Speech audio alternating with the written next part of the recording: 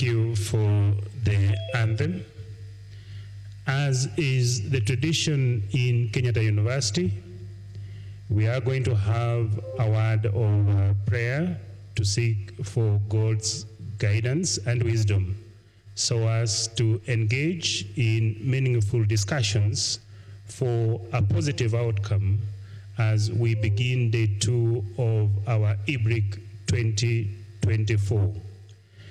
I'm kindly going to request our spiritual father, Dr. Samuel Maina, to pray for us. Dr. Maina, if you can hear me. Let us pray. Almighty and everlasting Father, we want to thank you this day. Thank you for the grace and mercy that you have given us since we started this conference. And this material day, Lord, we want to commit it to you, that you shall guide us in every discussion, and our Lord of the glory shall come back to you. We thank you for our presenters. We thank you for our guests. Give them the grace that they require this material day, so that God Almighty may give us a good and a wonderful day in every discussion. We commit ourselves to you, for we pray this in Jesus' name. Amen. Amen. Amen. Thank you, Bishop Maina. Now I want to begin by taking this early opportunity to thank all the delegates, local and international, for finding time to attend this Ibric 2024, and in particular, your individual and collective effort to log in for today's session. For non-Kenyatta University delegates, let me take this opportunity to join my colleagues in welcoming you to Kenyatta University, an academic center of excellence. Kindly be reminded, all of us delegates, that we need to register using the link that has been posted on the chat box. You are also encouraged to tweet using the Ibric 2024 hashtag as a way of creating awareness about this conference. If all of us began the tweeting now, we will be able to make this hashtag trend. Now, before I give you the roadmap for today, let me acknowledge the university management led by our Vice Chancellor, Professor Washeke Wanjohi, members of Kenyatta University Management, all guest speakers who have been invited for Ibric 2024, our team captain, Dr. Perez Onono, who is also the Executive Dean, School of Business, Economics and Tourism, our Associate Dean, Dr. Rosemary James, heads of departments and members of the University Senate, Ibric 2024 Conference Organizing Committee members, led by our very own Dr. Peris Wambui-Chege, professors from various areas of specialization, and indeed all delegates who are present today. As I give you the roadmap, I will use an analogy of a buffet menu from the Department of Hospitality and Tourism Management, which is one of the 8 academic departments in our school. I encourage you to visit the restaurant to sample food prepared by our students under the guidance of the experts in that department. So our school, and indeed Kenyatta University, is equivalent to a 5-star rated hotel. So Ibric 2024 Day 2 delegates, you therefore in time for today's intellectually stimulating sumptuous meal, consisting of 7 courses served one after the other. So our first 5-star hotel professionals for Ibric 2024, including the marketing coordinators, the food and beverage managers, the housekeeping, all working together in harmony under our general manager, who is our leader, the Executive Dean, Dr. Perez Onono, have been sourced from the 8 departments in our school, and I'll be mentioning them later. For this mix of departments in our school, it can tell you that our school is well positioned with the required expertise to sustain and prosper in life, whether you're talking about food, exercise, money from business, leisure through tourism, management, and economics. So today, in our front office operations, it will be conducted by I, the chair of the session, and I have my colleagues, the rapporteurs, Dr. Isaac Kimunio and Dr. Janet Modemi. I will be inviting them later to say hello to you. So a quick roadmap. The first course appetizer will be served by our own Dr. Perez Chege, the chairperson of Ibric 2024. She will make some brief remarks and a recap of the one proceedings. And Dr. Chege's culinary expertise is in the broad area of management science with a bias towards supply chain management, with several publications dealing with specific issues in procurement and logistics. She's an expert in that area. The second course, that is the cream of tomato soup, will be served by our executive dean, Dr. Perez Onono, who will make some brief remarks. And Dr. Onono's vast expertise is in the area of applied economics, with research focus in agricultural policy analysis, fiscal decentralization, taxation policy, public debt, and poverty analysis. Indeed, in our school, we are lucky to have her as our team leader because she's very good in relating the conclusions drawn from economic theories and empirical studies to real-world situations, resulting in the improvement of the quality of practice in business, public policy, daily life, by thinking rigorously about cost versus benefit incentives and human behavior. The third course, that is the salmon trout, will be by our internationally renowned and respected researcher, Professor Richard Odwall, whose expertise and interest is in the use of modern technologies, such as genetic engineering, to improve crop yield and enhance biomass for biocommodities, as well as improving local medicinal plants for increased production of therapeutic secondary metabolites. Now, the fourth course will be stick chicken breast, will be by invited presenters, and we will be able to invite them later and also introduce them. And the Q&A will be by Dr. Maurice Mutuku.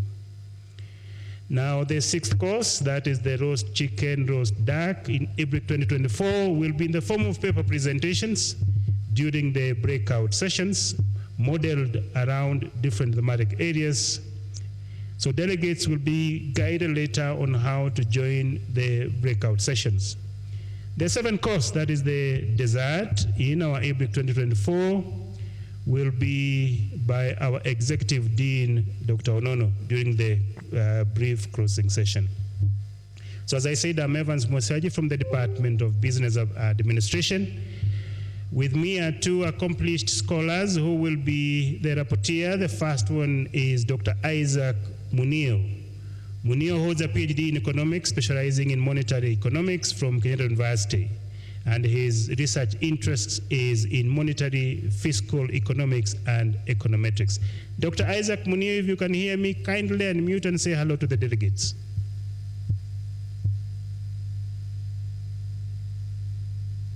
Thank you.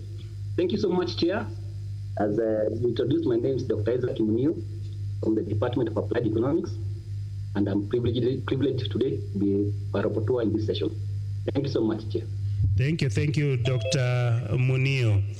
My second colleague, who is also a rapporteur, is Dr. Janet Modemi. She is an expert in strategic management with her research interests in leadership and entrepreneurship.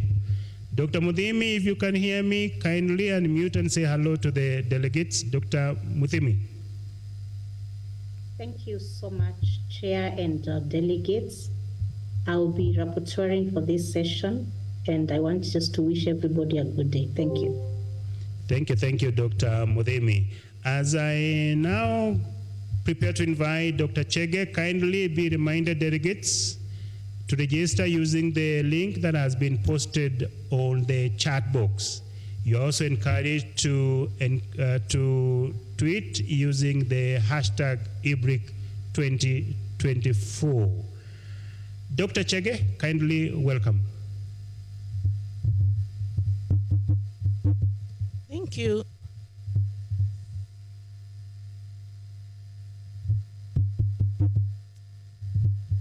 Thank you, Dr. Mwasiaji, for that very good introduction. Our distinguished guests and colleagues, greetings from us to you from wherever you have joined us. On behalf of the local organizing committee, I take this opportunity to welcome you to the second day of the sixth International Business Research and Industrial Conference, Ibric 2024. As you are aware, of course, this is the second day of Ibric 6. Yesterday, we had a great day that was very productive. We heard from various guests and we also listened to various presentations and watched them also. And we were able to get varied opinions from our guests on various topics. It was a good day. Today we continue in the same vein, starting with the plenary, then we'll continue with panel 5, 6, and 7, and then we'll have the breakaway sessions in the afternoon. So I would like to just ask you that we continue engaging, we continue listening to one another and learning from one another. Welcome to day 2 of Ibric 6. Thank you so much. Back to the session chair. Thank you, Dr. Chege, for your brief remarks. Now I'm going to take this opportunity to welcome our General Manager, Team Captain, Dr. Perez Onono, to make her remarks. Thank you. Thank you so much, our chair, for today. And thank you all participants for joining us again today. Yesterday, we had a wonderful time. I want to really recognize that the speakers that we have invited in this conference have greatly honored us, looking at the quality of the presentations that we were able to listen to yesterday. And it is amazing just to rethink of what is really critical for us in academia, in the policy world, and even in the practice arena. What kind of capacities we need to put in our individuals so that they can drive the transformation that we are thinking of, which was brought to us by Dr. Musi Arega. And also when we thought around fintech and investments in it, and what really are the impacts of this in financial inclusion. And you know, even as we transcended and we got a speaker who was reminding us that business intelligence and strategic agility is critical for survival of institutions and organizations. This was a rich package that I kept reflecting on even when I left yesterday. And it was amazing just to also reflect on those innovations in the hospitality and tourism industries, the new perspectives that can actually drive the growth of tourism, which we know is a critical sector that really contributes to the enjoyment of our cultural heritage, sharing in our historical perspectives, but also getting in touch with people from everywhere else to learn who we are, so that even as we interact with them, we are greatly appreciated. And the other point where we were thinking of how do we integrate environmental issues in our usual normal accounting, in our farms, in our businesses, as well as thinking of what kind of macroeconomic policies are useful in times of shocks that can make us really survive. And therefore, I'm really delighted that a lot is going on here. And at the end of the day, we are tweaked on what else can we now carry to practice, especially for those who are in the industry. What kind of new evidence are we looking for so that we strengthen our understanding and enrich our practices and policy? And therefore, colleagues, I want to welcome you once again to this second day. I feel so excited and I feel so fulfilled. And I know that as we proceed, there is a lot that we are carrying away from here. I hope to make a closing remark when I think through everything that we will have been able to try to really walk through in the continuation of this conference. Great in the afternoon, we will have researchers presenting empirical papers, research work that they have done, and I welcome all of us to be part of that process, even if we are not presenting a paper, but be able to give constructive feedback to our researchers, so that as they prepare their papers for the final publications, they can ensure that those papers have benefited from the contribution of scientists who are interested in those particular fields. With those few remarks, I want to declare the second day open, and I know that we are going to have a very wonderful session, just like we did yesterday. Thank you very much. Thank you, Executive Dean, for those remarks. Now we need to appreciate the remarks from our organizing committee chair and also our team captain. Please, delegates, you could post an appreciation emoji, so then we clap for our Executive Dean and also Dr. Perez Chege for opening for us. So please do so as we proceed.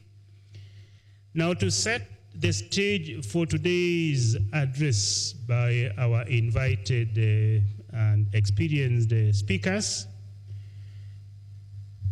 currently, if you look at the global challenges, the world faces many challenges, including global illiteracy level of about 14% for persons above 15 years. Of course, we have the issues of climate change. We have this problem of non-communicable diseases. We have conflicts. We have poverty. We have cyber security issues, and even dysfunction of family structures and homes that may be argued to be the source of many social economic ills around the world. Now, the implications of these challenges, they have a negative impact on the 17 Sustainable Development Goals, of course, the global economy and peace, due to the conflicts that come as a result of competition for available scarce resources.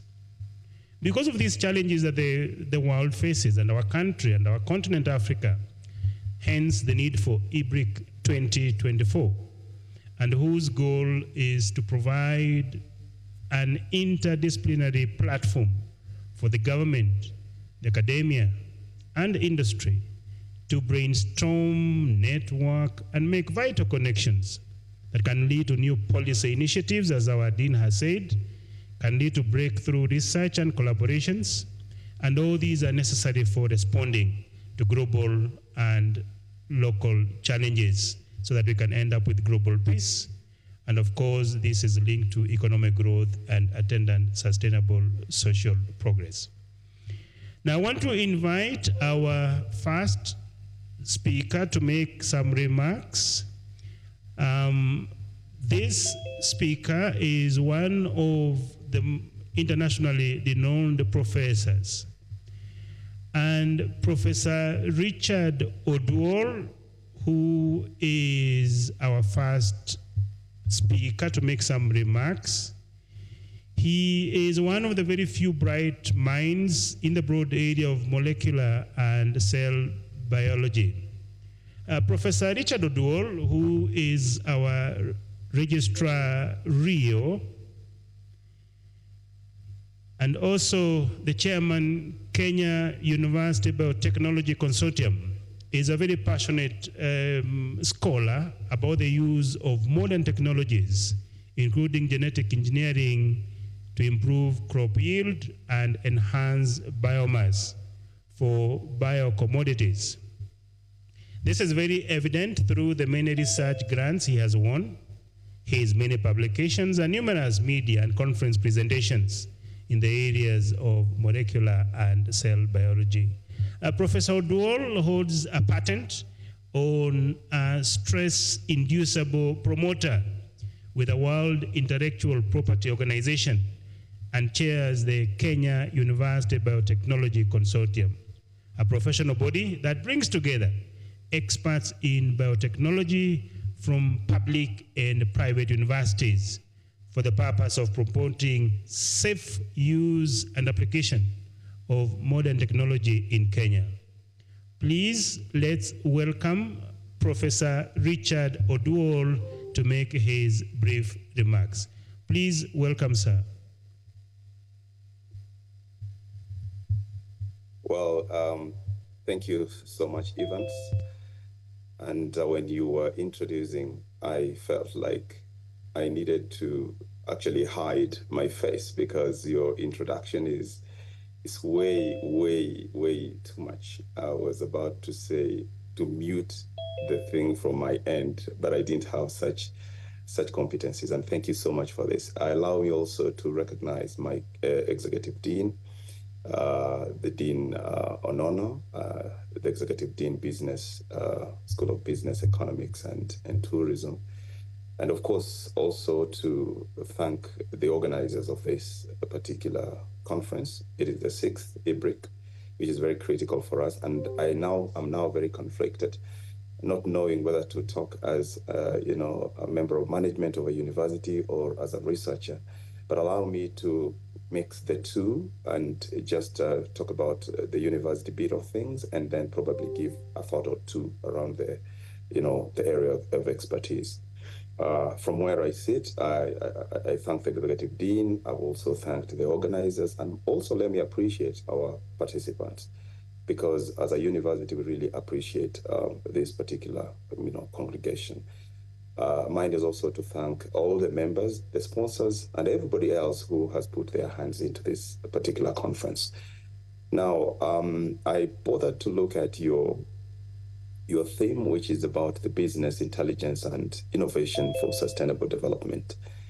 And given that in 2.5 weeks, this university is also holding the graduation ceremony, whose theme is also education for prosperity and sustainable development. If you look at those two, you can see where the direction is. There's a lot of sustainability expected. There is, and for this particular theme, there is also innovation that is coming in, and business intelligence. That, from where I sit, is very, very critical, and probably we can unpack that later.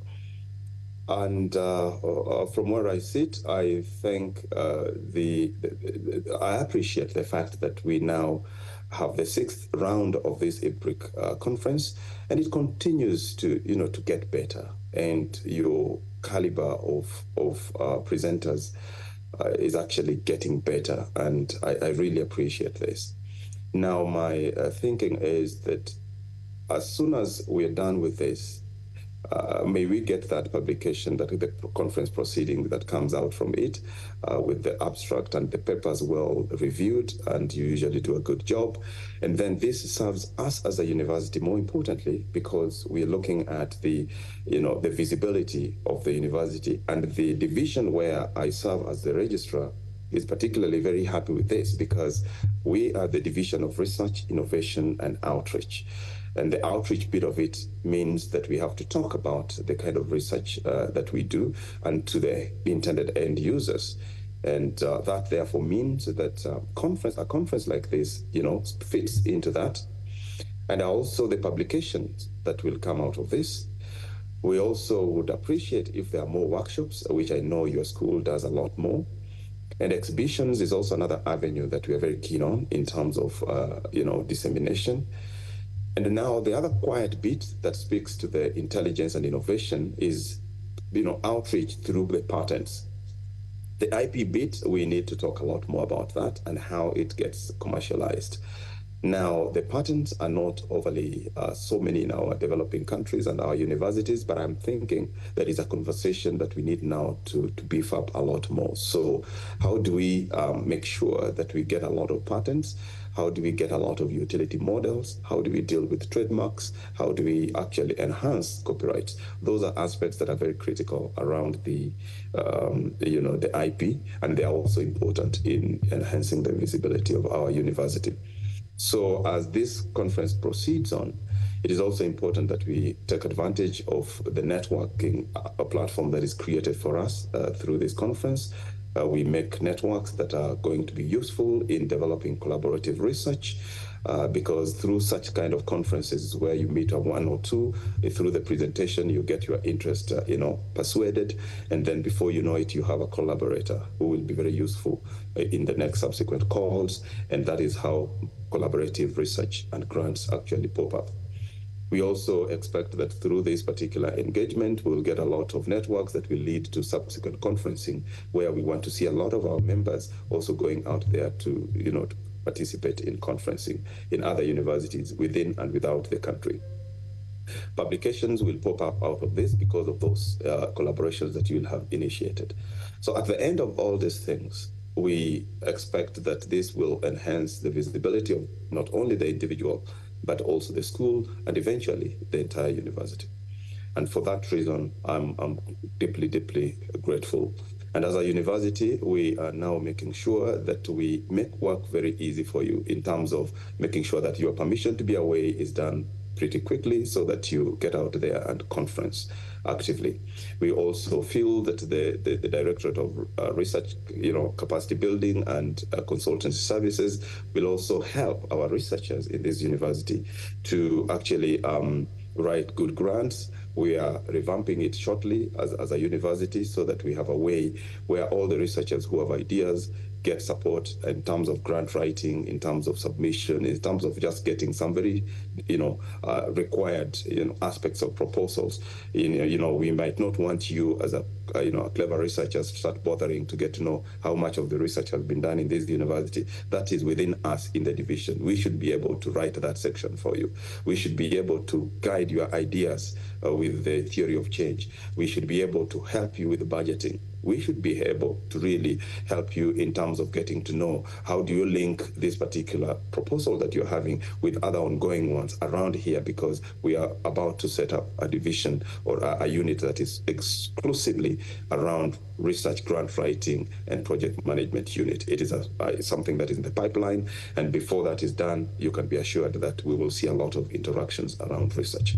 Having said that, that was the administrative bit of things, and now allow me to to just take a minute or two just to also connect what this is, the theme of this conference, and in the global aspect of view of things. You talk about business intelligence, and I think as a school and as a university and as a conference now, we are privileged to be talking about business intelligence and actually conveniently also mix it with innovation. And it's not lost on us on matters of sustainable development. So what does this exactly mean? I think as an executive school of business, economics, and tourism, clearly you are the school that matters. Because regardless of anything else that we do in molecular biology, anything else we do in chemistry, those that we are doing in engineering, at the end of it all, it must make sense. And how does it make sense? It has to be translated into business, and then it must be, innovative. So all these innovations that we are making, how do we start looking at them through the lenses of business? And that is where the intelligence comes in. How do you look at the kind of cells that we are generating? For instance, right now, all the drugs and cancer is a big thing. And it will surprise you that when you are making a drug for cancer, and I was privileged to serve in Pfizer for drug discovery for years. And one critical thing that is out there is that cancer cell lines, we don't have cancer cell lines that are unique to the African populations. So how do you make a drug that will be more effective to the cancers that are affecting our people when you have not taken into account, for instance, the kind of cancer cell lines that we have? So, and this is why, allow me then to say that every time, and this is a story that the developing countries are usually very skeptical about, anytime there is a new drug, you will remember that most of our people will go out there saying, we are being used as guinea pigs because they are testing new drugs on us. And that is a fallacy again. And allow me to unpack that. What that then means is that your population is not being tested. So we are unable really to get, a drug that speaks to yourselves. And therefore, when that happens, that is why you will realize that the development world, the developed world, when there is a new drug, they are quick to present themselves for as respondents. And there's a reason for that, because what it means, you are actually giving scientists the opportunity to test their drugs and modify it depending on how your cells are reacting. So we don't get that. And that is why the kind of, the cancer cells that we have right now are Caucasian. That's the closest to us. So there's nothing African. And that is why the research that we are about to do, and NRF is about to, to fund us in that particular research, is to develop cancer cell lines that are unique to Africans. That way, then we can get the chemos and all these cancer drugs that are a little bit specific. So that's an area of discussion, and allow me to I just wanted to demystify that section of thinking, because a lot more anytime there is a new drug and you are requesting people to come to present themselves for testing or for clinical phases, people are very skeptical. And that skepticism is what is actually affecting the final drugs that are popping up. One aspect of things. Then allow me to speak around innovations and how we should, as developing country, start thinking very seriously about changing our perceptions to allow innovations to pick. For instance, you see, if you look at the new innovations that are popping up, and this is where the world is headed. For instance, right now, if somebody has a kidney problem, you realize that one person will give one of their kidney. Why are they giving one? Because they have two. But if you have a problem with your heart, for instance, nobody is there to give you their heart so that they plug it on your life and they are left with nothing. And therefore, the kind of thinking right now in the global world is, how do we make sure that we go through the processes of regenerative medicine? And what does this mean? Why would we still struggle? And I want to just throw this in there so that as you go through the whole process, you start looking at the intelligent ways of looking into business through innovation. So how do you get a heart? How do you get a liver that is one? How do you get a spleen that is one? How do you get lungs that are just one set? How do you deal with that? Because nobody's there to give you their organs. And therefore, the latest thinking is, why can't we because remember, the whole heart was not there at the beginning. It was just a sperm and an ovum that met, and there was a zygote. And it is programmed in what we are calling developmental biology, where now these cells start cell dividing specifically as guided by the DNA and the genome system, and how everything else makes sure that particular cells start differentiating themselves to become the ear, and another one becomes the eye, another one becomes the heart. And therefore, that process is now going through very tight innovation, so that we can say, and because those cells still exist, why can't we use your stem cell, for instance, and figure out how do we regenerate for you a particular organ, so that when that time comes where your heart wants to misbehave, we can plug another one on it. But what will we be saying? We will start saying that we are playing God. And I'm wondering whether we know the capacity of God the moment we say so, because this is happening because God has given you the opportunity to do so.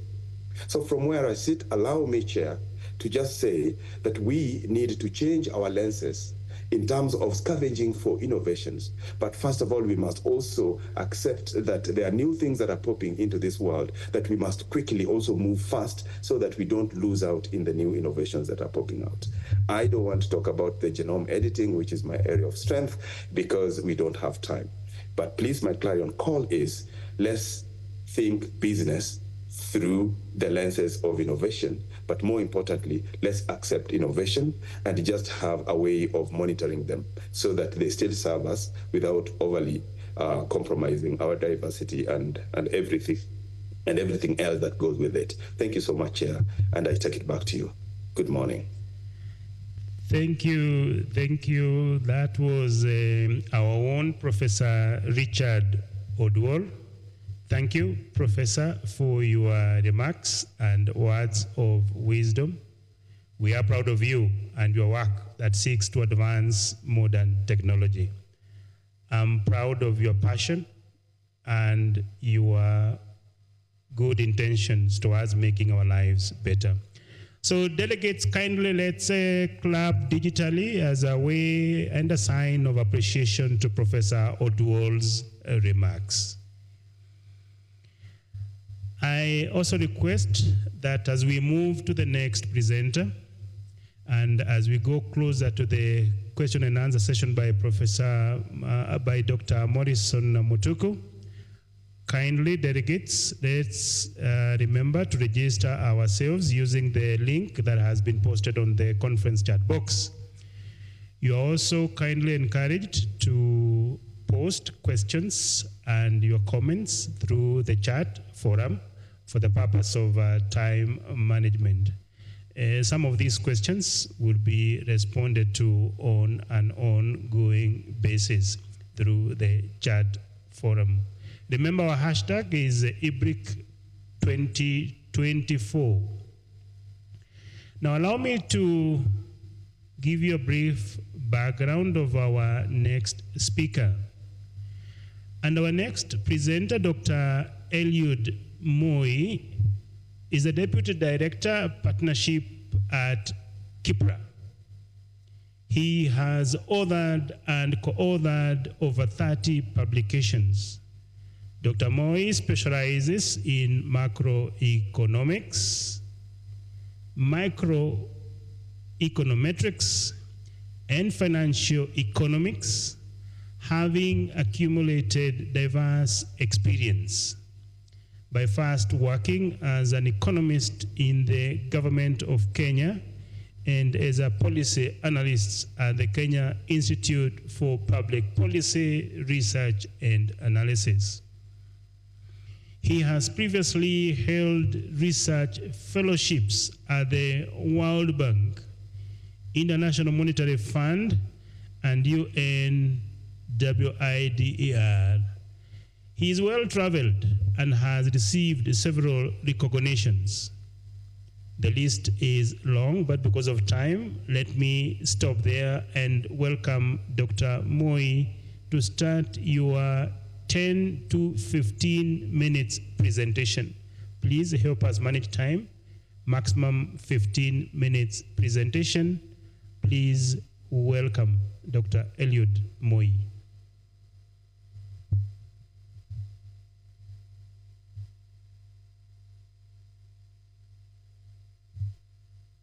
Dr. Moi, if you can hear me, you unmute yourself. Yes, I can hear you. Yeah, I'm trying to upload my presentation. That's okay. Just do so. I can't see the. Oh yeah, I've seen where I need to share screen.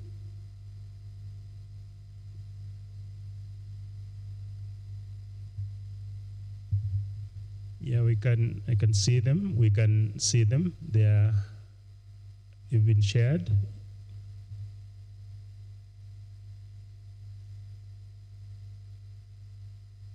Okay, are you able to see? Yes, proceed.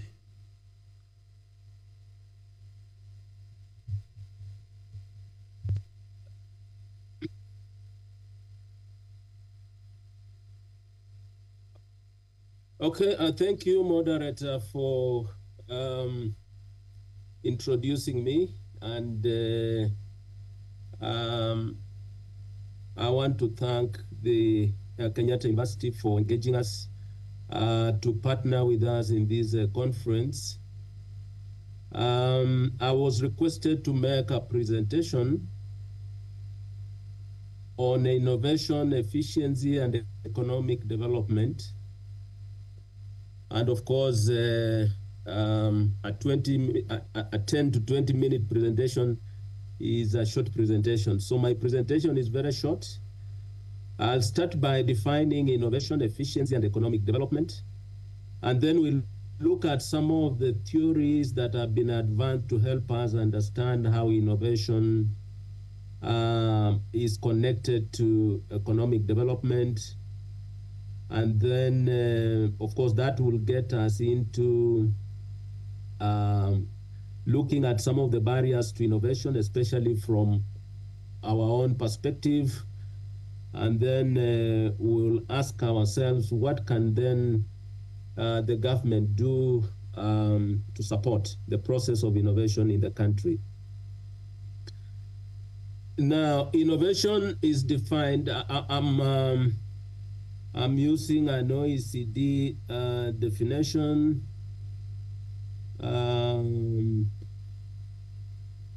Is the implementation of a new or significantly improved product. A product can be a good or service, or a process, or a new marketing method, or a new organizational method in business practices, workplace organization, or external relations. And efficiency, of course, looking at it from an economics perspective, can either refer to resource utilization or productivity or cost effectiveness. So in terms of resource utilization, of course, efficiency refers to optimal allocation and use of resources to maximize output and minimize waste. By minimizing, of course, inputs while maximizing outputs. And when we use productivity, then we look at it as achieving higher output with the same or fewer resources. And so we usually talk about technical efficiency and also allocative efficiency.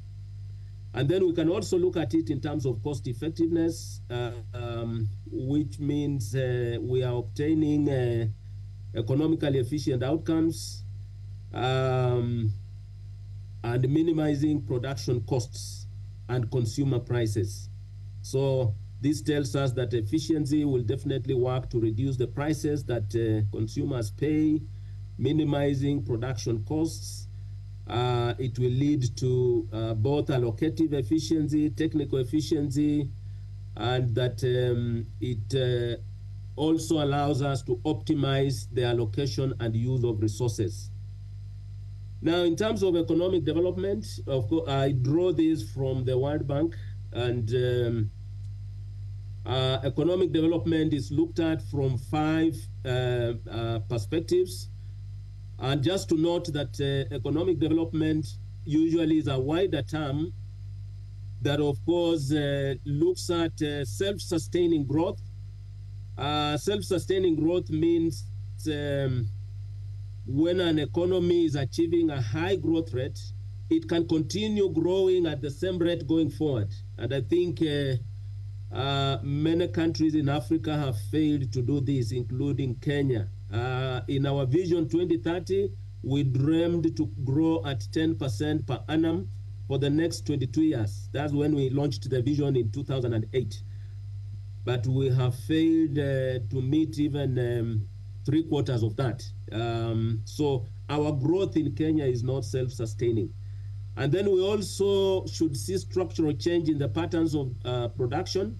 One of the changes we need to see is to have an increasing role of manufacturing and industry in value addition in the country. And then we need also to see in agriculture, we need to see change from subsistence to modern forms of agricultural production and commercialization.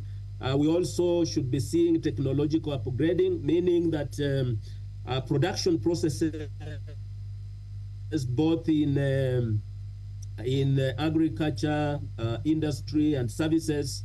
We should see more use of technology, and especially modern technologies. So for us, I know we are now in the area of digital transformation, artificial intelligence, 3D printing, and so forth. That means we should start seeing a lot of use of that for us to be on a technological upgrading ladder. And then we should also see social, political, and institutional modernization. And I think this is a wide area that includes things to do with good governance, achieving social justice, equity, and so forth. So this one has many things that cut across social, political, and institutional modernization. And then, of course, widespread improvement in human condition. So here it means that people's welfare usually improve. We see low levels of poverty, we see low levels of deprivation, and also we see a population that has a high human development index, which I think is usually computed by UNDP. Now, I'll run through a few theories that help us to understand the connection between innovation, efficiency, and economic development. And the first one is the Schumpeterian growth theory. And that this theory, of course, argues that innovation drives economic growth by disrupting existing economic structures and creating new opportunities. The main concept that underlies this theory is the concept of creative destruction. In other words, you come up with new ideas, new ways of production that destroy the existing ones. So, of course, this is a competitive theory, a theory that exists within a competitive market where a new innovation destroys existing technologies. So here, of course, innovation leads to efficiency gains through technological advancements and improved resource allocation, which, of course, eventually fosters economic development. The next theory is what we call the endogenous growth theory. And this one, of course, is linked to Roma, Lucas, and others. And it suggests that economic growth can be sustained through innovation, human capital accumulation, and knowledge creation. And that investing in research and development and education usually enhances productivity and efficiency, which contributes to long-term economic development. And so here we can highlight things to do with innovation, building human capital, and also creating knowledge. Of course, we know we are now in a knowledge economy, and that is important for economic growth, economic development, and growth. Now, the next one is the resource-based view, and this one, of course, is drawn from the strategic management sciences, and it looks at how firms achieve competitive advantage by using unique resources and capabilities, and innovation and efficiency are seen as some of the unique resources. Unique resources means these are resources that has, and innovation gives a firm value to hold such resources. And that efficient utilization of resources and innovative capabilities, of course, then enables firms to create value and sustain competitive advantage. Now, and therefore, of course, this will lead to economic development. Now, the next one is the innovation systems approach. And this one, of course, looks at innovation as a systemic process. And the key word to underline here is the word systemic. Systemic meaning that it's an orderly process. It's a process that has different components that are interconnected. And that when those components are not working together and interlinked, then the whole process fails. And this, of course, brings together firms, governments, universities within a socio-economic context. So if firms can be doing their own things, but they are not connected to government and universities, then it looks at innovation as a process that cannot work. And therefore, we know that then innovation will foster collaboration between these actors, knowledge exchange, and supportive institutions that promote both innovation and efficiency improvements, and that these will eventually lead to economic development. So tying together all those theories, we can actually see that then there is synergy between innovation, which of course enhances efficiency, and this helps us to achieve economic development, but it doesn't end there. When we become economically developed, then we create a superstructure that encourages innovation. We are able to spend more on research and development, and therefore encourage firms and others to innovate. And this will eventually lead to efficiency, and then the cycle continues. So I look at it as a cycle that begins with innovation, but it does not end there.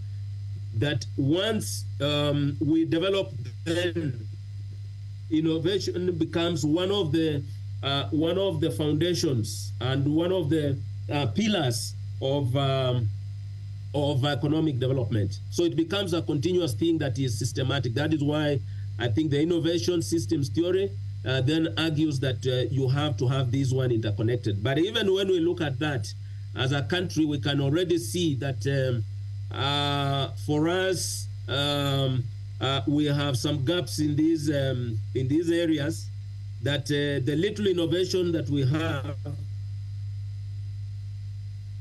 we find that it's not properly, especially in our local markets. And that is why usually it's argued that developing countries like Kenya are net consumers of innovation. In other words, we consume innovations that were done elsewhere.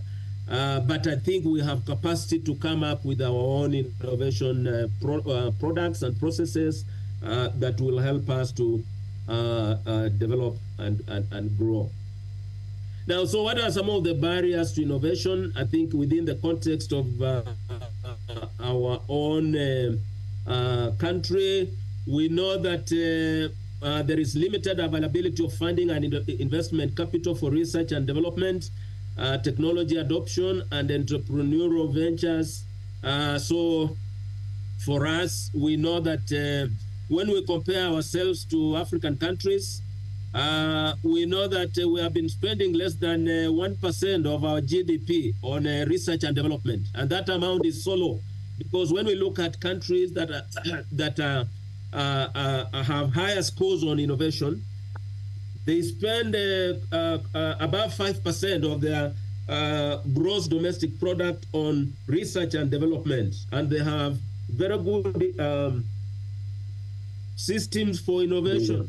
But for us, I think we are still. Hello.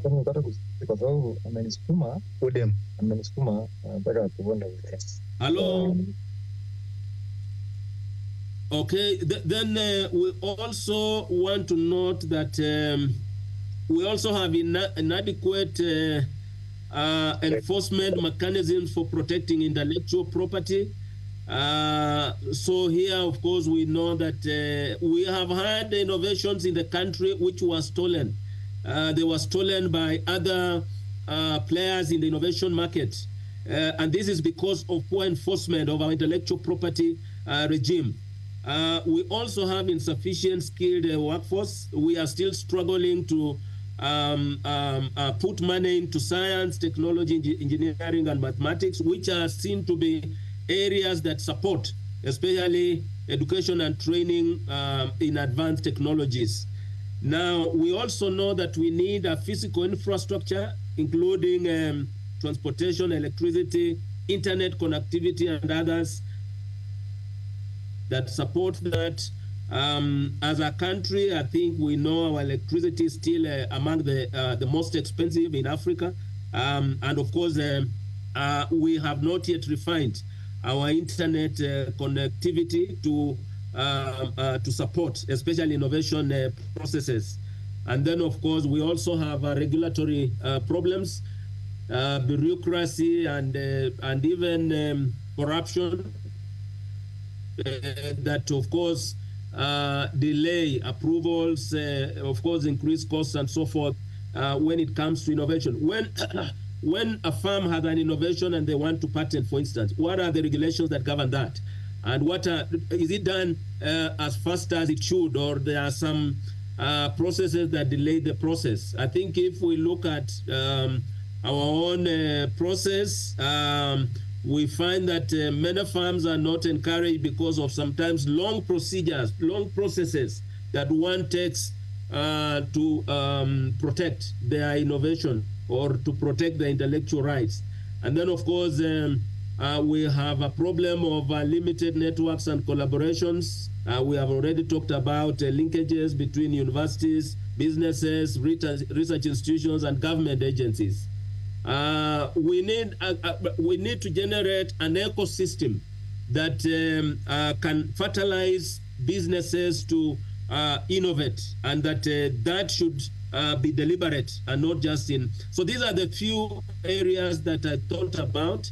And so in terms of policy, then we need to incentivize private sector in research and development, and we can provide tax credits, grants, subsidies, and so forth.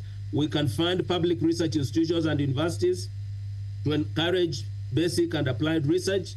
And I think this is where also we have not done very well. We also need to enforce intellectual property rights laws to protect innovators' rights. We need, of course, to make our procurement policies more innovative so that we can stimulate demand for innovative solutions. We also need to invest more in STEM education, and also to strengthen collaboration between academia, industry, and government. And then we also need to target, especially SMEs, to innovate and improve efficiency. SMEs have been seen to be firms that are more likely to innovate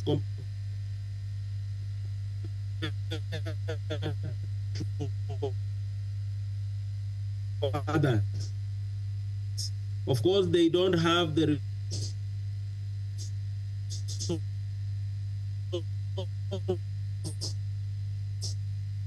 we are losing you. So they need to be supported to come up with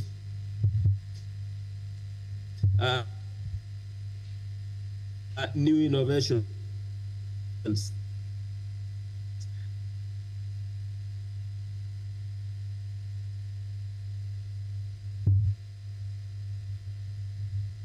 Dr. Moi, we seem to have lost the network connection. Sorry about that. If you can hear me, Dr. Eliud Moi.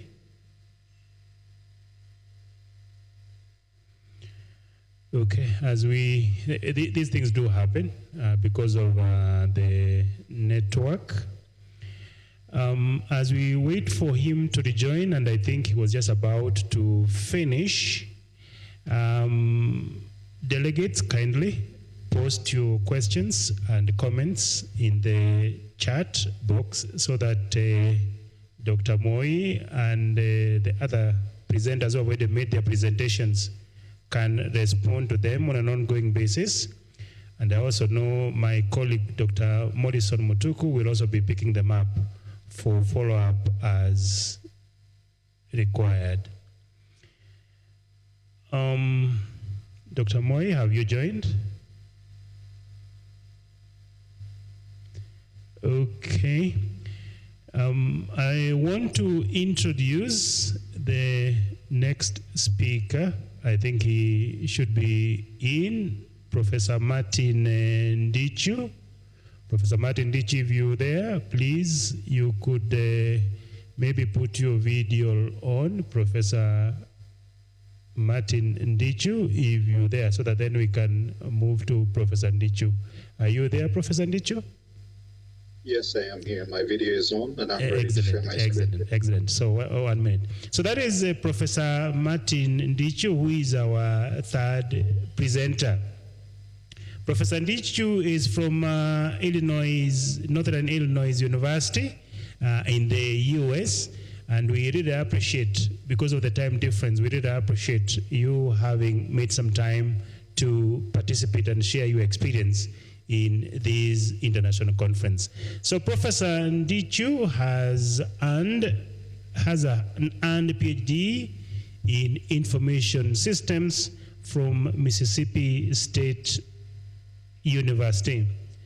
Professor Martin Ndichu has several years of international industry experience and from positions he held in different companies. As finance manager in a shipping company, chief accountant in manufacturing and service companies, as well as other staff accountant positions. Professor Ndichu from the US conducts behavioral research focusing on topics at the intersection of accounting and technology, such as technology adoption, change readiness, analytics, and application of technology.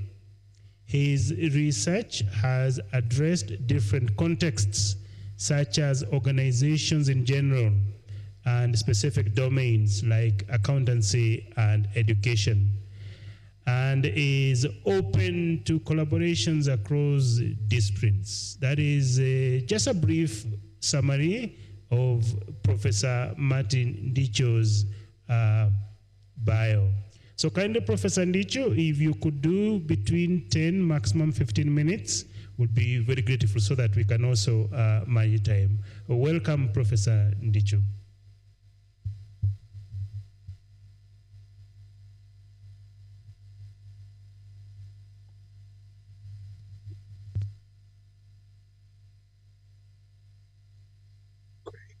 Can you see my screen? It's coming up.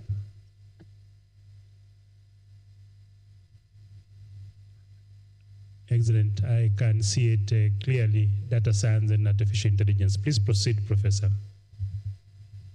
Great. Thank you very much for this opportunity to present. I thank the organizing committee, the Dean of the School of Business, KU leadership, and particularly Dr. David Nzuki, who got me interested here. I also want to thank the presenters that came before me, Dr. Odur and Dr. Moi. As you heard, my name is Ndisho Martin. I am an assistant professor at Northern Illinois University.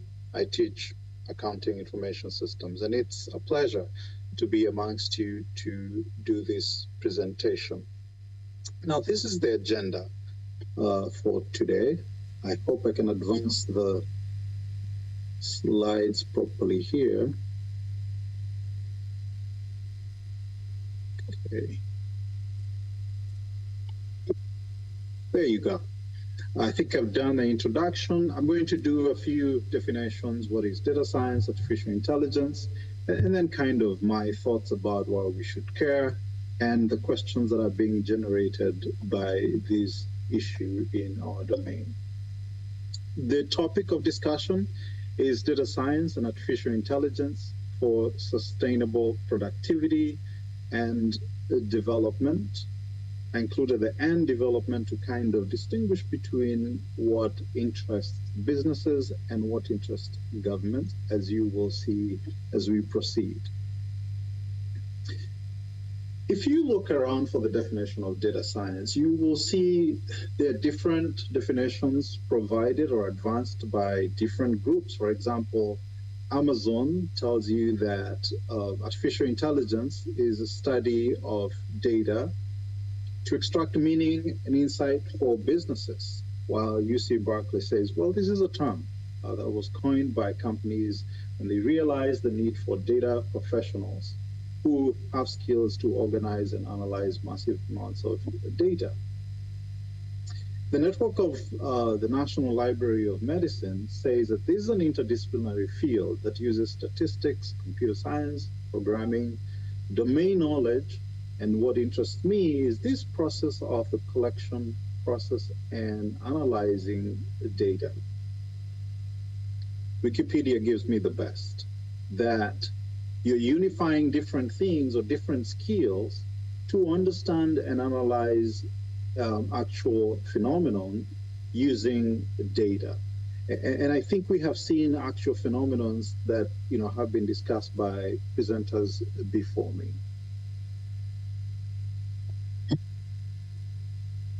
What about artificial intelligence? Well, since time immemorial, human beings have tried to make tasks easier, tasks about their daily lives, as you can see there, farming. And as a result of iterative processes, we have kind of perfected some of this, like you can see there with farming, and we've come up with great technology. If you look, for example, the Wright brothers, who came up with the idea of flight, and through iterative processes over time, now we have almost excellent airplanes. Now, here with artificial intelligence, what we are doing is taking technology and building capacity or capabilities to mimic human capabilities of thought and action.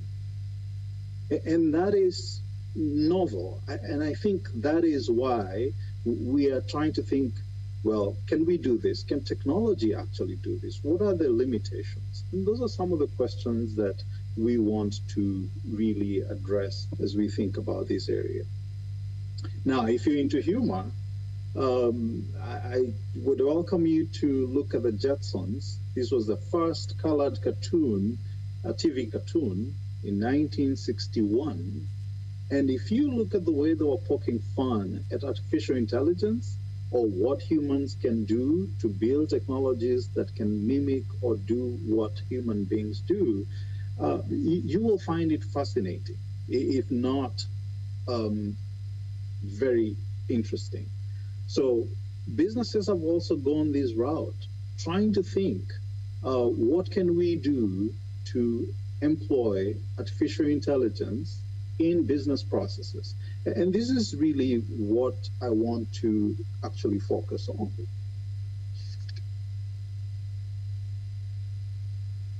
Now that we're talking about how we can apply data science skills and artificial intelligence in business processes, why should we care? And I think I like what Dr. Dur was talking about in industry or in business, or even what Dr. Moy was talking about in what businesses are trying to do. Internal processes will always be affected by innovation. And actually, if I had read Dr. Moy's presentation, I'd have borrowed his theory, the Schumpeterian growth theory, in that when you look at these three players, industry, government, and academia, I think the players that would or should care the most are people in academia. Because as long as industries are able to do, or businesses are able to produce the goods and services they produce, and they make profit, why would they want to take on more risk to introduce innovations if they're actually not going to help them increase productivity? The same with government. If governments can do their internal processes and still achieve their goals, why would they take the risk? But I think academia has a big role to play, and I would propose two things that academia can do and should do. One is to conduct research that informs government and industry how they can implement data science and artificial intelligence in their internal processes such that they can grow productivity and achieve more development, right? Because government and industry will also be providing the place where these phenomena can be tested, or those theories can be tested. As we've seen before, there needs to be that symbiotic relationship.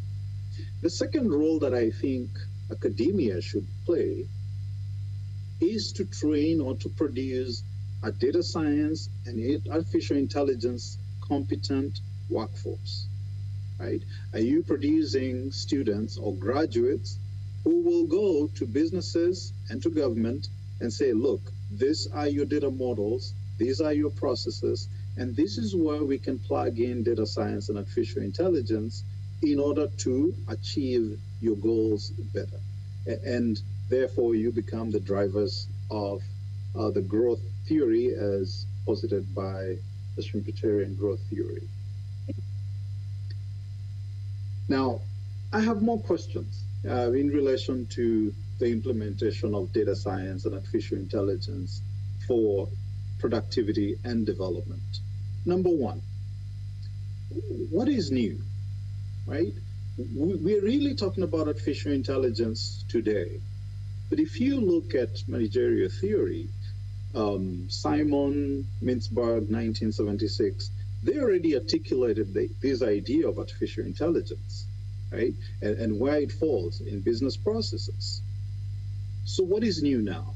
My thought is that technology has really caught up. What the Jetsons were poking fun on in 1961 or in the 60s can now be a reality because we have built technologies. And therefore, adoption of technologies should now become a thing of, if we are behind in adoption of technologies, then we're not able to leverage data science and artificial intelligence. The second question is, well, is this another fad? In the last 20 years, I'm sure you have had different, fashions or new things in business. The 2000 bag something, the support, I think executive support systems. There's been many developments or innovations that have come and gone and left businesses and governments still operating the very same way. Is artificial intelligence and data science going to be one of those fads? I doubt, because I think we have made very good progress with the ecosystem that artificial intelligence is, and we can already see impact. The other question is, how are you or we preparing for AI? And this requires relooking at business processes and seeing, and our data models, of course, and seeing where artificial intelligence and data science plays a role.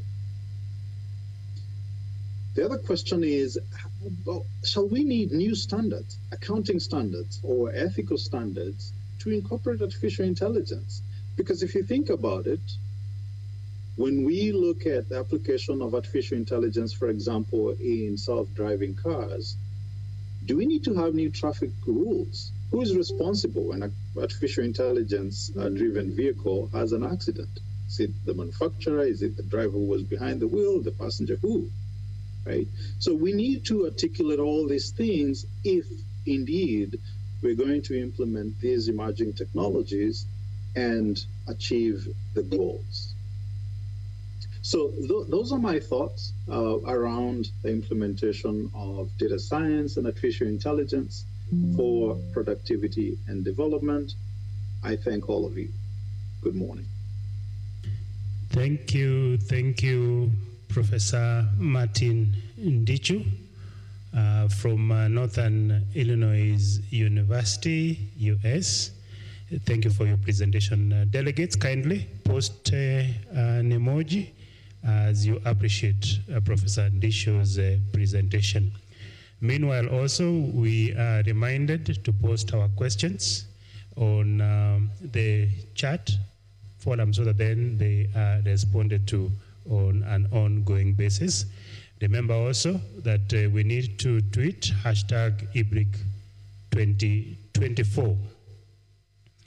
Now, our fourth presenter in this cohort is Dr. Esther Munyeri, represented by Dr. Eda Kipchumba.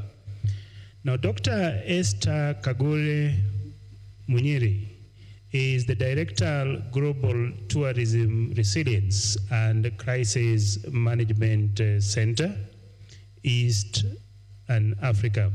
Dr. Munyiri has a wealth of experience in tourism management from work and training engagements with the Eggersfield Centre in Scotland, where she was involved in extensive traveling across Scotland with the tourists. During this time, Dr. Munyiri was also attached to the Scottish Government Agency for the Natural Environment, the Scottish Natural Heritage. In addition, Dr. Munyiri has worked at Lower Wilderness Straits Tourist Lodge for many years, rising through the ranks to become the manager of one of the top safari lodges in Africa.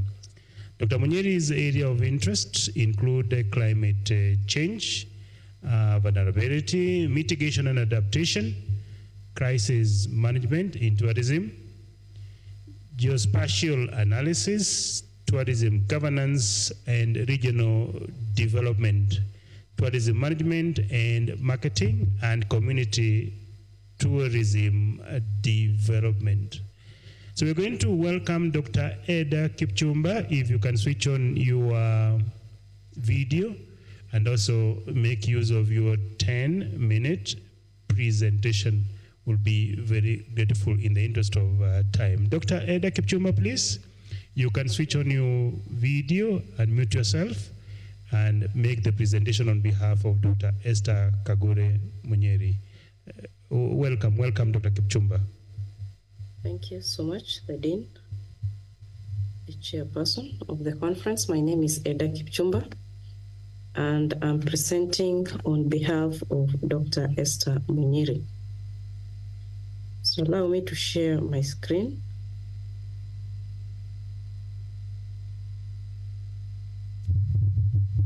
It is on. So I'm presenting on managing tourism crisis and enhancing destination resilience in the Eastern Africa region. So this is about the center.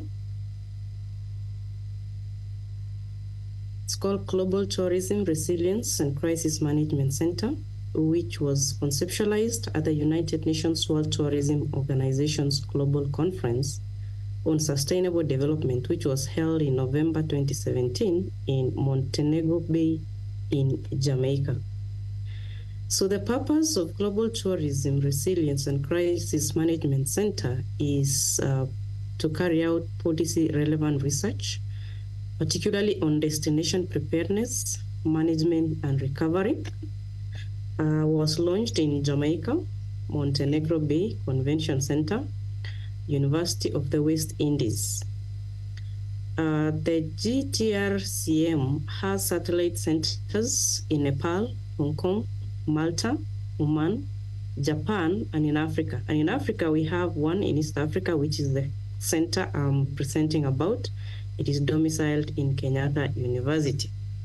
The BOG chair is Dr. Taleb Rufai, the former United Nations World Tourism Organization Secretary, co-chaired by Honorable Edmund Bartlett, the Minister of Tourism for Jamaica.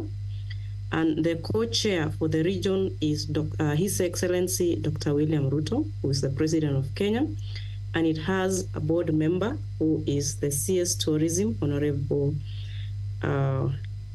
Dr. Alfred Mutua. The gaps that is addressed by the center is as follows. We all know that tourism plays a key role in development of many countries. And that way it has done by creating many jobs. And these jobs have sustained livelihood of many African families.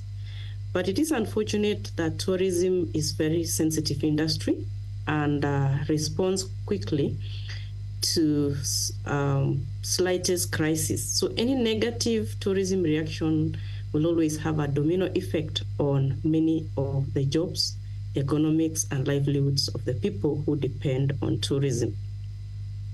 So this is a call to action for African tourism destination, where we must be prepared to manage, recover from disruption that affect our tourism industry.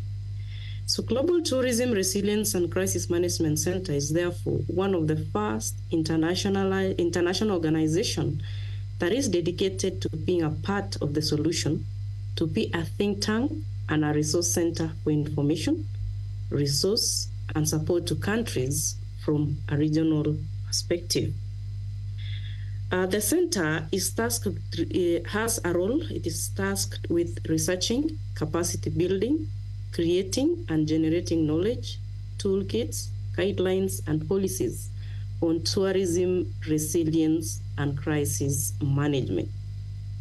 The mission is to support countries in Eastern Africa with destination preparedness, management, and recovery from disruptions and/or crises that negatively impact on tourism and in some instances threaten economies as well as livelihoods. So the mission of the center is therefore to become a transformative center to seek to safeguard and protect tourism destination of the countries in the Eastern African region, as well as ensuring that there is health, growth, and sustainability of tourism industry.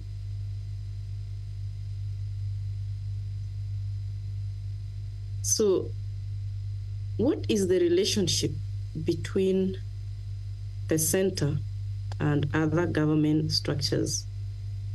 So the center, it is domiciled in KU as a think tank on resilience and crisis management. It operates under the national, the center is in KU as a think tank on resilience and crisis management. It is under the National Tourism Crisis Steering Committee, which is chaired by the CS Ministry of Tourism and Wildlife. So some of the thematic areas that the center focuses on include issues to do with climate and climate change in relation to tourism, pandemics and its effects on tourism sector, issues of insecurity, entrepreneurial as well as economic. Then we have the types of crises that the center is mandated to handle in relation to tourism. They're health related, among them the COVID-19, then economic events, geological or extreme weather conditions. Recently we had flooding that affected some tourist destination in our country. Then societal and political events such as terrorism, political riots, among others listed on the slide. Then we have economic events as well as technological, such as financial crisis, transportation accidents, exchange rates, among others. So the objectives, project objectives touch on areas of research, policy, capacity building, communication. Then we have projects and programs, and as well as monitoring, all of them in relation to tourism, resilience, and crisis management. So some research and policy outputs that have been done by Global Tourism Resilience and Crisis Management Center East Africa include the impact of COVID-19 on the tourism sector, where the research focused on measures that have been taken, as well as the recovery strategies. And this has been reported, it is in the Ministry of Tourism and Wildlife. Domestic Tourism Recovery Strategy Report, Product Improvement and Diversification Recovery Strategy, Digitalizing Tourism in the Recovery Strategy Report, Impact of Hotel Sector Expenditure and Economy in Kenya. This is done by Kenya Association of Hotel Keepers and Caterers. Then we have Tourism Product Inventory by Kenya Tourism Board, Travel Readiness for Kenya. This is done by Kenya Association of Travel Agents. Recommendations on expanding domestic tourism in Kenya. Countries benchmark on handling COVID-19 by Kenya Tourism Fund. Impact of hotel sector expenditure and economy in Kenya policy brief, as well as gendered impact of COVID-19 policies and directives on women in hospitality, tourism, and travel industry. The center also does capacity building initiatives, and some of them include the Sustainable Tourism Forum 2020 2024, whose theme was Current State of Sustainable Tourism in Kenya. There is also application of GIS in tourism workshop. There is also capacity building workshop on building resilient destination through ICTs in the post-COVID era. Then mentorship programs for researchers. We have one on innovation, monetization, and sustainability.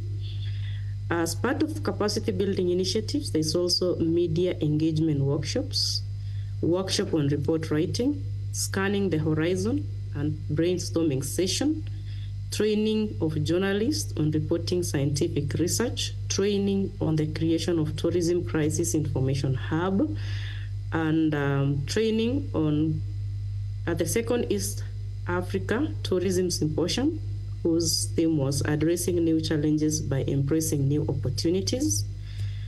The center also looks at culture heritage, where the nexus between tourism and workshop is handled. We also have heritage and cultural tourism diversification in Kenya.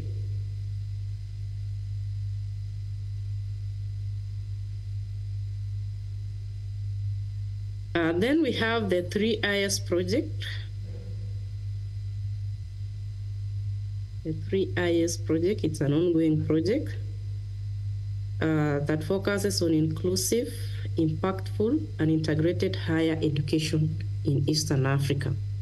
So this project will implement an innovative capacity building action addressed to higher education institutions in less developed regions and less experienced and located in remote areas, particularly in Ethiopia, Somalia, and Kenya. And this has been done in collaboration with European partners.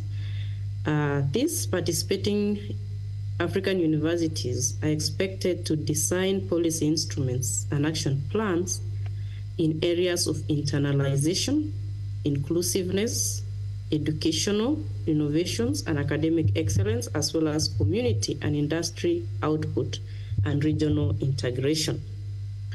So as part of the ongoing project, we also have innovation, monetization, and sustainability. And this is a 9-week mentorship program for researchers at the center.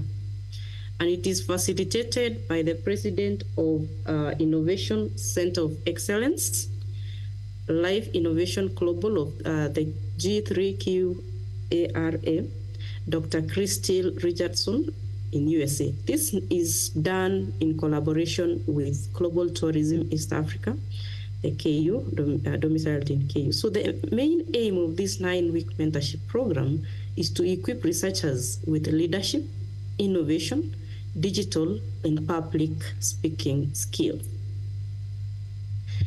We have other projects and programs that the center has carried out.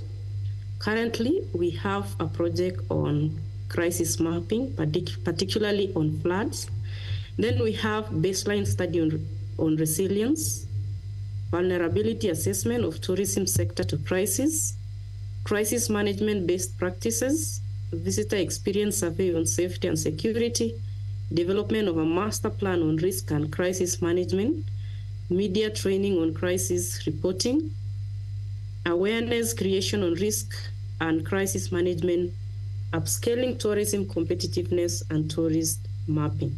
So we also have other continuous activities that are done weekly, as you can see from the screen. The center also has collaboration with European Union on Erasmus, and that program runs on a budget of 24.57 billion for the period of 2021 to 2027.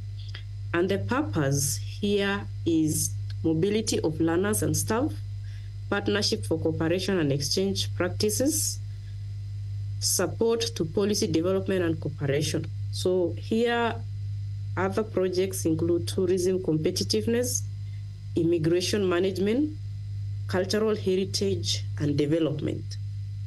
So the center also has created a tourism information system where we have inventory of tourism products done together with Kenya Tourism Board. There is a repository, blockchain, QR codes, Internet of Things, big data, and AI.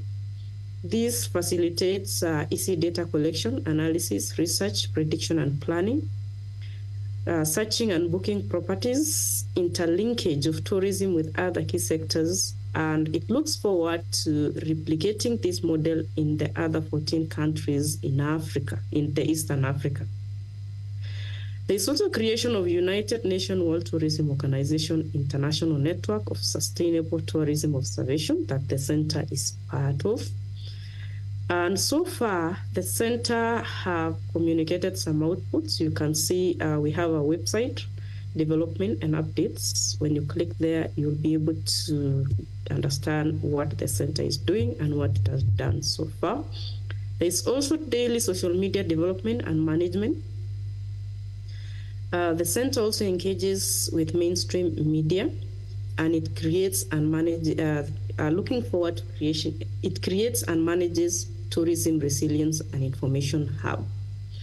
So here we have the Tourism Crisis Management Information Hub. When you go to that link, you will find that it's a portal that collects, preserves, and distributes digital materials in form of policy briefs, research papers, technical reports, conference and workshops, seminar papers, book chapters, and other items. There are also plans and procedures that are currently being developed. Some of them are risk and crisis management strategy, crisis management tree, emergency management plan and procedure, crisis management plan, security plan and procedure, resilience toolkits, training modules on tourism resilience, and a link with the Tourism Crisis Operations Center. The center also has other mandates on areas climate change and disaster management, where climate information and adaptation assessments are done, communication of disaster management, resilience policy design and management. We also do policy evaluation on issues to do with climate change and disaster management, climate change and carbon management, trainings on disaster preparedness, among others. The second is on entrepreneurial management, where we have big data analytics, incubator management, microfinancing, leadership development, doing tourism business, digital transformation, research and development, marketing strategic framework, product differentiation, market analysis, among others. The third is security and cyber security management, where general data protection regulations are looked at, capacity building training on this security and cyber security management, infrastructure and endpoint security testing. So the center identifies and assesses management, data application, among others. The fourth is on pandemic and epidemic management, where we look at the threat, risk, detection, and assessment. Trainings are also given on crisis management, pandemic disaster recovery and management, pandemic preparedness training, communication and management. Then tourism resilience barometer, the tourism resilience barometer.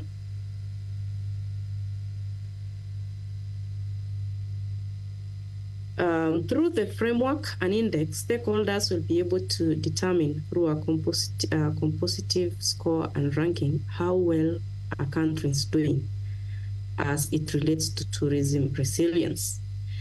For instance, how did we do when we were hit by COVID-19? So this framework will assist policymakers, destination operators, both public and private companies involved in tourism activities, educational institutions, governments, NGOs, and any other stakeholders to be able to determine the level of tourism resilience readiness across countries. So the center's expected output include the following reports, policy papers and policy briefs, seminars, workshops, conferences, social media alerts and information, resilience toolkits, response strategy, policy frameworks, journals, brochures, security alerts, among others. Then we've come to the end of this presentation, and thank you. Back to you, the moderator. Thank you very much for your presentation. That was Dr. Esther Kagore Munyiri, Director, Global Tourism Resilient and Crisis Management Center, Eastern Africa, represented well there by Dr. Eda Kipchumba. Thank you, Dr. Kipchumba, for your presentation. Delegates kindly appreciate Dr. Esther Kagore's presentation by Dr. Eda Kipchumba by clapping for her in a digital manner. Now, kindly be reminded, delegates, you could continue with the ongoing discussions on our conference chat box. Please continue posting your questions and comments there so that then Dr. Morrison Mutuku will also be able to make a follow-up. We are also reminded that those who have not registered, please do so through the link provided in our chat box. Again, hashtag Ibric 2024. Now, I want to take this opportunity to welcome the next presenter who will help us manage time by making a 10-minute presentation. Reverend Dr. Francis Sebastian, if you are online, kindly switch on your video. Dr. Francis Sebastian, who is our next presenter. Reverend Sebastian is the Associate Assistant Director of the Najagiri Business School and College of Social Sciences Valley Campus. Reverend Sebastian received his PhD in neuromarketing and completed MBA from VIT Business School. He has been a visiting international scholar at Padua University, Italy, Vives University, Belgium, Catholic University, Germany, West Michigan University, US, Nazarene College, Maryland, US, to mention but a few, including some institutions in Taiwan, that is NCKU. Dr. Sebastian has presented papers in various international management conferences, as well as in the International Think Tank Forum, KIAP, in South Korea. He has published many research articles and case studies in various reputed peer-reviewed journals. Dr. Sebastian has domain expertise in the area of neuromarketing, social marketing, and consumer engagement. He has undertaken various consultancy projects for CHAI and many other organizations. Please welcome Dr. Sebastian. Please help us manage time. Make your presentation, if you can do, in 10 minutes, highlighting the key aspects we will appreciate. Dr. Sebastian. Thank you for the wonderful words and welcoming, and first of all, providing me to speak in this wonderful conference. Am I audible? Am I audible? Yes, I can hear you. I can also see your slides. Okay. Please proceed. What about my presentation? Yes, I can see your slides. Please proceed. Yeah, okay, thank you. So, first of all, greetings from Rajagiri Business School and Rajagiri College of Social Sciences, Kochi, Kerala, India. I'm going to make a small presentation on eco-friendly education, especially sustainable development goals in action, with a spotlight on our Rajagiri group of institutions. Now, at the very outset, let me just to give you the background of this particular discussion. Now, the entire humanity is moving from Holocene to Anthropocene, and we all are aware of what is Anthropocene. because of the human intervention and human controlling and mismanagement of the environment. We are facing a lot of problems and issues, pollutions, and so many things. So the entire thing is actually controlled by the human. So that is follows Anthropocene. So this is a small artistic representation of what is really happening. The humans are actually eating up the nature. And now we are becoming at the top of this, the controlling power we are handling. So this is all about Anthropocene. So you can see a great acceleration that is really happened during the 1950s. So there are a lot of acceleration in terms of population, GDP, foreign direct investment, water use, paper production, fertilizer consumption, motor vehicle, primary energy use, telephone, tourism, river, dams, restaurant, and so many things happened suddenly during the 1950s. Then the 20th century, now it is going very rapidly. Also, we are facing, because of this great acceleration, a lot of environmental issues. And we all are aware of Sustainable Development Goals. It was born at the United Nations Conference on Sustainable Development in Rio de Janeiro in Brazil in 2012, replacing the then Millennium Goals. So we have 17 goals in front of us. In order to support the UN vision of a sustainable world, Rajagiri group of institutions have set up a center. We call it Rajagiri Center for Sustainable Development Goals. And the vision of the center is to make sustainable leadership a regular lifestyle among our students, faculty members, and all the stakeholders. And the mission of this particular center is to act as a referral hub for both public and private sectors in SDG initiatives and solutions. And we have so far, these are some of the intervention areas. We have set up a Rajagiri Center for Skill Development in order to provide skills to the underprivileged people. Clean and Green Campus initiatives, thought leadership in waste management practices, promoting circular economy, and Climate Change Action Center, resilient business and economic growth for priority sector, development of SDG influences among youth, local government administrators, and business leaders through training and competency transfer. And in order to some of these recognitions and achievement we have got, we are now the member of the United Nations Academic Impact, UNAA. Then our Skill Center awarded the best performing project implementing agency in Kerala for 3-4 years. Then we are actually formed a cluster. Then we mentor so many young innovators and program managers of a government program.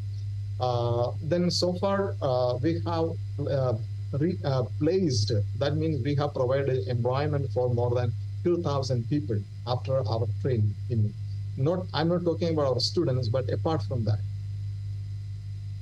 So in order to linking SDG goals in curriculum, what we have done so far, we mapped all the co-curricular and extracurricular activities of our institution with appropriate SDGs. We have added modules based on SDGs to the running course curriculum. And we are offering, and we have already offered a lot of seminars, webinars on SDGs to various higher education institutions in India. And we conduct rural sensitization camp for immersive learning. And we have conducted international camp in Nairobi, Kenya this year. Then we have a SDG wellness park to spread awareness on SDGs. Then we conduct a flea market. Then we have a launcher program, e-marathon program, wheelchair basketball tournament, everything. And this year we conducted international conference of multidisciplinary approaches to SDG. Okay, this is a beautiful mural. We have 17 goals, and our students come up with a different version of the diagrammatic or pictorial expressions of various SDG goals. You can see that. And we have depicted in our college walls. Okay? So you can see that no poverty. We have our own symbolic picture: zero hunger, good health and well-being, quality education, gender equality, something like. This is a outcome of a lot of brainstorming within a student group, and they have come up with this kind of wonderful idea. Okay, something very unique. Some of the other initiatives. This is the first ever cricket league by a B school for specially abled players. We started this particular initiative for specially abled people. Then we have a social entrepreneurship hub that is working in our campus. This is the Rajagiri Wellness Park. We have displayed all the 17 goals for the public, for their awareness and for their learning and for further practice in our campus. And this is another initiative we call Rajagiri Bazaar. So this is an initiative with our commitment to SDG Goal 8, decent work and economic growth. And what is this particular initiative? We invite self-help groups and micro and mini entrepreneurs. They can come to our campus and they can sell their product to our faculty members, staff members, and even students. So it's a free market we provide to those people. So that they can improve their livelihood, they can scale up their business, their production capacity, and so many things. So we usually collaborate with Kudumbasri, that is a government initiative for self-help groups. Then Marine Development Authority, Bamboo Corporation Authority, Honey Producers Association, Handex, Choir Board, and so many government and NGOs and non-government organizations. Another important area we concentrate more on conducting more of MDPs and conferences. So this is some of the, and we collaborate with our foreign universities, collaborators. So many conferences we have. Another important program in this related to SDG development goal, Rajagiri Widow Entrepreneurship Training Program. Every year we conduct entrepreneurship development programs, especially for widows.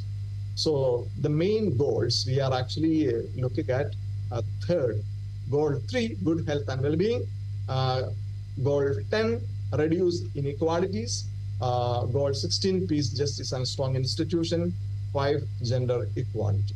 So these are some of the photographs. You can see some of the participants of this widow entrepreneurship training program. Okay. Then this is a Rajagiri launch up. This is a entrepreneurship training program for teenagers for school-going children.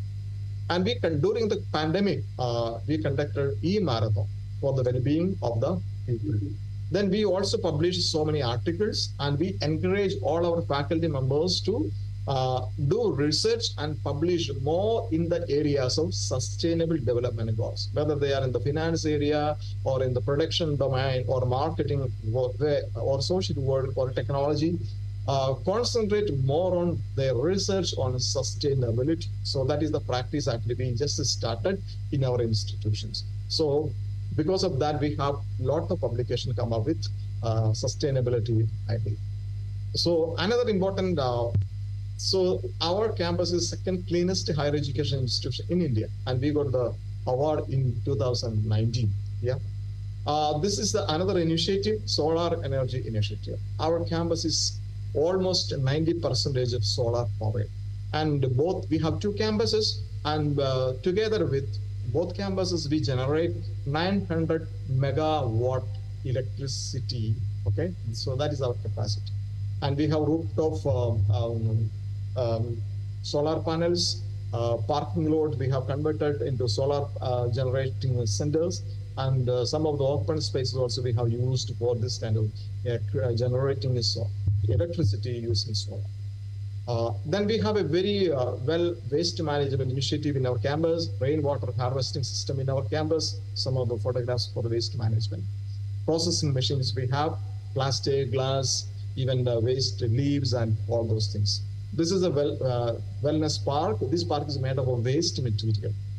You can see that aquaponics tank using used tires. Okay, and some of the future actions: design and develop gold standard reporting standard measuring SDG impact, instituting a chair on sustainable development in the campus, partnering with the Ministry of Environment of Government and central and state departments, instituting awards for best SDG practices by various academic and local government bodies, offering accredited courses on ESG impact quantification and reporting, conducting capacity building training programs for autism-affected, endosulfan-affected, and differently abled people in the society. So these are some of the very ambitious goals we have. We are actually focusing more on reducing carbon emission, increase the renewable energy use, waste plastic reuse, promoting circular economy. And Rajagiri's model of sustainability inspires other institutions to enhance their environmental performance and contribute to a sustainable society. So this is all about some of the sustainable related initiatives in the Rajagiri institutions. So once again, thanking Kenyatta University for giving me this wonderful opportunity. And if you have any question, you can just raise it right now. Thank you so much for listening to this important presentation. Thank you so much.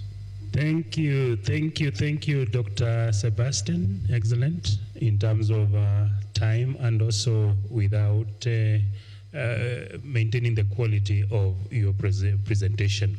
Delegates, as we go to the final presenter in this cohort, please post any questions, comments about Dr. Sebastian's presentation in our chat box. Meanwhile, let's post an emoji to appreciate his presentation. Thank you very much, Reverend Dr. Francis Sebastian. Now, the next presenter, who was actually scheduled for yesterday, in terms of was meant to present yesterday, is Elaine. And Elaine is a lecturer in human resource management in the Technology University, Dublin. Elaine has over a quarter of a century practical experience and about 14 years of teaching experience. Elaine has the ability to teach across a wide range of topics and levels and to deliver high-quality teaching as well as proven success in assessment, monitoring, and evaluation of student work.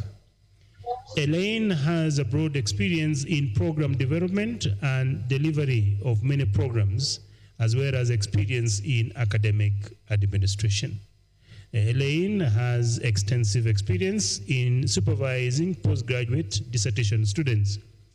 She also manages the work placement program for the idea students in HR, which requires her to interact effectively with students, colleagues, and external stakeholders, and helps foster and develop external links and partnership within business and industry to facilitate work placements for all students. She has a long resume, but allow me, in the interest of time, to welcome her and kindly request her to make a 10-minute presentation.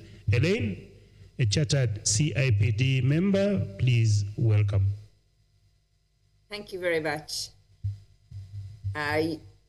Just double checking, are you opening up my presentation or I open it myself at this side? You could open from your end, it will be faster. Great, okay, I shall do that. Sorry now.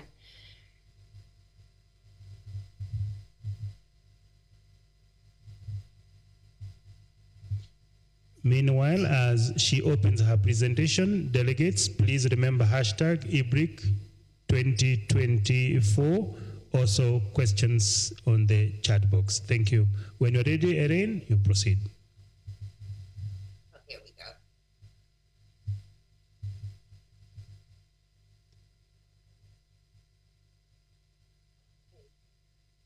Sorry, I have it open. I'm just not sure how to share a screen. No, it's okay. Just take your time. Take your time. Okay, because I'm not used to so I have it open in the background. How do I share my screen? Okay. Down here, the horizontal level, we have, okay, someone is trying to sort it out for you. Thank you. We can see it, human capital. Yes. That's perfect. I have it. And have I control of that now? Yes. Okay. So you may proceed. I have a technical team here of experts, about 10 of them. Thank you. Proceed, Elaine. Okay, great. I'm just trying to see how to move it forward. Anyway, okay, I'm sorry. I'm conscious of a 10-minute, I've already eaten into a little bit of my 10 minutes. So thank you very much, and thank you for the introduction. And I suppose looking at this area, and again, it was part of yesterday's as opposed to today, but looking at this area, I suppose, of strategic agility, and, slides are gone again. Okay. I'm not sure what's after happening there, but the slides have disappeared on me.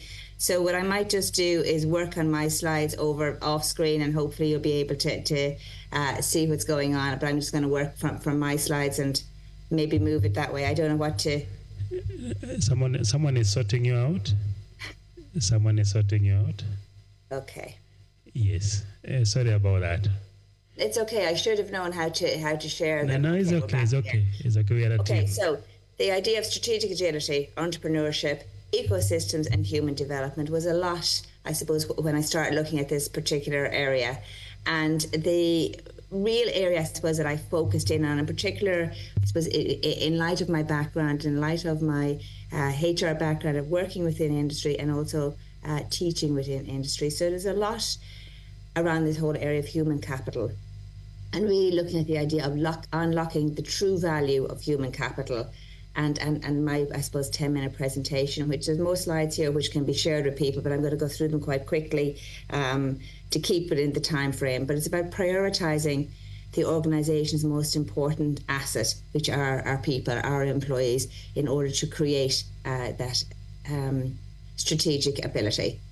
Okay, I just need to move the slide forward. If someone can move it forward, or if I can have control, that would be great. Okay, super.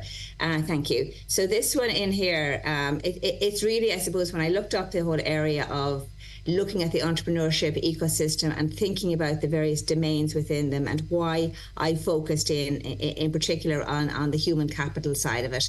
But it's interesting as I look through these as well, and this particular model, which is a nice model around the entrepreneurship. Human capital is a huge part of it, but also culture. And culture very much feeds into the human capital side of things in the context of how organisations manage their human capital. Next slide, please.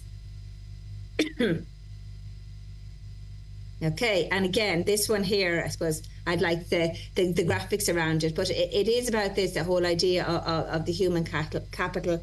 Really, when we're talking about this, and when I'm talking about this, is in the form of experienced managerial and technical talent that we need in order to ensure entrepreneurial success. And, you know, I am, I suppose, coming to you from Ireland this morning, and one of the big issues that we're having over here is we have a very, very high employment at the moment. We only have unemployment, I think, is at about less than 4%. So it's a big problem with regard to a very tight labour market. So there's a lot of emphasis on retaining the employees that we have and making sure that the employees that we have are at a top level from a human capital and talent management point of view, which will lead into the next.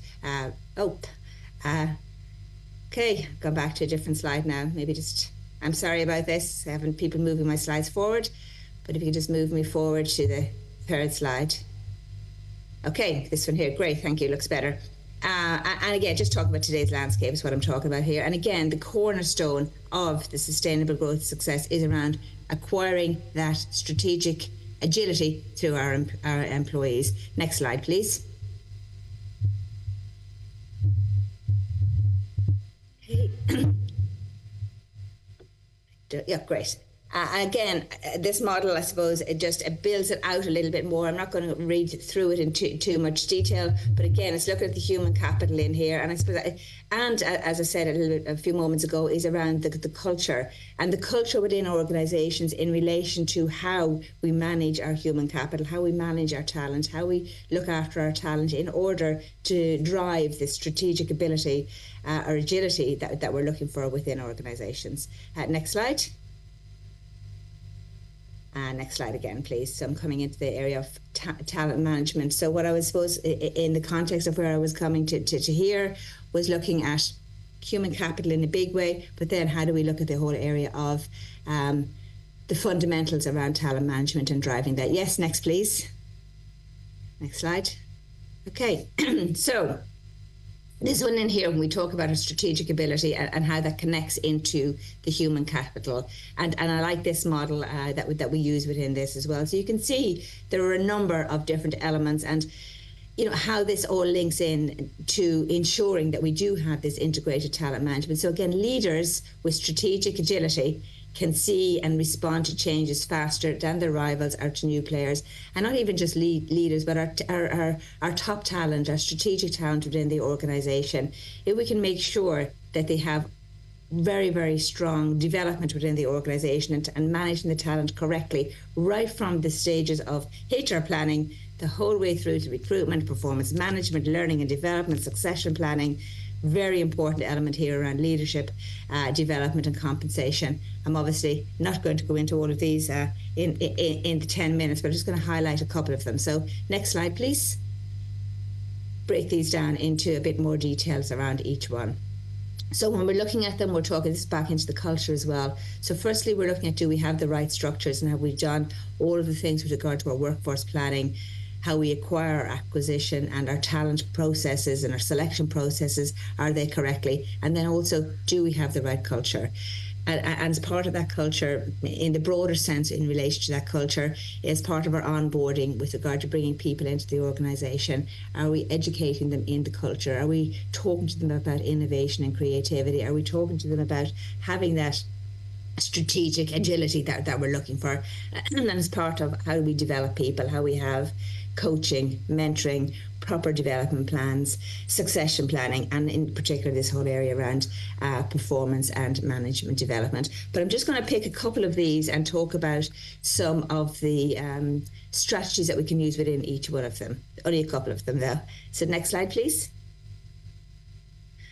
This is workforce planning. So within our workforce planning, which is one that's often overlooked within organisation, you know, how we got all these various different elements in place. So we talk about workforce planning sometimes within the HR world or within the business world, and we, I suppose, maybe dive into to certain parts of these. But when we look at this model, in particularly in light of the strategic agility, we're talking about why we need to change, what changes do we need to make, how do we do it, and then who's going to organise it. But again, if you look at the various different steps within this, right from conducting a SWOT analysis within organisations to identifying future purpose and vision, and in order to, I suppose, as part of identifying that future vision, purpose and culture, we need to think about the type of talent that we need in order.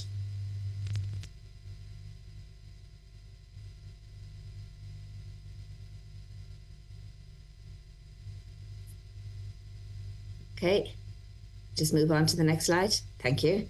So that was workforce planning. One of the other ones that I wanted to have a quick look at, sorry, I'm looking at the time here, conscious of the time, is our recruitment analysis, because again, it's an area that often gets overlooked in the area of talent management and building that strategic agility and that human capital agility that we need. So some of the recruitment analysis that can work very well when we're looking at this, looking at some of out of the box and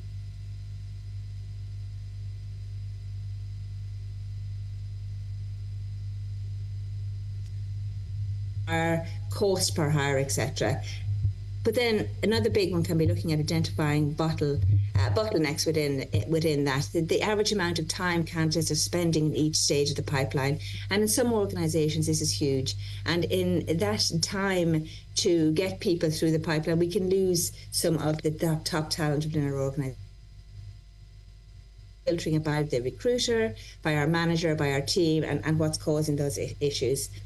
And talking about that pipeline then, part of that can be looking at the predictive pipeline, understanding how you are tracking to fill roles based on past history, interviews, offers gone out, acceptance, how quickly we're getting through these and how well they work.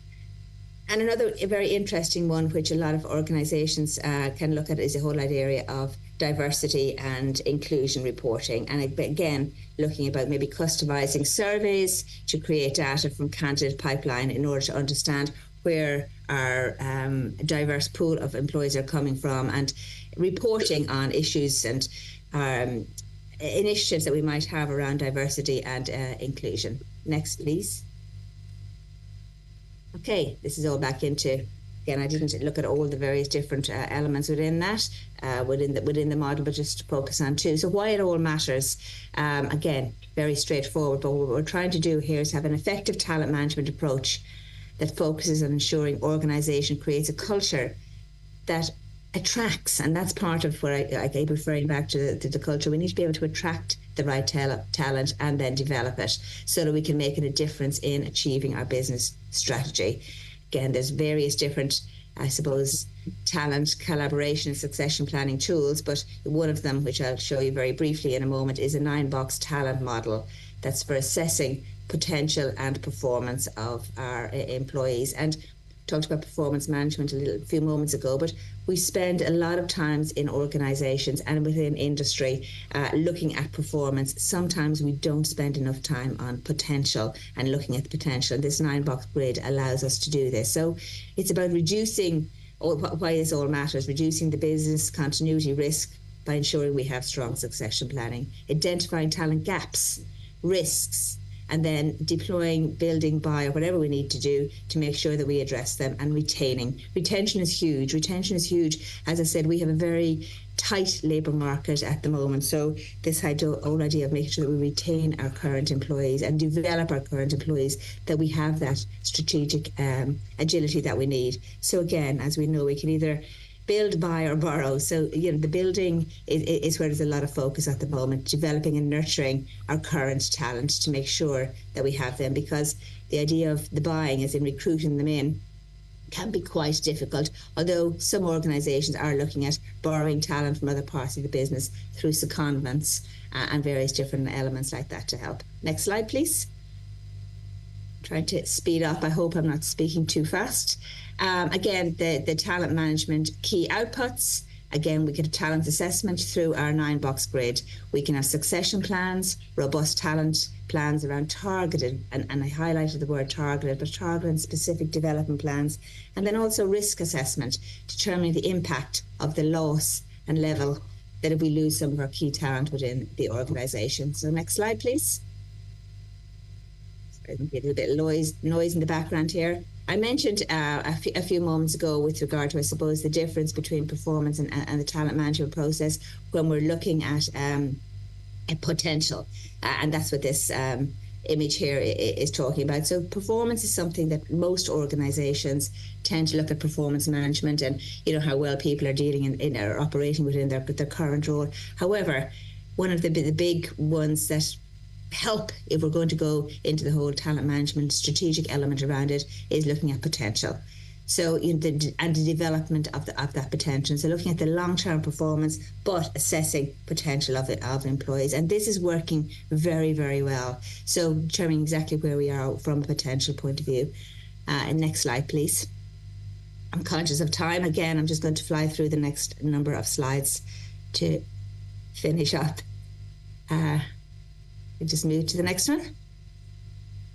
Yes, this shows a sample of the grid and of the 9-box grid, and the reference that I had down there at McKinsey, I suppose, is where this originated from. But within this and how it, I suppose, has developed over the time. So using this grid, organizations can identify employees who are ready for advancement and those who may require additional development. And that's a key part of it. So the purpose is to closely align talent management and development initiatives to where they add the most value. So whether we need to do things like development, coaching, stretch assignments, mentoring, whatever that might be. And this is a really nice grid that works well around that. So, whoops, so I clicked on the wrong box there. From obviously when we're looking for our potential gems and high potential, maybe low performance at the moment, and maybe reasons around that. In my notes as part of this, there's more information on this if you want to have a look at it. But right across to the various different elements, and each one of these in the 9-box grid requires different strategies, requires different tactics from our talent management point of view, and that's what makes it quite interesting. And not everyone is going to be, a star, high potential, high performance, but a lot of, I suppose, why this 9-box talent grid works very well. Core players, are people that we need within our organization as well to make sure we keep things going. Next slide, please. So again, this was, I suppose, talking about the why it matters and retaining top talents and looking at the whole area. So supports, the whole idea of this developing high performers supports strategic agility and leads to higher retention. And this was some of the statistics that I pulled in relation to why this is so important at the moment, and coming from some of the statistics that we have within Ireland around this. So millennials and Gen Z are more likely to job hop than prior generations, and we know this. And in Ireland, there was a 13% increase in the number of professional activities seeking new opportunities in Q4 22 and Q1 23. Just the sources are over here, but it shows how much this movement is happening and how more we really need to focus on retaining top talent, particularly because we don't have the labour market is quite tight at the moment. And again, other statistics around this, the time it takes to get people on board, the cost of employee turnover, as we know, can be huge within organisation. Next slide, please. Again, what motivates those high potential and supports strategic agility?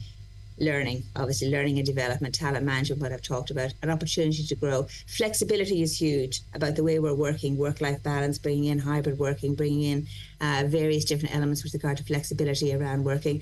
But a really important one that we often overlook here is purpose, and a challenging and stimulating work that helps create that purpose, that people have a real sense of what they're doing. It's been very, very strongly linked to retention, to strategic agility, to motivating people, to keeping people longer. Next slide.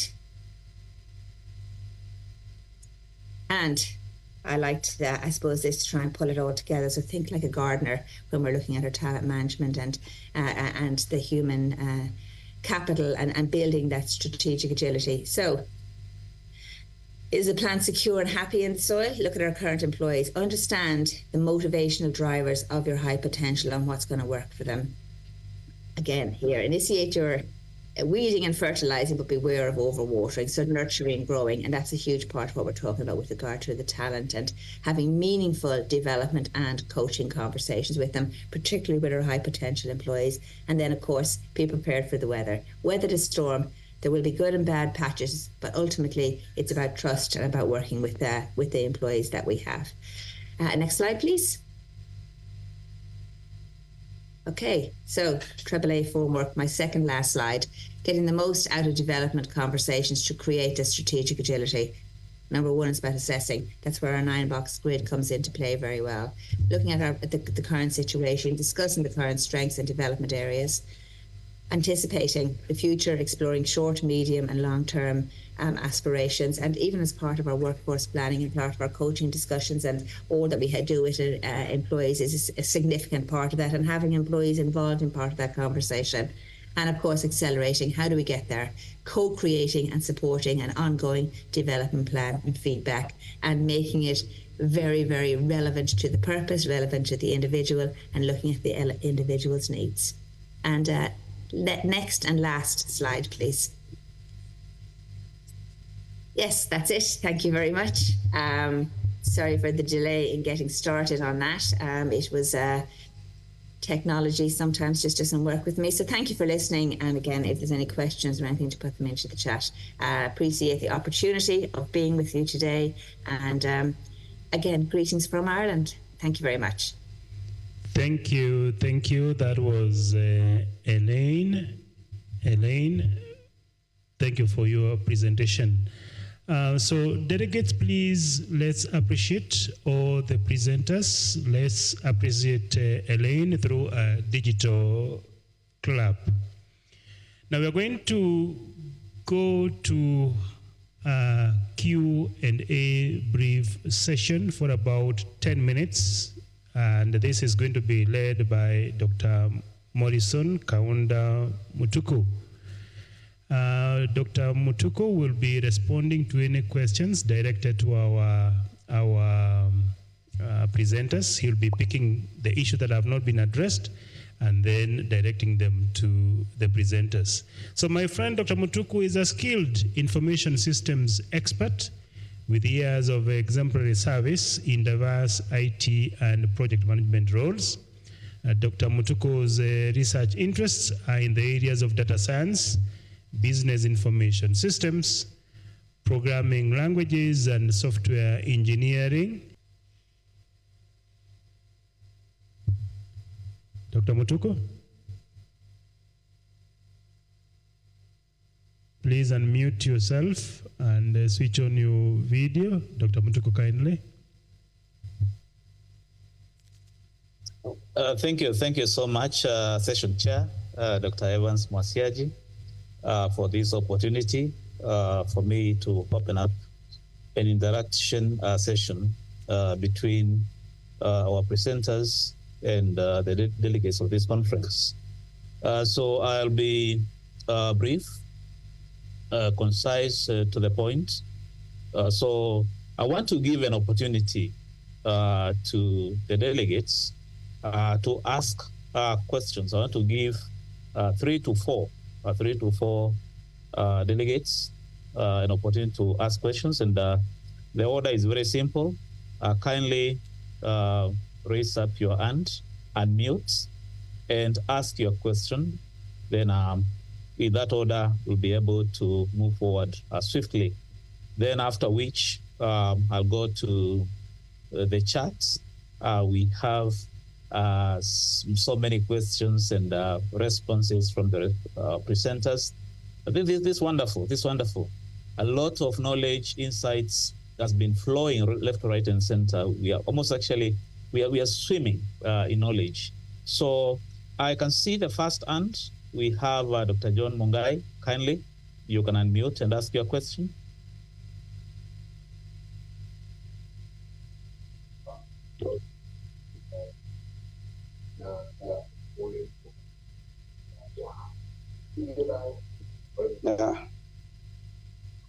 Dr. Mungai, kindly go on. Sorry, I was not asking. It's only I was clapping. Oh, okay. Yeah. Thank you. Okay. Thank you. Kindly let us do this, members.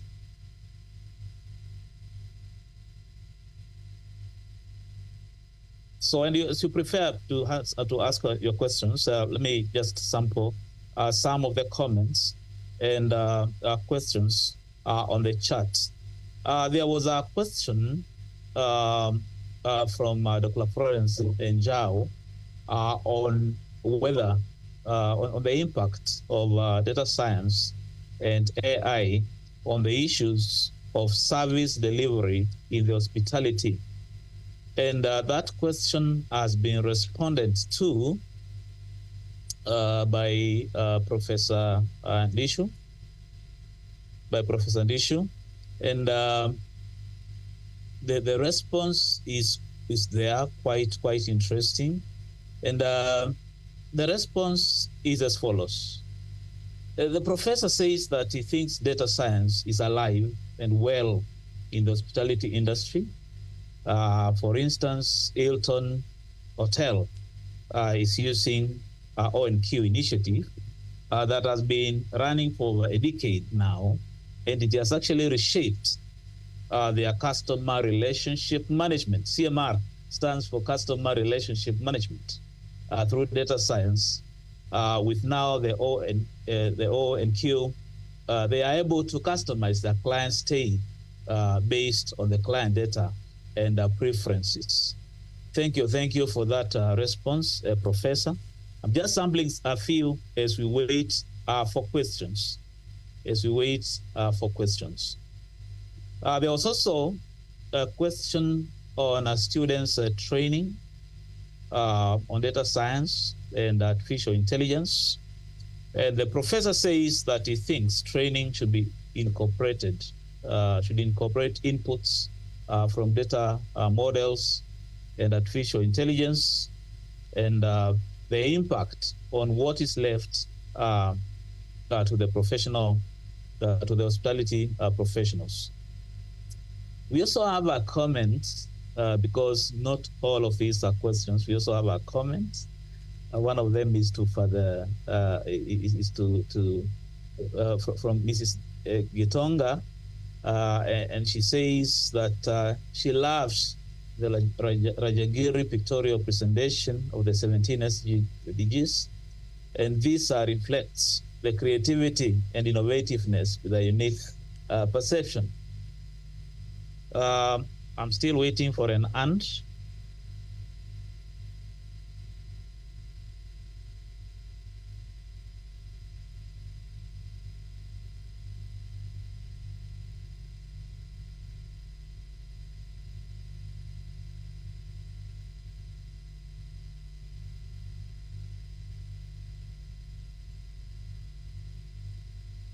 Another very interesting question was from Leah Wamuyo Maringa, and the question was on whether artificial intelligence will replace the human beings, or rather the professionals in organizations.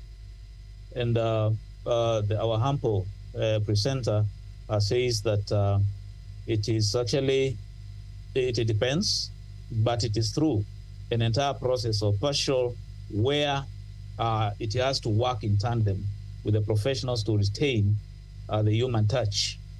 The applications for each scenario, for instance, check-ins, you can have customers choose whether to be checked in by a robot. You can also choose whether you'll have customers check in themselves or be met by someone at the door.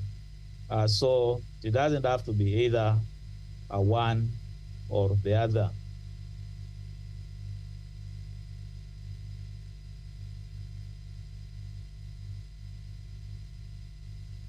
So members, I'm looking for verbal questions.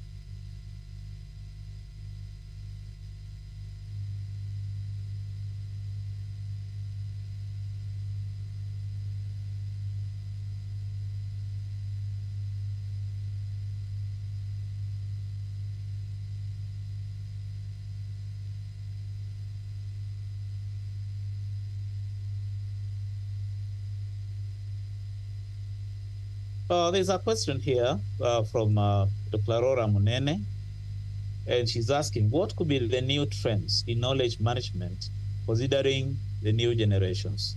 What could be the new trends in knowledge management considering the new generations? Let me ask Professor Dishu to respond to this. Verbally, Professor? All right, moderator. I will try to address this question of what could be the new trends in knowledge management considering the new generations. I think knowledge management has to do with, for example, institutional knowledge. What is it that people have been doing over time, and how does it then get passed along to newer generation? I think, and I don't know, how many minutes did you give me? I'm a teacher, so if you give me a captive audience, I can talk for 70 minutes. In 1 minute, please. Okay. I will relate a story that I was told by a professor who taught in the 60s.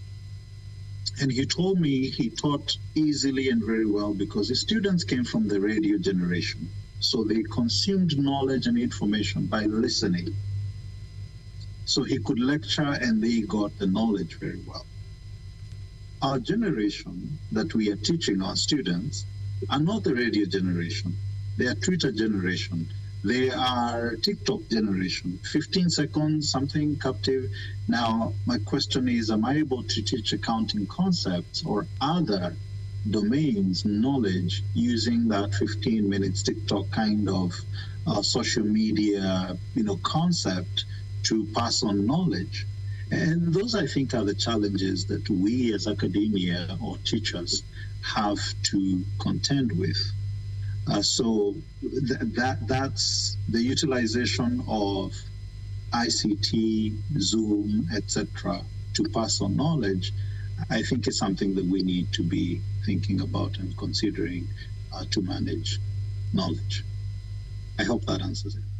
Thank you so much, Prof. That actually summarizes it, and also most of the issues that have been raised. There's a question to Dr. Elaine. Could motivation be the difference between low risk, high risk, and high performance, etc. in an organization? Could motivation be the difference between low risk, high risk? Can you hear me? Yes. Yeah, I've actually I was typing in as you were speaking there. It very much so. Motivation is huge, but I think the biggest challenge, and it was interesting the conversation with regard to knowledge management there as well, because I was thinking about that. And when it talks about knowledge management and the idea about developing trust, developing within an organization, and being very proactive in retention strategies. Motivation comes up again and again and again. And the biggest challenge for organizations is that we assume sometimes as managers or senior managers within organizations that we know what motivates every employee, but every employee is motivated by something very different. And it's part of having those conversations, having those coaching sessions, looking at the retention strategies and looking at what motivates each individual, because it's very different for each individual. And through doing that, absolutely, we can very much create higher performance within our organization, but never assume that we know what motivates. Thank you. Thank you so much, Prof, for that concise response. I can see that my 10 minutes are over. Let me read one more comment as I hand over to the session chair. There's a comment here from Dr. Hilda Makamara. Elaine, this was a great presentation. Thank you so much, Hilda. Thank you so much, presenters, for sharing those wonderful knowledge, insights, and experiences. It's a learning session, and we appreciate you a lot. Thank you, and back to you, session chair, Dr. Evans Mwasiaji. Thank you, my friend and colleague, Dr. Morrison Kaunda Motuku, for a job well done in moderating that Q&A session within the allocated time. We need now to take a 5 minutes health break, so then you can grab a cup of tea, coffee, water, wherever you are. And because we are in different time zones, please make use of your watch and take a 5 minutes health break, and then we resume in 5 minutes time. If you are in Kenya, it is around 11:10, so please, 11:15, we resume for the next level. Thank you. 5 minutes health break.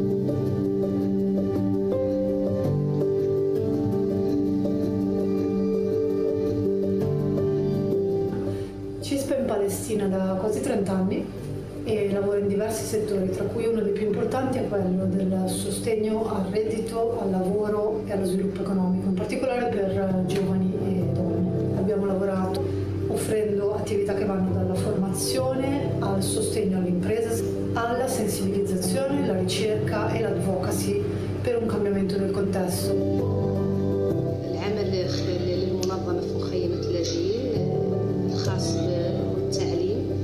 خاصة في إطار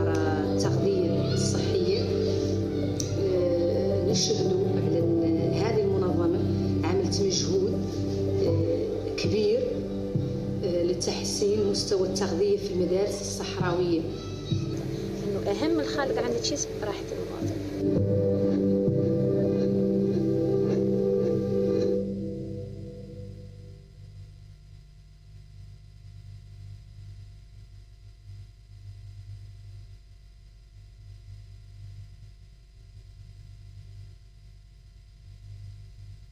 We can change Africa.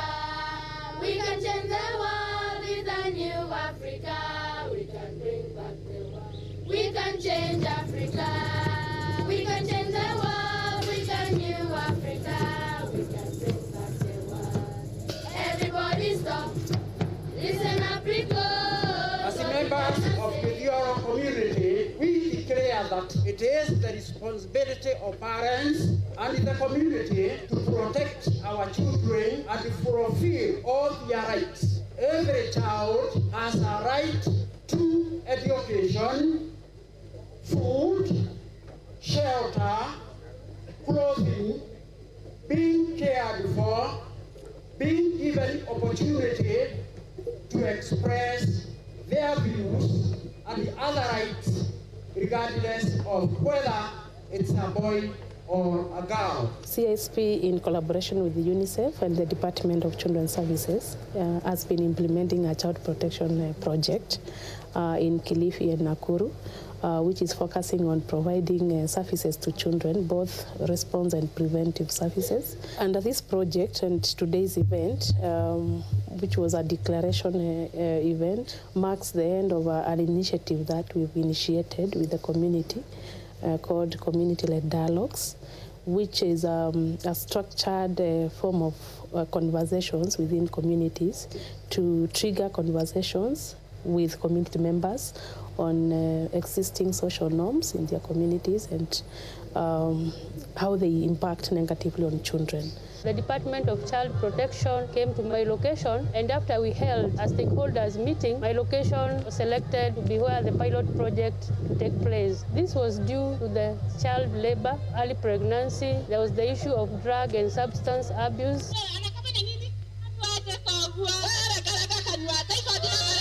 Today's event has brought together all the 5 groups from Nakuru who had been running these community-led dialogue sessions for 13 weeks. And now they come together to declare publicly to their community members and other stakeholders on the issues that they have identified to be contributing to child abuse. Training yenyewe ilikuwa na maana sana kwa sababu tulipata ma-experts kutoka kwa idara ya watoto, wakatupitishia mambo kuhusu haki za watoto na mbinu ambazo zingetakiwa kutumiwa ili kuelimisha umma. Wakati tulipokuwa tukijadiliana, watu walianza kujihoji wenyewe, wakaona shida ya kwamba kwanza wanaweza kuwa tukisema kukilaumu watoto kwa sababu ya tabia ama tukiwalaumu watu wengine, lakini tukaanza kusikiliza sisi kama wazazi, kitu ya kwanza kuna majukumu yetu na mengi yao ni yale ambayo hatuyazingatii. After the child protection unit came to our area, the members are now very much closer to us. They are really assisting us in so many issues like eradication of these drugs. Hii change idumu inatakiwa the community, mimi nikiwa mmoja, we own even yet.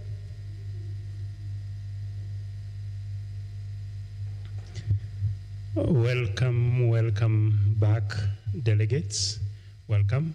The 5 minutes health break over. So welcome back from the brief health break in preparation for panel 5, 6, and 7 presentations. If you remember our buffet analogy from our Department of Hospitality and Tourism Management, we are now at the 5th course, and this course consists of roast leg of lamb with wine pairing. So this is in the form of panel discussion sessions in different thematic areas around the conference theme. So panel 5 is on innovation and innovation, efficiency, and economic development. The moderator is my colleague and friend, Dr. Angelica Njuguna. Dr. Njuguna, if you can switch on your video. So Dr. Njuguna is from the Department of Econometrics and Statistics. Her research interests are in the area of economics, such as growth, productivity, economic diversification, economic convergence, potential output and output gap, economic policies, and regional integration.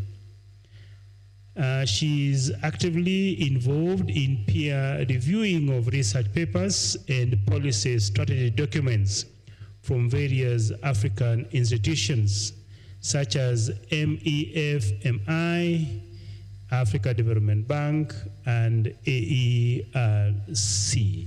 So welcome, Dr. Angelica Njuguna. Kindly help us manage time. If you could do it in 40 minutes, would be very, very grateful as you welcome and introduce your team. Meanwhile, colleagues and delegates, remember hashtag Ibric 2024 and registration through the chat forum. Dr. Njuguna, please. Good morning, everyone. Yes, I am Dr. Angelica Njuguna, and from the Department of Econometrics and Statistics, Kenyatta University, of course, School of Business, Economics, and Tourism. So I'll be moderating this panel, Panel 5, Innovation, Efficiency, and Economic Development. So we are told to have to finish within, 40 minutes. So that's a challenge, but we'll try. So also, I want to recognize the reporters. I hope they're here, Dr. Gladys Kamutai and Dr. James Maingi. So we have 3 speakers in this session. Ms. Phyllis Wakianga, Mr. Victor Otieno, and Mr. Elvis Sitati. Unfortunately, Ms. Phyllis Wakianga cannot make it to be with us today, and she sent her apology. So we will start with, excuse me, we will start with Mr. Victor Otieno to do the presentation. I have a check, and I found that he's here. I hope he didn't leave. So let me introduce Mr. Victor Otieno Agola. So Mr. Victor Otieno is an MBA. He's an entrepreneur. He has a Bachelor of Commerce. He's a CPA and is currently the Managing Director of BIPA Consult. Before this, he was the County Chief Officer in charge of the digital economy and startup in the Nairobi City County. And he's a former policy advisor to the Association, Startup and SME Enablers of Kenya Board. So at his current position, he leads in conducting the in-depth research on issues affecting Kenyan SME and startup, analyzing existing policy and propose evidence-based recommendation to improve the business environment for SMEs. So there are so many other things that he's doing. Victor is deeply passionate about the African entrepreneurs. He has participated in policy discourse and has worked with over 500 organizations in over 5 African countries in East and Southern Africa. Among others are the NEPAD, Ministry of East African Community, Regional Development, Department of Business Reform and Transformation Kenya, and also Strathmore Business. So those are among the 500 organizations. Ladies and gentlemen, I'm honored to welcome Mr. Victor Otieno to make his presentation. Thank you. Thank you very much, Dr. Angelica, and the entire Kenyatta University fraternity. I hope you can be able to hear me. Can either give me a thumbs up or just go ahead, so I know I'm not speaking to myself. Good. Thank you very much. It's a great privilege and honor to be able to have these conversations with you. In terms of a presentation, I will not do a PPT, but probably just give my thoughts around the innovation ecosystem in Kenya. For me, I think, and based on my background, maybe just as a way of an introduction, maybe briefly. My name is Victor Otieno. I am the current managing director of VIFA Consult, which is basically an SME and startup think tank based here in Nairobi, Kenya. Our focus basically is to be able to use evidence to be able to design or ensure policies are relevant to both startups as well as SMEs. We also work closely with ESOs or entrepreneurship support organizations in terms of designing programs that allow SMEs as well as startups to thrive. Maybe just to give us context, whenever we talk about innovation, the question that I always ask is, what is the actual outcome that we want? Remember, innovation is not romance, and whenever we talk about innovation or SMEs or whatever, the question is how can we be able to use or utilize innovation to ensure that we are able to support Kenya's socio-economic development? So whichever type of innovation we are looking out for, whether it is AI, whether it is Web3, etc., the ultimate question from a policy perspective is always how can we be able to harness this innovation to ensure that Kenya becomes or is able to grow from a socio-economic development. And the challenge that we have currently in Kenya is and this of course has been recorded in different studies, is we have close to almost 1 million young graduates who come into the labor market annually. We have at least around 30% in terms of upwards in terms of poverty rates that we experience in this country. Even the current unrest that we see from the Generation Z is stemmed from the fact that there is very little economic opportunities going around. Someone is graduating with a master's degree, with a whatever degree, and they are not able to get either employment or self-employment or some economic opportunities. And it's a structural challenge. If you have to look at currently the current architecture of the economy is SMEs currently are the drivers of the economy. So we have close to around 7.4 million SMEs. 5 million of them are within the informal sector. That's a challenge. Number two is we have a majority of the people we call SMEs focused on wholesale retail. So this basically means that a lot of our entrepreneurs are only buying stuff either from China or whatever, coming to resell in Kenya. So every year or whenever there is a systemic shock annually or whatever, whether it's an election year, whether it's COVID, these are the sectors that are actually hardest hit. And this presents us with a challenge. That's number one. So they basically are the biggest employer from an economic perspective.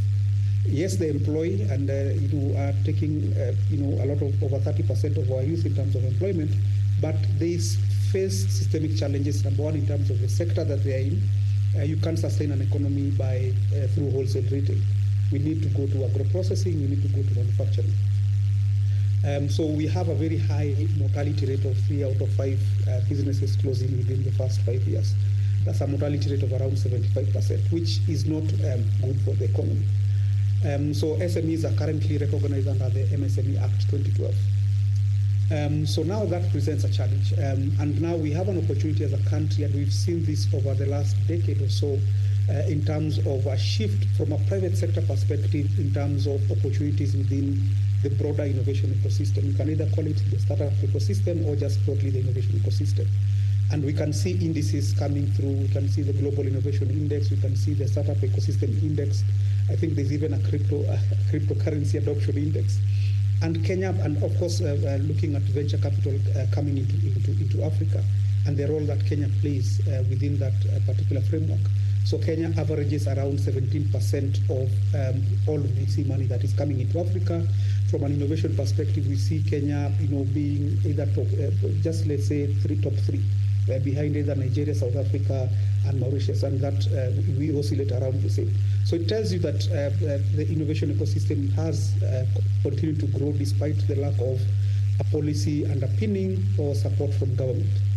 We can see big tech also setting up shop in Kenya with them seeing the opportunity of the ecosystem.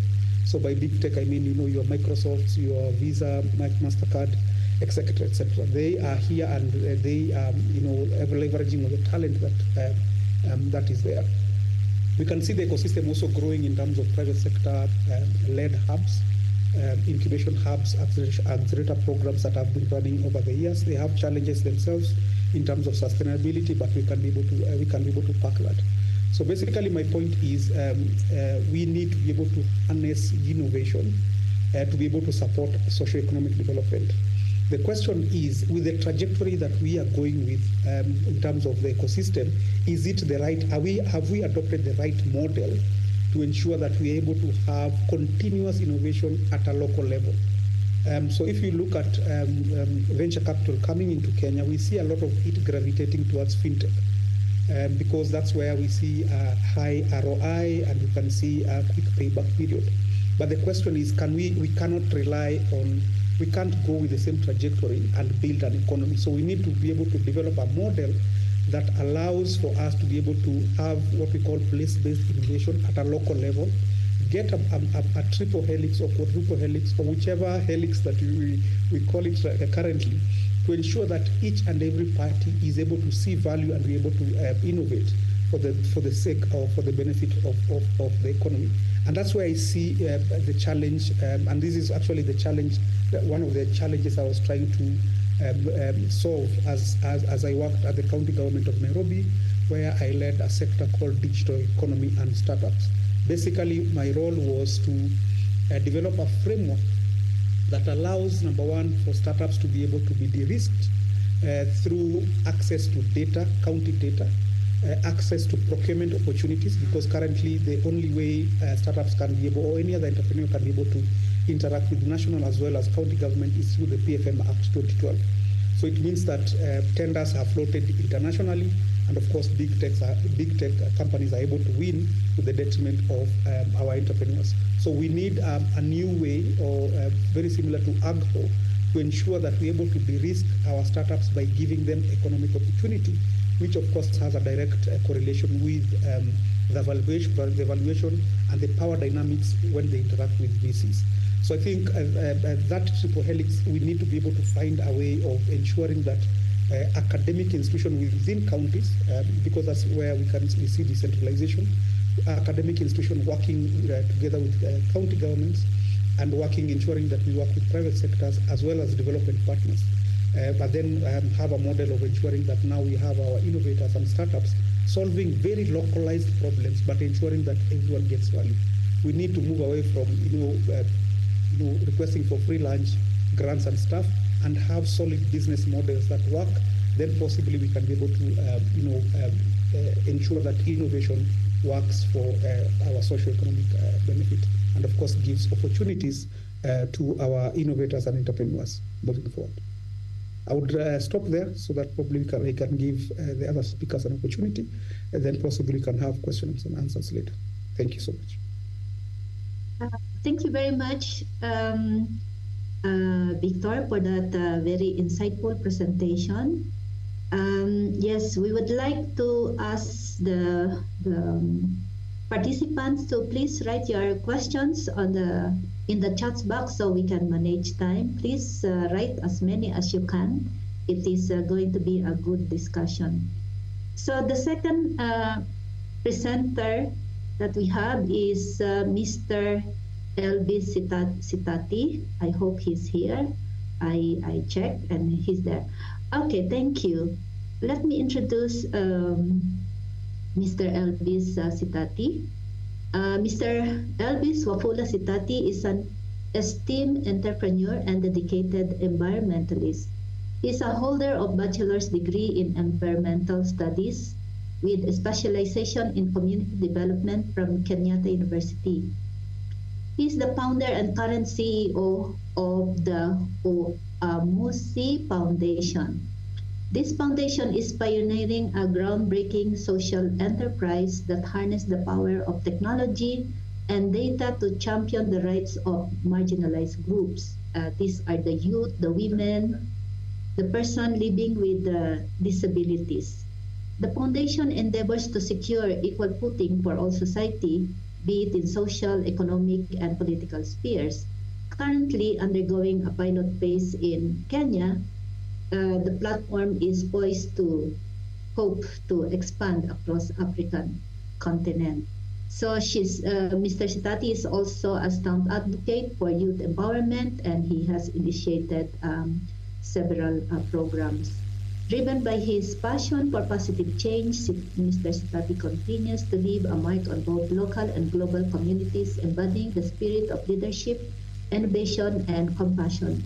So, ladies and gentlemen, let's welcome Mr. Sitati, LB Sitati, to make his presentation.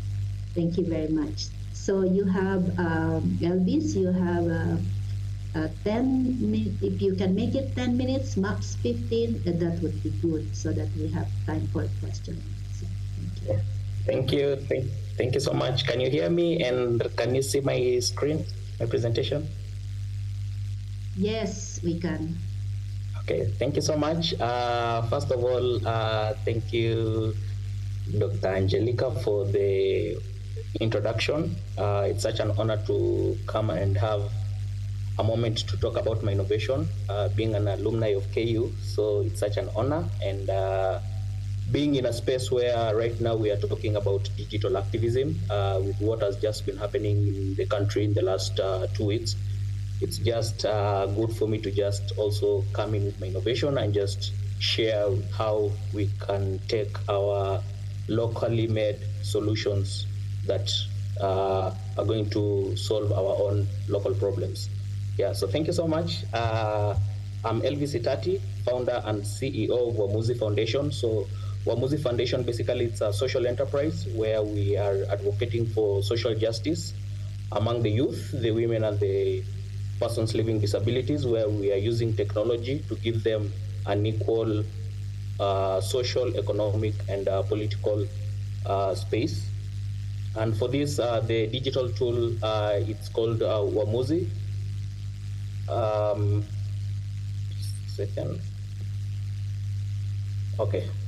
So I'll start with the problem that we're trying to solve. So as you know, Kenya, we are blessed to have one of the most progressive constitutions, not only here in Africa, but also in the world at large.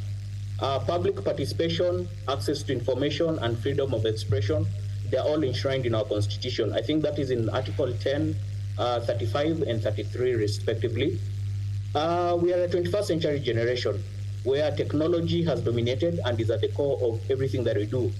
But it's unfortunate that when we talk about public participation, we have to meet in person for us to be able to deliberate on issues that are affecting us as a society. So because of this, very few people get the opportunity to attend such forums. One, we have barriers, such as distance, the distance that you have to cover for you to go and attend such engagements. It's time consuming because you have to go there personally. You waste a lot of time. Other than that, we have age barrier, where as a young person, we have spaces where we cannot sit in the same space with older people and give our opinions, because the older people's opinions are normally taken into account because they are perceived to have more knowledge than the young people. Also, we have gender. We have spaces where young women cannot give their opinions. Basically, they are just there to be seen and not to be heard. And this is mainly driven by culture. We also have cultural barriers where now young people cannot sit in the same spaces with older people to give their opinions, and this mostly affects young girls. Other than that, we have also disability. We realize that persons living with disability, they find it very hard to move from, they might find it hard to move from one place to the other for them to go and participate in such forums. Also, we have religion, we have political party affiliation and other barriers. Other than that, the few people who get the opportunity to attend such engagements, you realize that these engagements are not well organized. You might be given an opportunity to give your idea or your opinion in 3 minutes, and you end up speaking for 5 or 10 minutes. You might start speaking and someone else comes in to object you. So you end up realizing that this engagement is not meaningful. We also realize that those few people who get the opportunity to attend such forums, whenever they leave their homes, these forums and go back to their homes, when they discuss when they share what was discussed during the forums, you realize that the information gets distorted as it moves from one person to the other. And also, we have people who are shy, people who cannot freely express their thoughts in front of people. And that's the reason why we decided to come up with a digital tool, a platform that one will be able to give every young person an equal opportunity for them to have a meaningful engagement, not only amongst themselves, but also with their elected leaders at every level of governance and also at their convenience. 2, they can be able to access verified and credible information on time, and also they can freely express their thoughts, their ideas, and their concerns. So this digital tool or this solution is called Uamuzi. As you know, Uamuzi is a Swahili word that translates to decision in English. So basically, this is a platform where we want the young people to have an equal opportunity where they can freely express their thoughts, their ideas, and their concerns at every level of governance. So the platform has a few features. So one of the features we have is called leadership, uongozi, which translates to leadership. So this is a feature where leaders are able to post whatever they're doing, so that their constituents can know whatever they're doing, and also be able to participate and give their feedback. And also we have a feature called ubunifu, where young people can be able to post their creativity for other users to see. So why Uamuzi? What makes us unique? One, Uamuzi is a platform that has been tailored for the youth. It's a dedicated space designed to amplify the young people's voices, and also for them to actively participate in decision-making process. 2, this is a platform where we've designed it in such a way that young people can be able to engage directly with their elected representatives, policymakers, for them to have a meaningful dialogue and also influence outcomes. And also is a platform where we are equipping young people with knowledge and resources for them to have a meaningful engagement and give their opinions. Our market potential is 1. This platform has been tailored for the youth, and 75% of our population here in Kenya is made up of the young people. And as you know, the young people, we are the generation that has been marginalized from participating in such processes. And we believe that now this is the best platform where young people can freely express their thoughts and also be part of the decision-making process. And also the internet penetration in Kenya. I believe Africa, we have the best internet penetration, and also being living at a time where we have a government that is really keen on ensuring that we have more internet outreach in the country through setting up the market Wi-Fi's and also increasing the digital superhighway. We believe now this is the best time for us to have a platform where we can start doing our digital activism. And at the same time, interest from the young people in participating in civic engagement. What has happened in the last 2 weeks has shown that young people right now really want to have a seat at the table.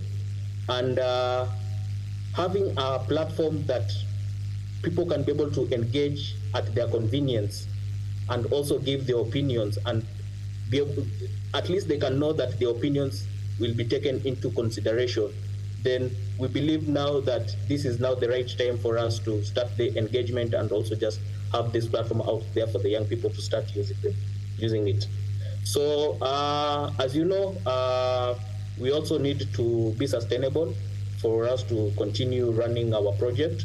So as a platform, we are generating revenue through 4 channels. One, leaders have to pay a subscription fee, which is an annual fee for us to be able to verify the accounts.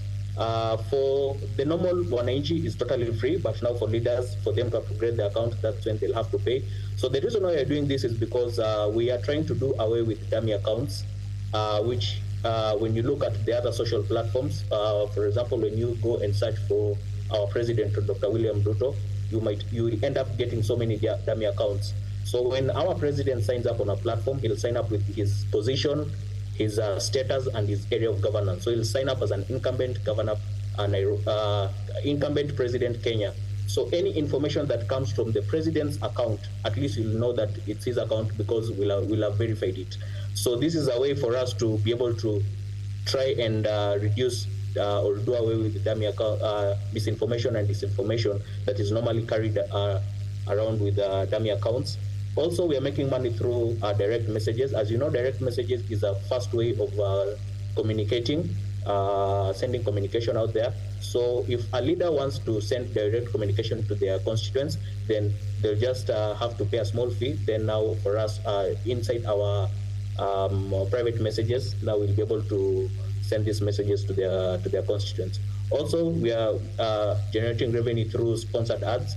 So anyone who wants to promote their business, services and products, they can also do that through sponsored advertisements on our platform and also through surveys and polls. So in this country, so many times especially whenever we watch, we are normally given statistics from random companies that tell us, for example, 54% of Kenyans have not read the finance bill and 46 have read, but they really don't give us the actual numbers of how they got this data.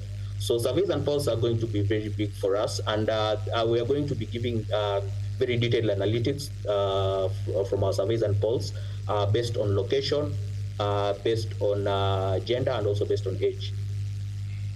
So as a project, we are supporting 5 SDGs. Sustainable Development Goals are key or are very core when it comes to uamuzi. So we are supporting Goal 5, that's gender equality. Goal 9, industry, innovation and infrastructure. Goal 13, climate action. Goal 16, peace, justice and strong institutions. And Goal 17, that is partnerships for the goals. So far, the development of our product has been supported by Microsoft. They came on board to support the project. Because of this, we've been able to use their world-class tools and at the same time also get access to their engineers whenever we have problems. But at the same time, also whenever they have opportunities, like last year, I was able to go and pitch in South Africa. Microsoft, together with the State Department of US and other partners, had organized a Tech for Democracy Venture Day. So I was fortunate enough to be one of the 5 startups that pitched, the only one from Kenya. And these are some of the opportunities that we get just by working with Microsoft. Other than that, UNDP featured us on their focus note as a youth-led initiative promoting peace in Kenya, which also gave us so much visibility out there. And at the same time, our platform is currently available on Play Store. We just released it like 2 weeks ago. So far, in the 2 weeks, we've had more than 100 downloads.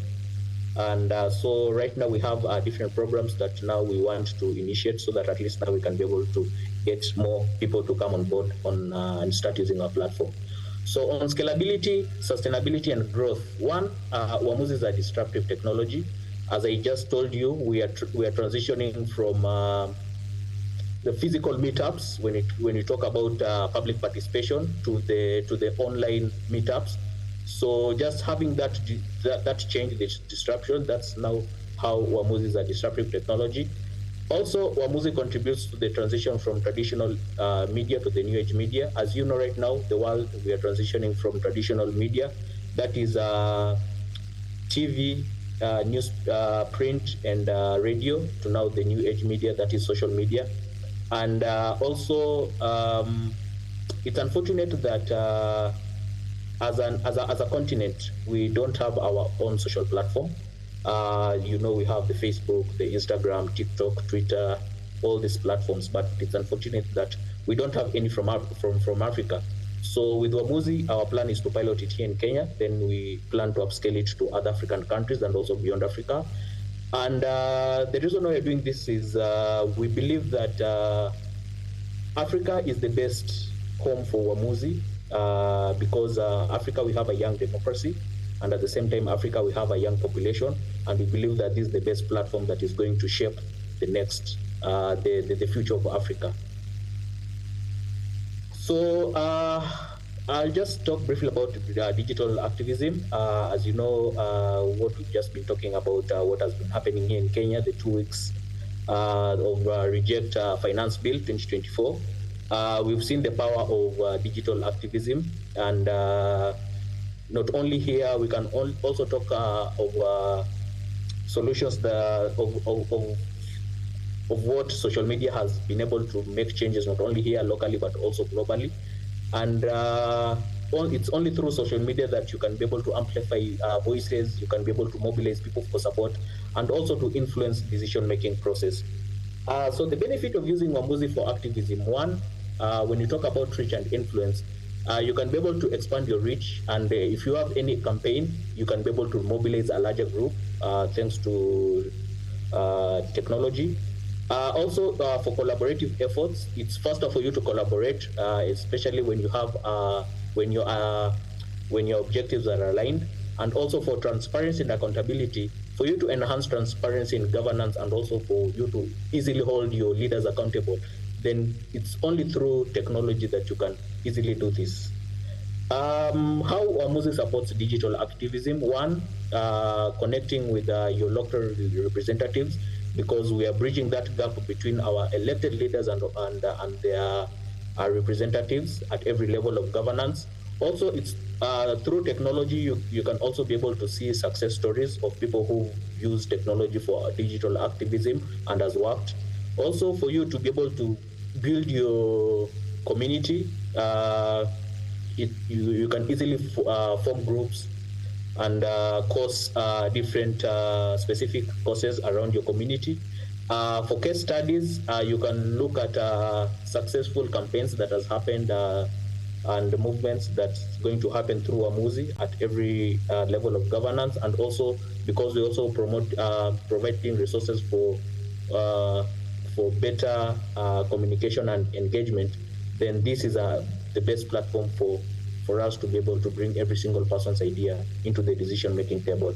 Thank you so much, and I hope you enjoyed my presentation. Thank you.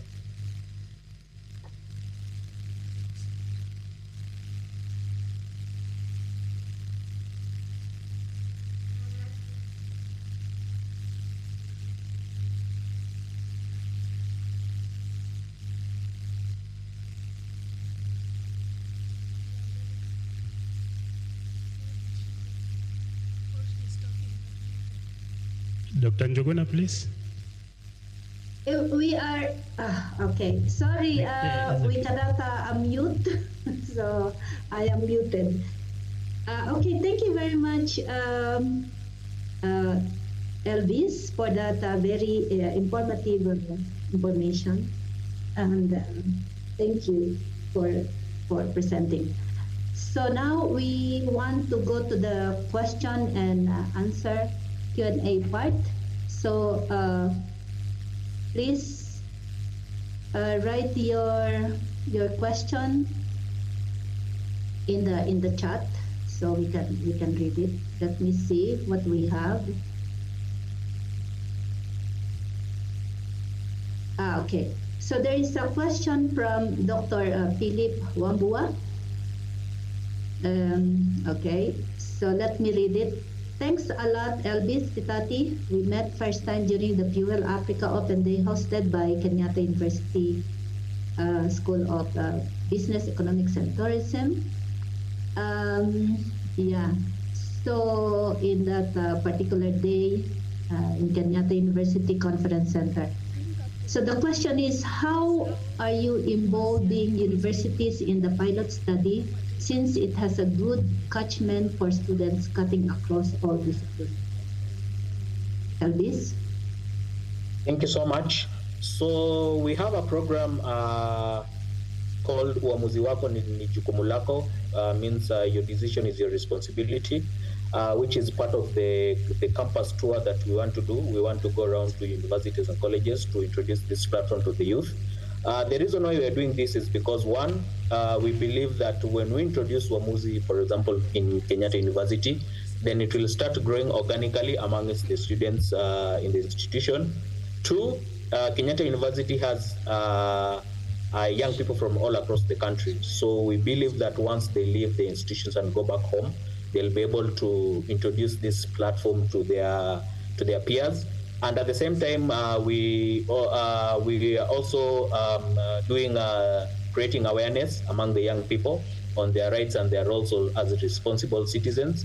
And once we start the engagement within them in the institutions, then when we get them on board on our platform, then now we can continue with the engagement. So we've just started the campus tour. We did one in Technical University of Kenya, where we just had leadership training for student leaders in this institution, and also the training that we're doing for students for student leaders is because so many of our leaders, of our national leaders, normally start their leadership from the universities and colleges.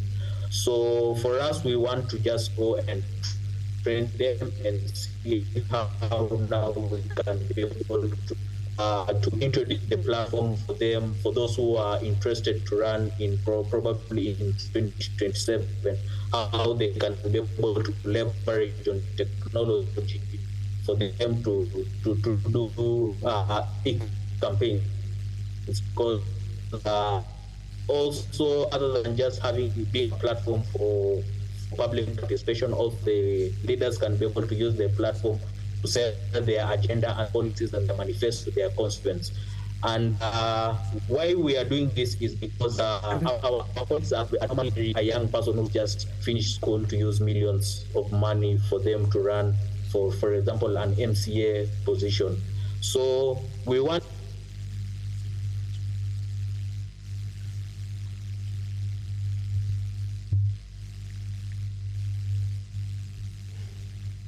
paying 30,000. Then from senators and women representatives, they're paying 40,000. For governors, 50, and for presidents, 100,000. So you can imagine you just paying 20,000, and you will be able to get access to your constituents for you to be able to sell your agenda directly to them. It means you're not going to need posters and hand flyers, because these are some of the things that normally degrade our environment during our elections. And for me, as an environmentalist, I saw the need of us having e-campaigns using our platform, because we really degrade our environment really during elections. One, as I told you, with the hand flyers and posters. Two, also with the music, the loud music they put on their cars, which cause noise pollution. They also have a large fleet of vehicles which also pollute the environment. So we also really need to talk of how we are going to use this platform for young people to also have easier ways for them to get into leadership. Yeah. Yeah. Okay. Thank you. Thank you, Elvis. Okay, just a follow-up question. So Uamuzi business model, this is from a question from Dr. Vincent Maraga. Uamuzi business model is timely. The majority of the youthful population are jobless without accessible resources for business opportunity. Is there a legal framework to regulate and monitor the progress of this business model? And also at the same time, there's a question from Dr. John Mungay. How can one access Omosi platform? Okay, if you can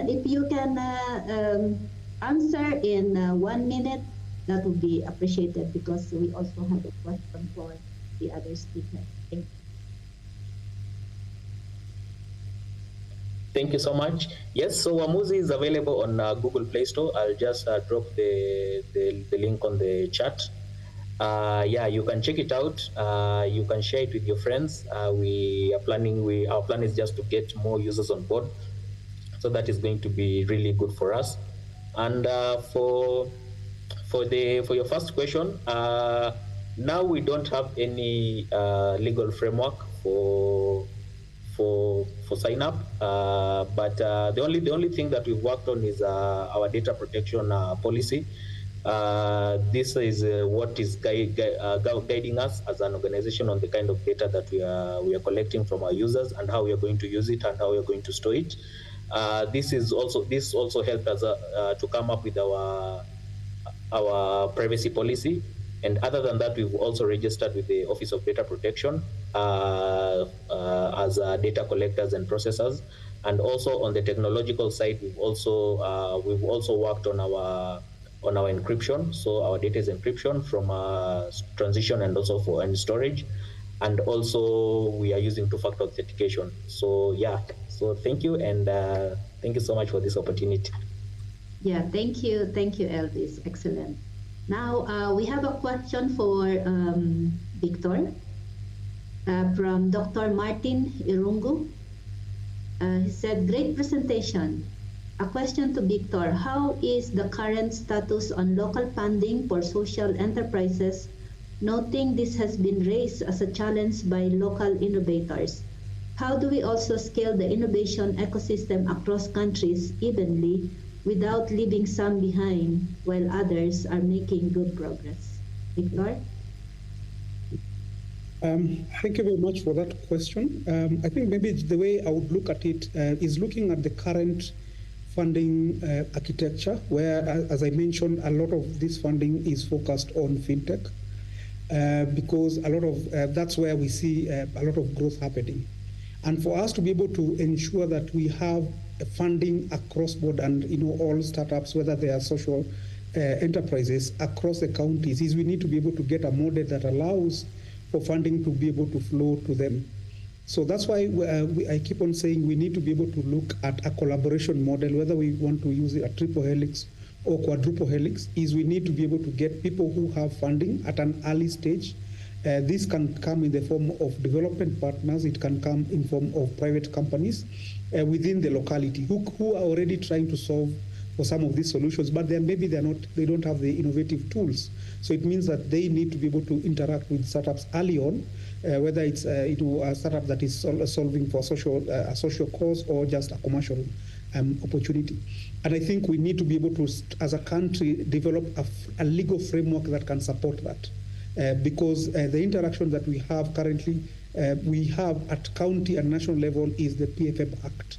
So it means that you as a startup cannot be able to get a commercial opportunity with the county unless you go through public procurement, which presents a challenge because then you cannot be able to compete with other bigger players. So I think for me that would be the approach. And already we have frameworks.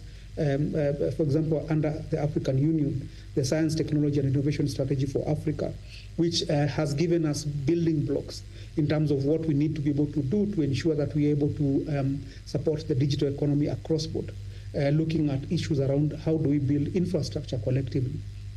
How do we look at policies to ensure that it is progressive enough to be able to support innovation? How do we ensure that there is collaboration, what they call entrepreneurship? How do we ensure that we systematically and deliberately are ensuring that there is collaboration?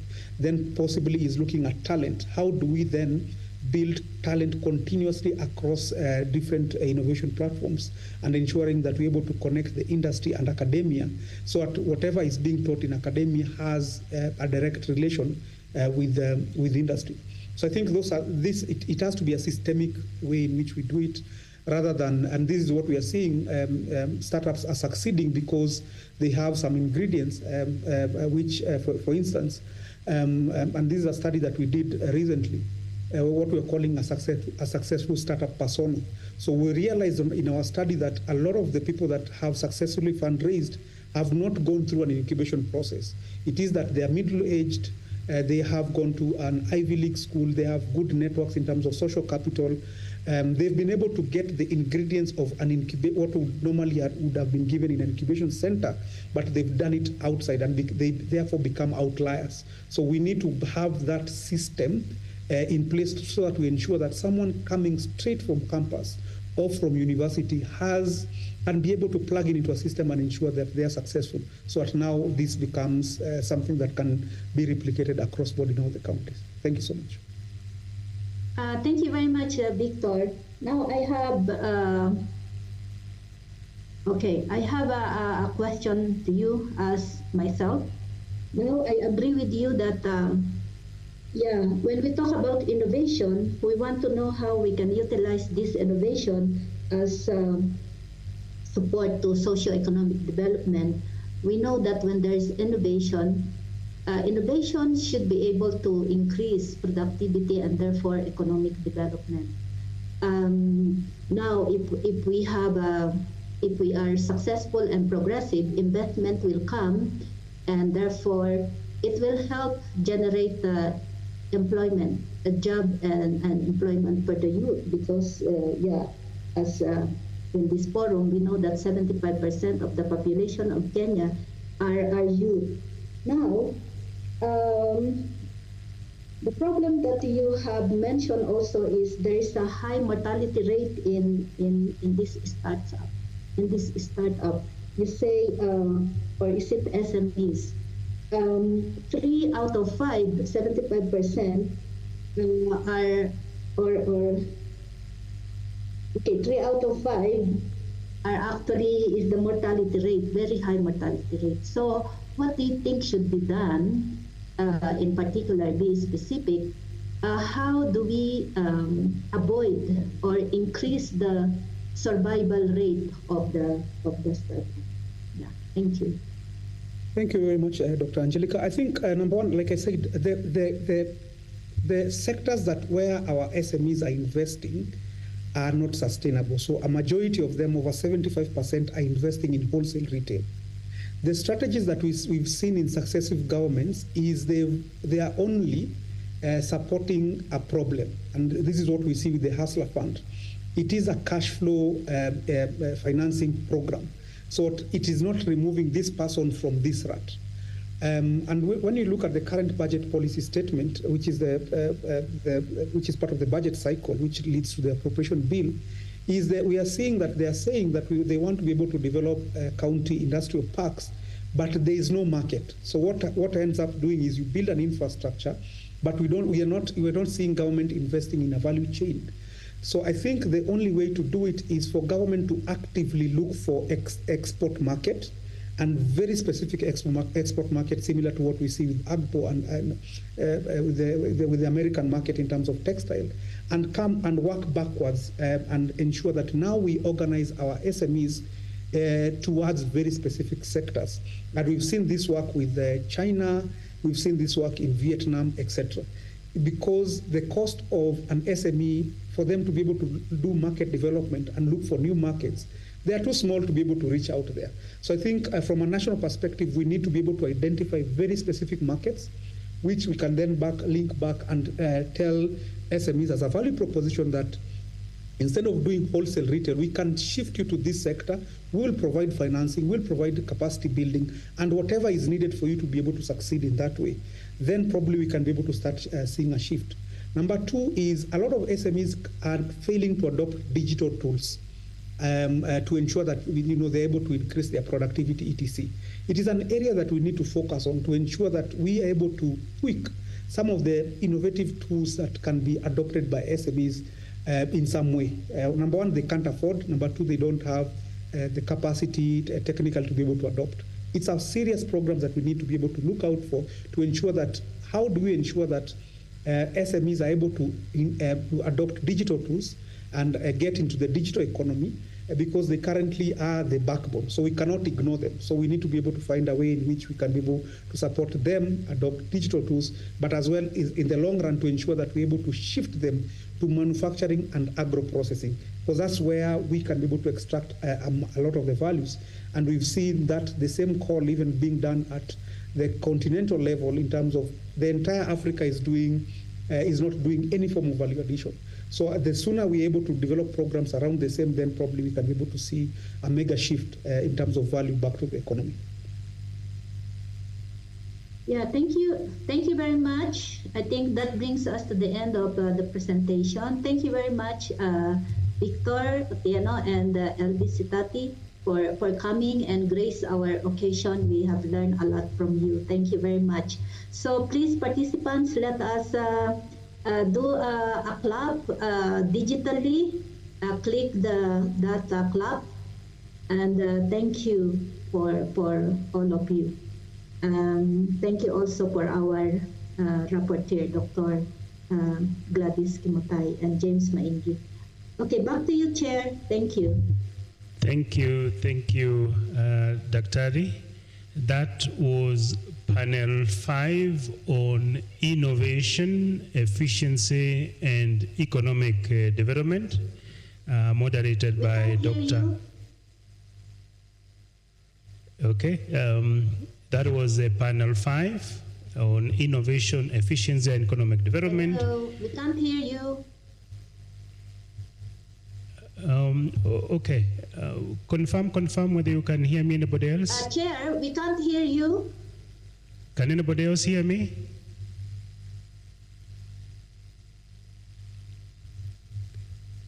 Can someone else hear me? Technical team, please check on the mic. Technical team. Just check whether I'm muted.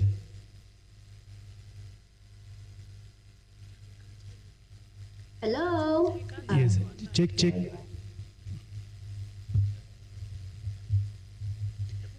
Can anybody else hear me? Yes. Now we can hear you. Okay, thank you. Sorry about that. I think I was muted, or maybe technical issues. So thank you, Dr. Njuguna, Dr. Angelica Njuguna. That was panel number 5 on innovation, efficiency, and economic development. And we again want to register our appreciation to the moderator. Also, we appreciate your support team, Dr. Gladys Kimtai and Dr. James Maingi, and delegates for participating in that panel 5 through your questions, comments through the chat forum. So remember, again, those of us who have not registered, do so through the link provided. And then for all of us delegates, please remember our hashtag is Ibric 2024. As we move to panel 6, I also want to acknowledge all our academic elders, that is the professors from within and outside Kenyatta University, who are currently participating in it. We don't take it for granted. Thank you, Professor Samson Ondigi and the others. I can see you. Please feel appreciated for your participation. Now, panel number 6 is on social entrepreneurship and social economic development, safety nets programs for sustainable social economic development. The moderator is Dr. Stephen Jaramba, our own Dr. Stephen Jaramba, from one of the 8 departments, and his department is Applied Economics. Dr. Jaramba specializes in public finance, international economics, and many other areas, but that is his strength. His area of research interest is in international finance, public policy, macroeconomic policy effects, and similar. So we want to welcome Dr. Stephen Jaramba to make use of his 40 minutes.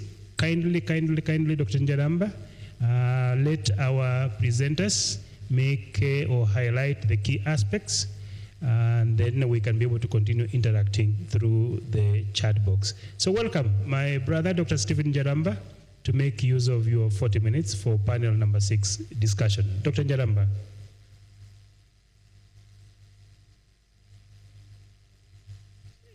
Check your mic, Daktari. Check your mic, Daktari.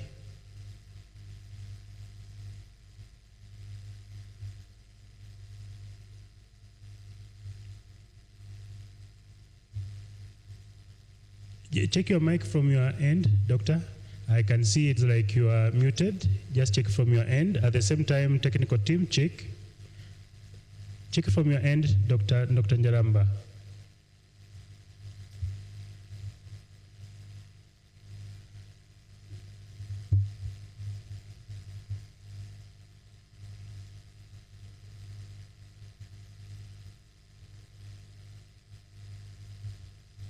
Okay, we are waiting for Dr. Njaramba. Is okay. He's sorting his mic. Those are the challenges of internet. Am I okay now? Thank you, my brother. Yes, proceed. 40 minutes. Sorry, sorry for that, and thank you again for the opportunity. I want to welcome all of you for the panel 6 presentation. The panel discussion is on social entrepreneurship and socio-economic development and safety net programs for sustainable socio-economic development. I'll be moderating the session. My name is Dr. Stephen Njaramba, as the chairman has introduced, from the Department of Applied Economics.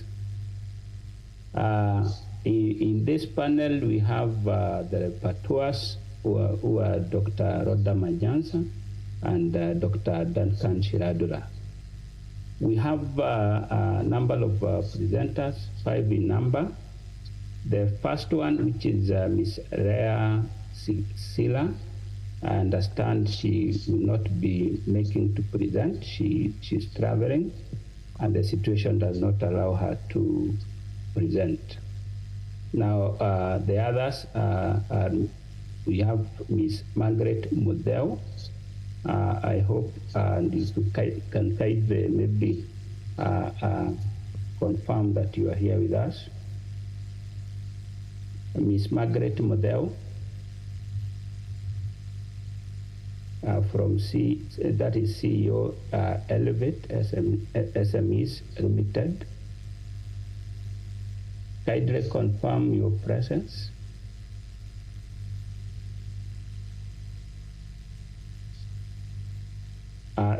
The other one, the third presenter on the program is Mr.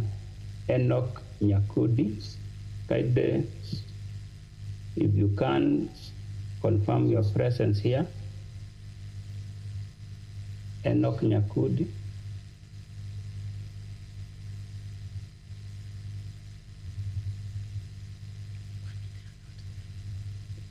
Our third presenter, that is Mr. Richard Obinga.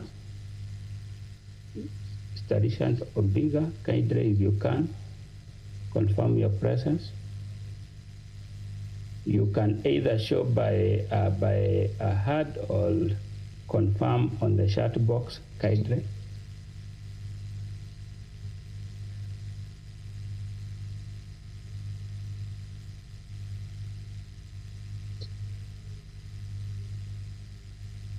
I have not received any confirmation from Ms. Margaret Modeu, Mr. Martin Waithaka, Mr. Enoch Nyakudi, and Mr. Richard Obiga.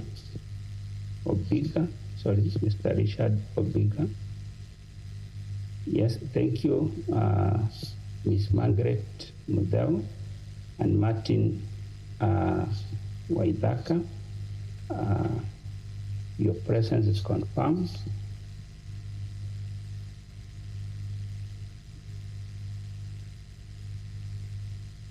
Thank you. So we'll be waiting for Mr. Richard Obiga and Mr. Enoch Nyakudi to confirm. We will start our presentation, and we will have have about 10 minutes for each of our presenters. We will start with Miss Margaret Model, who is our first presenter according to the program. Madam Margaret Model is the CEO, Elevate SMEs Limited. She's a global impact advocate for youth and women in Africa. She has an IT background and over 15 years of diverse work experience across government, non-profit management, private sector engagement, entrepreneurship, and entrepreneurship ecosystem development. She is passionate advocate for youth and women economic empowerment with track record in leading initiatives, designing and developing programs, partnership management, fostering entrepreneurship ecosystem, and empowering Africa business to thrive globally. She has previously worked and consulted for local and global organizations like We Connect International, 1 Million Startups, GIZ, International Trade Centers, World Bank Group, UPS Foundation, Moody's Foundation, FCDOs, among others. Ms. Margaret is a fellow of the prestigious Launch and Grow program by Santander, Women in Africa, and Babson Executive College, and a fellow and winner of the FEBA Impact Program by GIZ.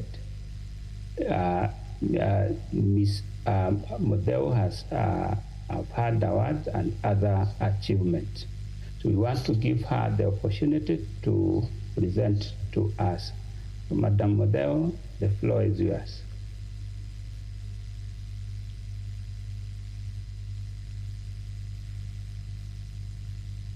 Madam Model, you are muted.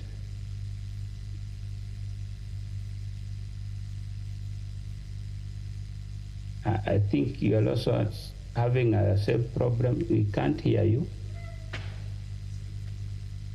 Kindly check your mic.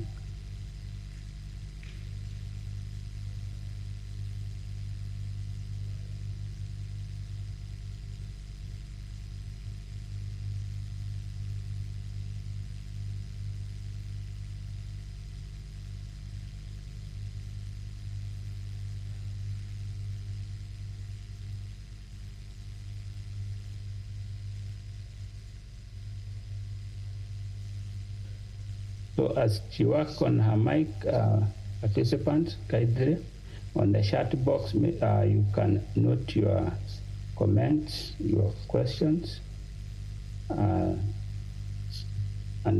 of course, at the end of the presentations, we will read them out to our presenters.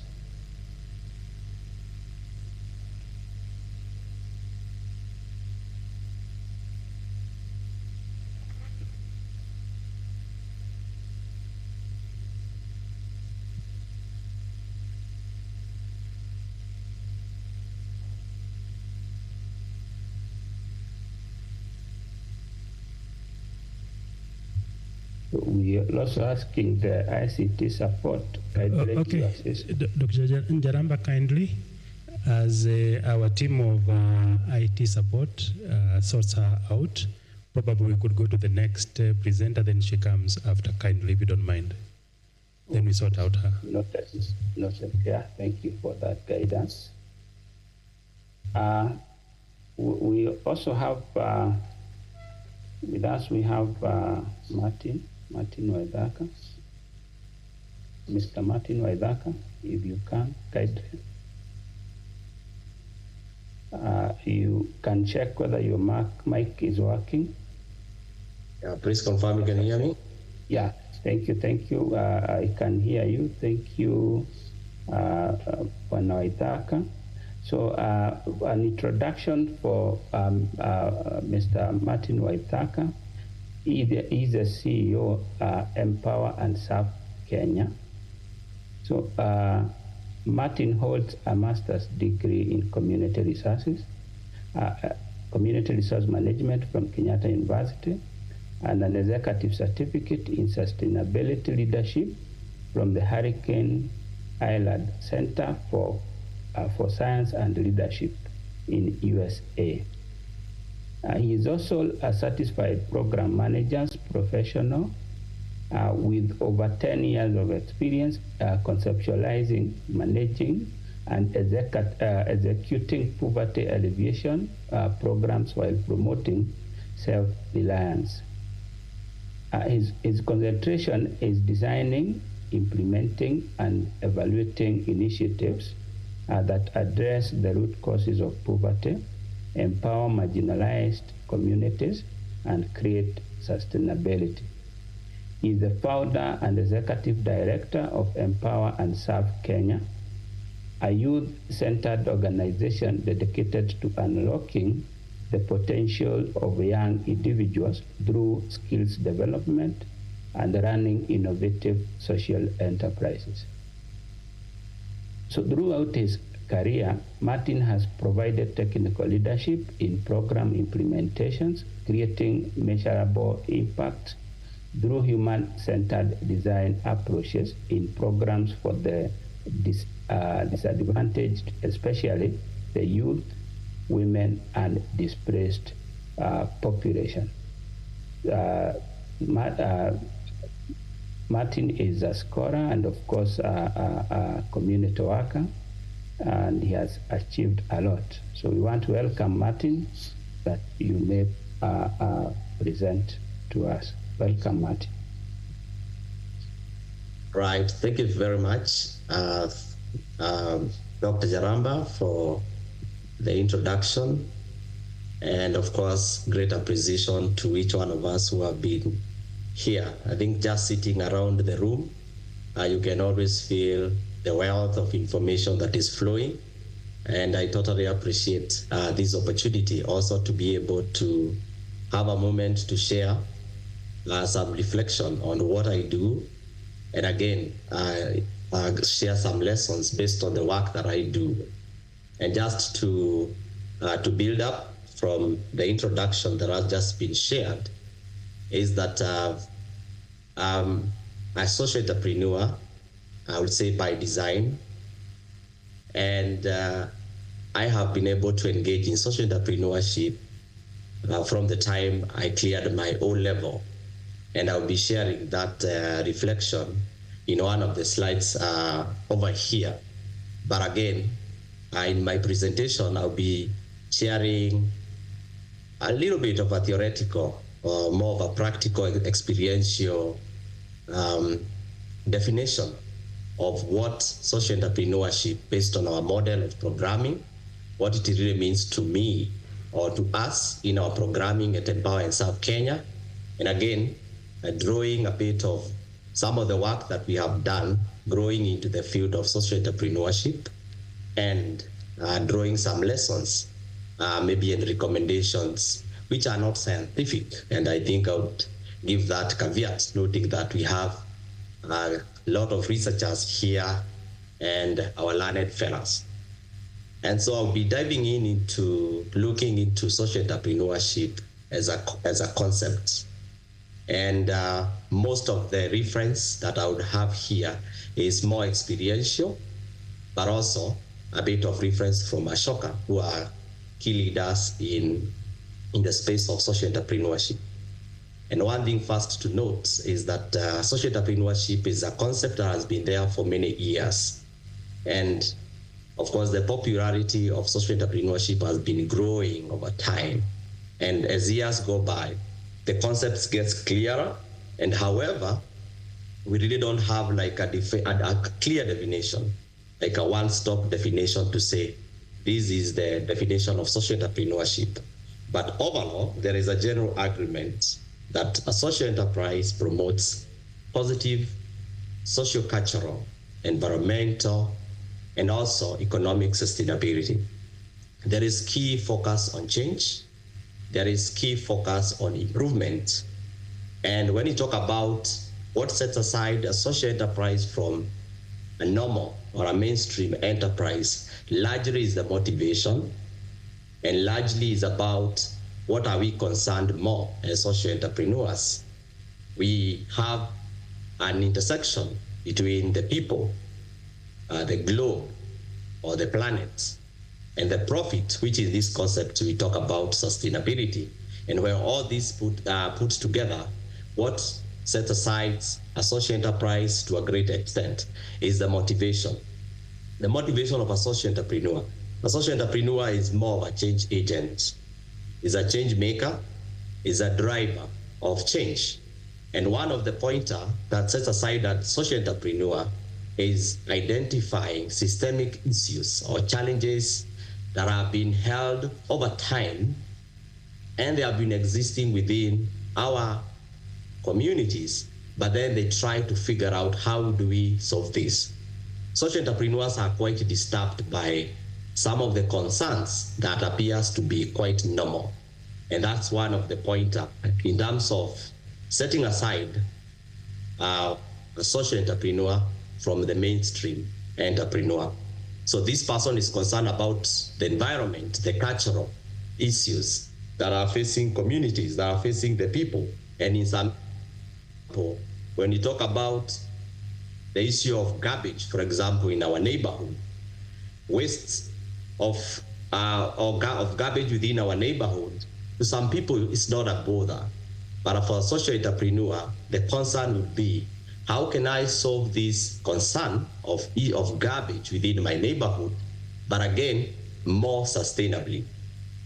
One of the concepts that I buy quite a bit is about not only thinking of a social enterprise as a social business, but about system adjustment or system improvement. And that is one of the areas that we'll be emphasizing today, that is not about starting. I know in our previous presentation, I was asking about the startups and why we have a high mortality rate of startups. And of course, for social enterprises, they even die further. When it is 75% for normal enterprises, for social enterprises, it goes up to 90% dying. And that is one of the big concerns when it comes to modeling, support, and sustainability of social enterprises. So again, we have some key principles that again drive social enterprise as a concept or even as a practice. It's about problem solving. The social entrepreneurs really need to be married to the challenges that they are solving. We already heard about the presentation that was done by Stati just a while ago about issues to do with political issues and concerns. And an entrepreneur comes in to think about how do we solve this problem. For a social entrepreneur, the bigger concern is about how can I solve this problem? But then again, how do I enhance sustainability? And then again, how do I engage the people that are actually facing these challenges to be able to address this challenge more sustainably? So participation becomes a key principle. And again, I already talked about systems change. It's about adjustment. It's about collaboration with policies. It's about alignment with the national and also the global goals, like the Sustainable Development Goals. So I'll take a bit of a moment to speak a little bit about the boy from the village. And the boy from the village defines me. Having come from a village where we didn't have power, we didn't have connectivity, we were isolated.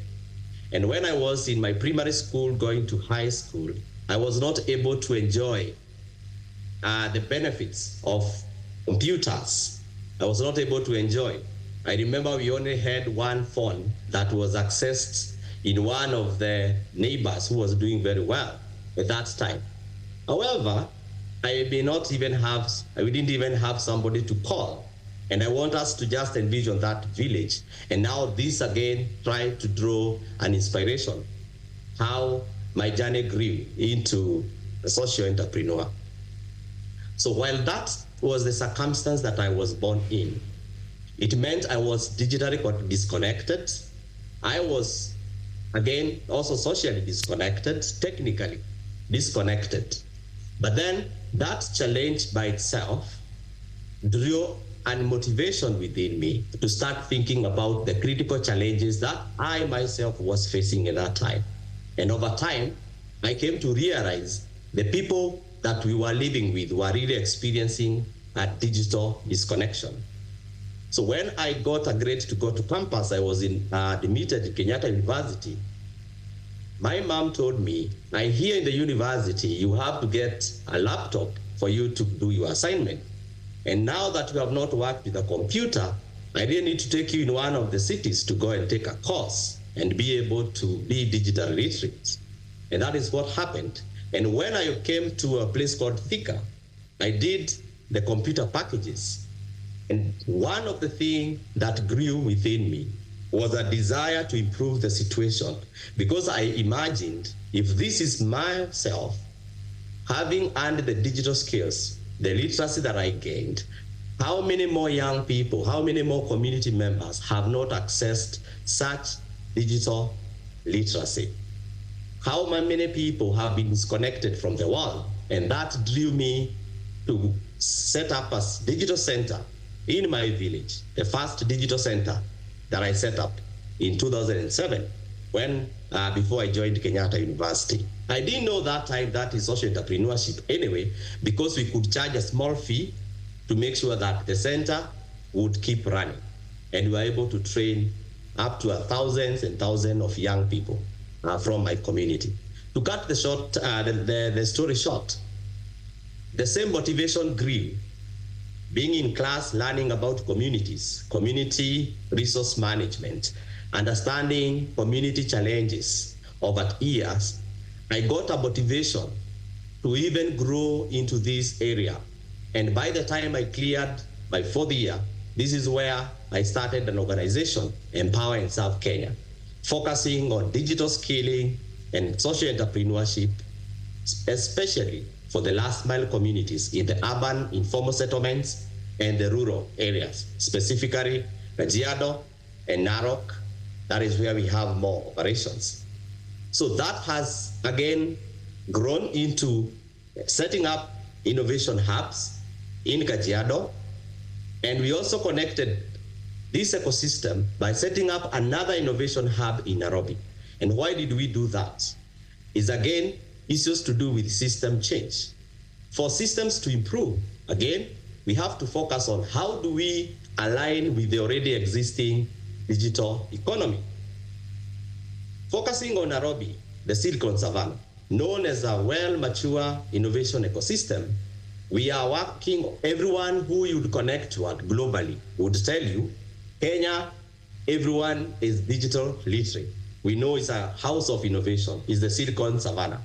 But then we need to take that to the grassroots. We need to take that to the rural communities. We need to reach out to the grassroots.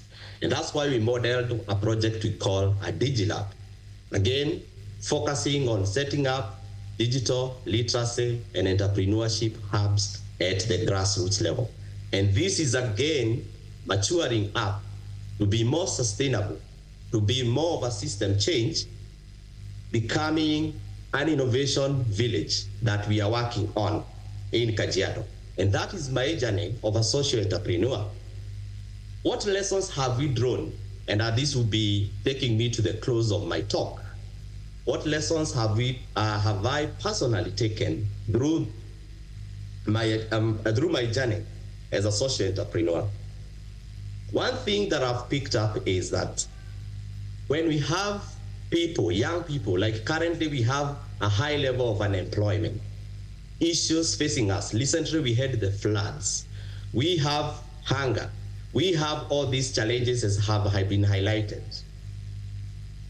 Lived experience, people who are actually experiencing these challenges have actually an upper hand when it comes to coming up with practical or pragmatic and scalable, sustainable social enterprises. And one of the challenges that we have faced mostly, our innovation ecosystem, having been so centralized within the urban.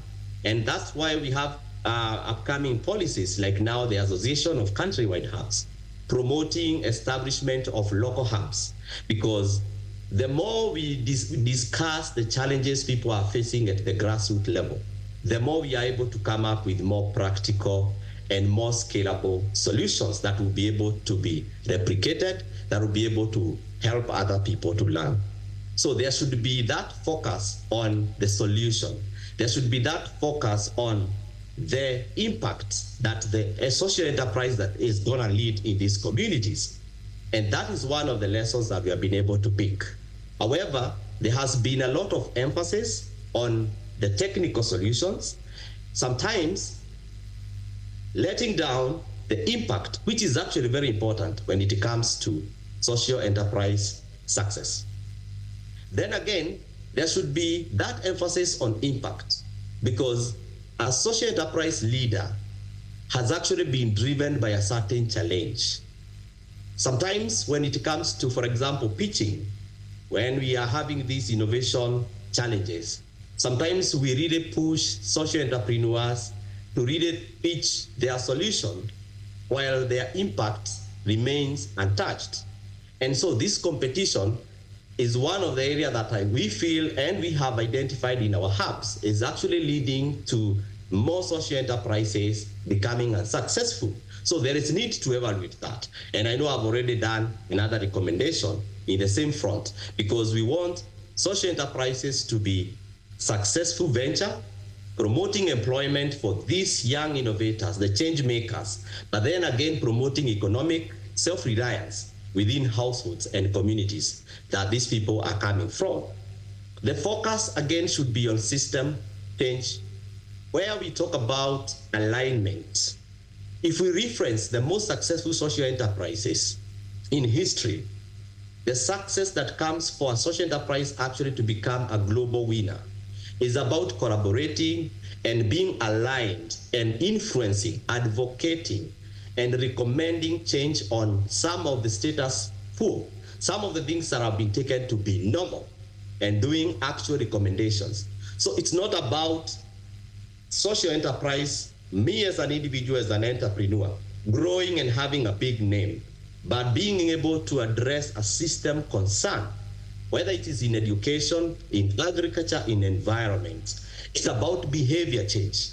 It's about working with the people you are programming for them to be able to improve, for them to be able to change. It's about addressing the broken silos within our ecosystem. When you talk about partnership, academia, local communities, the county government, the private sector, how do we work together to address systemic concerns? So a social enterprise advocate would be able to recommend system change as opposed to specific growth of an individual or an individual enterprise. There is also need to reevaluate our incubation, our accelerator programs to be able to cater for the current needs, especially for the social enterprise. There is a big inclination when it comes to tech, the fintech, and those popular kind of enterprises that have a lot of funding in the current setup. However, we realize that community challenges that are actually facing people, some of them are quite simple. They just need system adjustment, behavior change, behavior improvement, and we realize a great social impact. So social entrepreneurs also should also be able to collaborate as opposed to being competitive. It's also a lesson when it comes to social entrepreneurs that are successful. It's about how much are we able to collaborate with other stakeholders as opposed to who are actually competing with. Other than asking who are our competitors, we ask who are actually our collaborators. Because where there is collaboration, we are able to achieve more impact, we are able to multiply, we are able to replicate, we are able to take these lessons far and wide from local to the global concept. So those are the lessons we have picked. And so what are we doing to be able to address the system change? What are we doing to be able to make our programming even more sustainable? So we are taking action. We are currently consolidating our innovation ecosystem. We already acquired a piece of land in a place called Kajiado for them that are not from Nairobi. We are setting up one of the biggest sustainable eco-village. Again, the boy from the village. It's about improving the village ecosystems. It's about connecting communities. It's building haven ecosystems and improving the systems, aligning programming of what is actually the government priority when it comes to digital skills, vocational skilling, innovation, and entrepreneurship. And this is what we are doing in the next 5 years. You can join us. We'll be glad to take action. Thank you. We can connect through the shared contacts on this slide. Thank you. Thank you. Thank you so much, Martin, for such an elaborate presentation. You've given us a good guide, especially how do you become an entrepreneurship. You have to have motivation.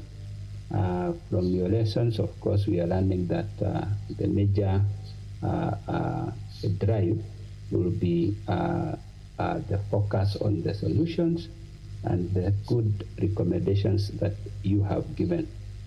Thank you so much, Martin. And again, I want to remind the participants, for your questions, kindly put them on the chat, and they will, Martin will receive them once we are done with the presentations. So, Madam Margaret Model, yeah. I want to believe by now the mic is sorted. Yes, I had to. Can you hear me now? Very well, thank you. Welcome. I had already read your bio. Kindly, for the interest of time, I want to allow you to start. Welcome. Thank you so much. Yes, you had introduced me earlier, Dr. Njaramba. It's a pleasure to be here. Thank you so much. And I also want to say thank you to Martin for that great presentation and laying the background on social entrepreneurship. So I'll just look at it now in the interest of time. Apologies, I've had to switch onto my phone, so I'll not share my presentation, but I'll share it later, the full presentation that I have prepared today. So I'll just look at the social economic development through social entrepreneurship and how social entrepreneurs play a pivotal role in the social economic development, as you've had Martin describe, that their motivation is to solve our most pressing global needs that we see around us today. So how do they play this pivotal role in ensuring that we are developed in our economies? One is by creating employment opportunities. And I'd like to share a study by the Global Impact Investing Network shows that social enterprises in emerging communities like economies like Kenya create 2.5 times more jobs than traditional businesses. Yes. Think about that impact, especially in a country like Kenya, where we have every year around 800,000 graduates being added to the job market every single year. So social enterprises definitely will improve the livelihoods of many, many, many young people. And we know 80% of the employment force is actually in the, they get their employment from the informal sector. The other way is in promoting inclusive growth. And this is by addressing the needs of underserved communities. Yeah.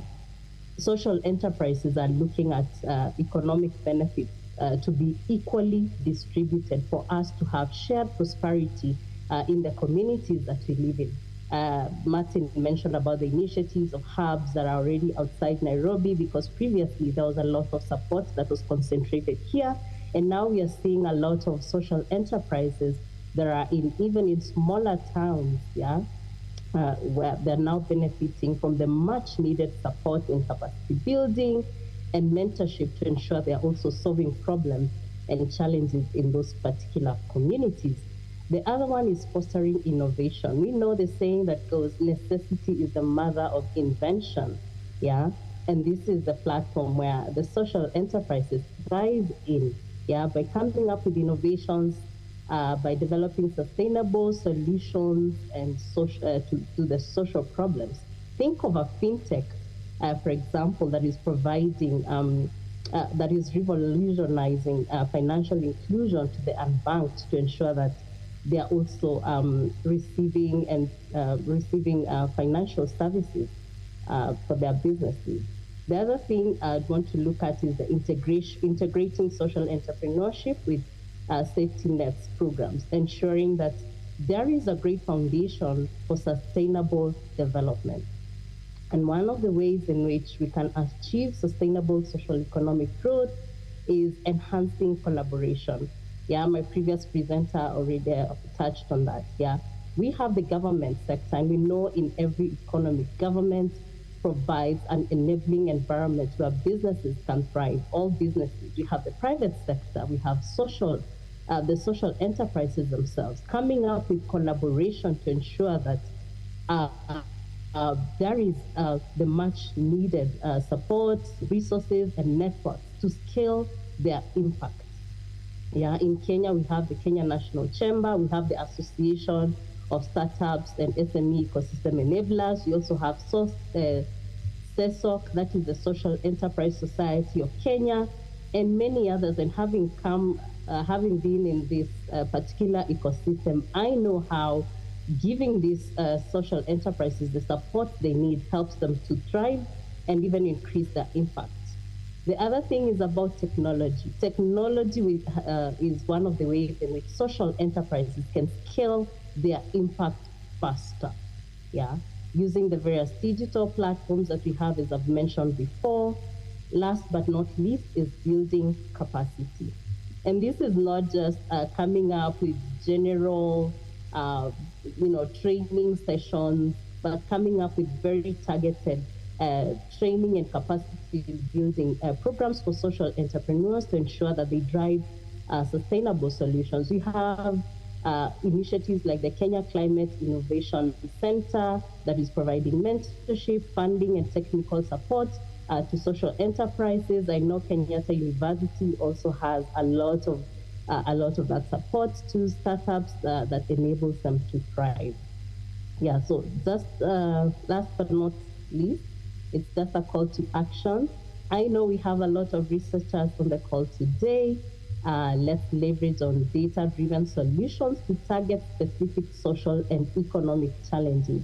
To the industry leaders, the captains of industry, you can provide mentorship to social enterprises and provide the much needed resources. Handhold them so that they know how to move forward as the future business leaders that you have as the architects of the future, where profits and purpose can go hand in hand, especially to those that are aspiring to do business. Profit and passion can go hand in hand. And with those few remarks, I say thank you and look forward to answering any questions you may have. Thank you so much, Madam Model, for such a good presentation. We are going to have a Q&A after we are done with the presentation. So our next presenter, Enoch Nyakudi, I'm not sure whether he has joined us. If he is here, kindly you can confirm your presence. Enoch Nyakudi, Mr. Enoch Nyakundi. Or Richard Obiga, Mr. Richard Obiga, if you're here, kindly confirm.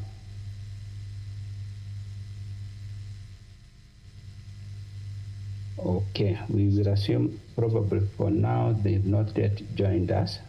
We want then to go to question and answer session. From the chat, I want to request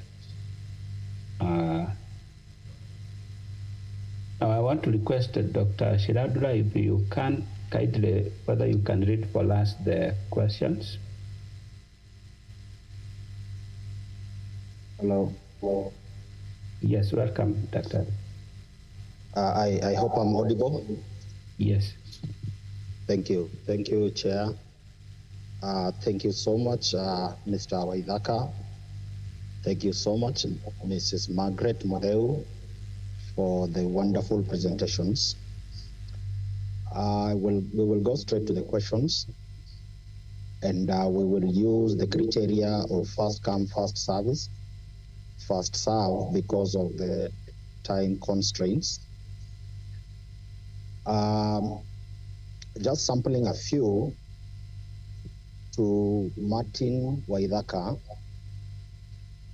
There's a question from Irene Awar, and the question goes, the question is on motivation, the lived experiences that pushes an individual to start social enterprise. How then do you ensure ownership among beneficiaries if the push came from one individual? The second question, again to Mr. Martin Irungu. Please shed more light on Eco Village you are setting up. Thank you for a great presentation. That is the comment from the participant who has asked that question. Maybe Martin can start with those two as we wait for more questions for Margaret. All right, thank you so much, and thanks the delegates here for the wonderful question. I will start with the one for Dr. Irene about the challenge, maybe the involvement and lived experience.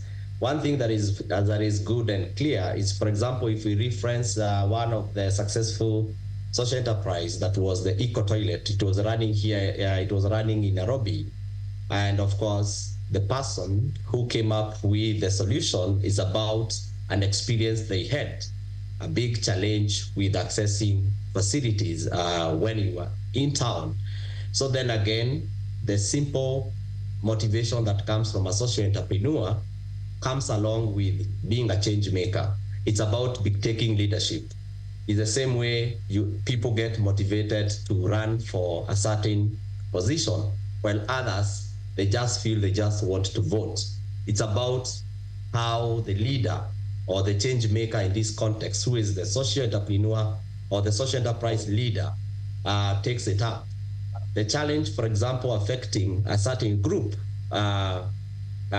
it's alcoholism, could be a lived experience by one person, or they have a friend, or they have a brother who was actually affected by this vice.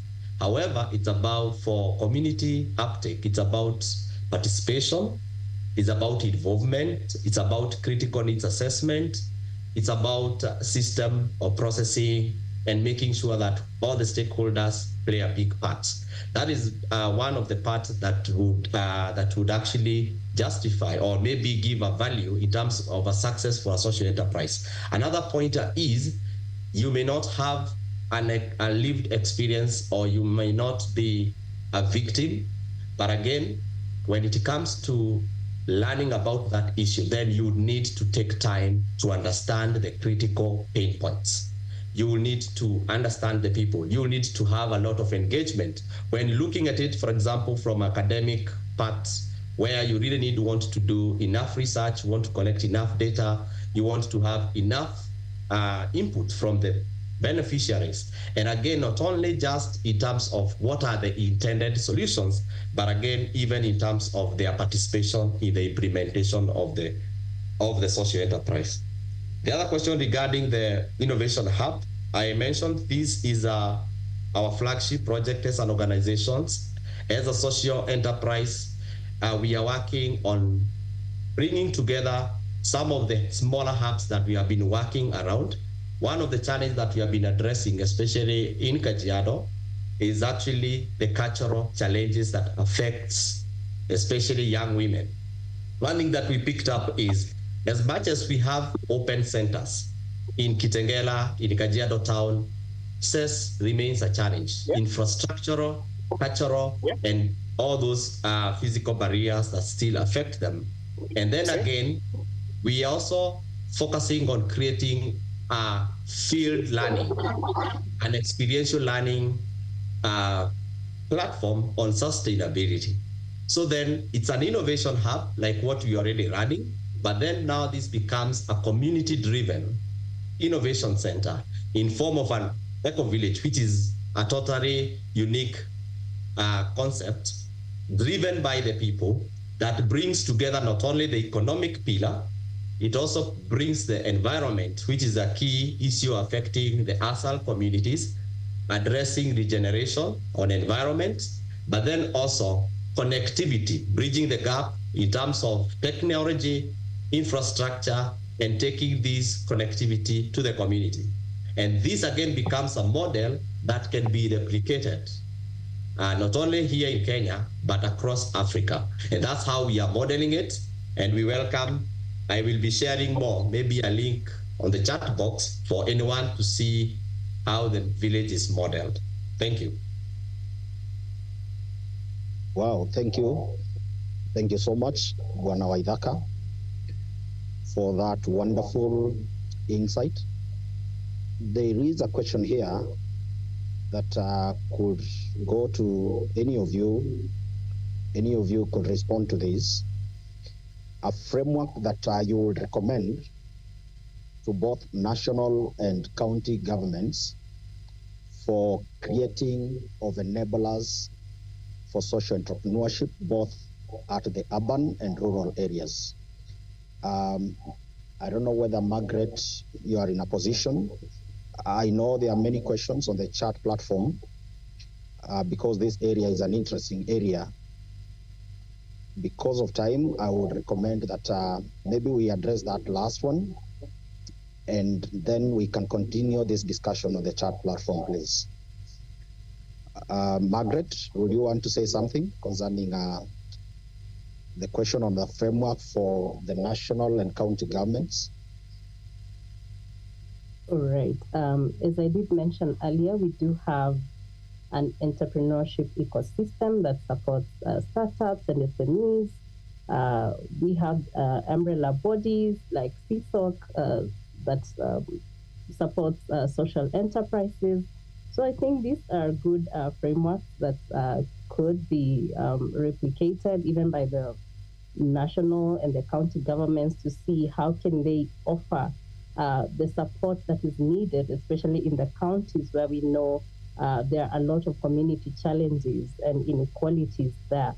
Yeah, so I'd say look at what is already existing so that we don't reinvent the wheel, but plug in what is currently existing. Because one of the biggest challenges we've seen in the ecosystem is the operation of various enablers in silos. We need the government, we need the private sector, we need the social enterprises themselves, and we need to have greater collaboration so that there can be comprehensive support, so that everyone knows what is the key role they can play to addressing, all the social economic challenges that we have, to ensure that we do not overlap on various issues, but each takes their place. If it's the government, you play by your strength and with the resources and the privileges that you have. That's what I would say. Wow, thank you. I think that is well responded. I hear from both presentations, the space of collaborations cannot be ignored. I think because of time, we would wish to stop there. Thank you so much, Chair. Thank you so much, presenters. Back to you, Dr. Jaramba. Thank you so much, Dr. Shiradura, for such a wonderful guidance. I have just one concern from the presenter on my side, and of course appreciating the good presentation and the richness in the content.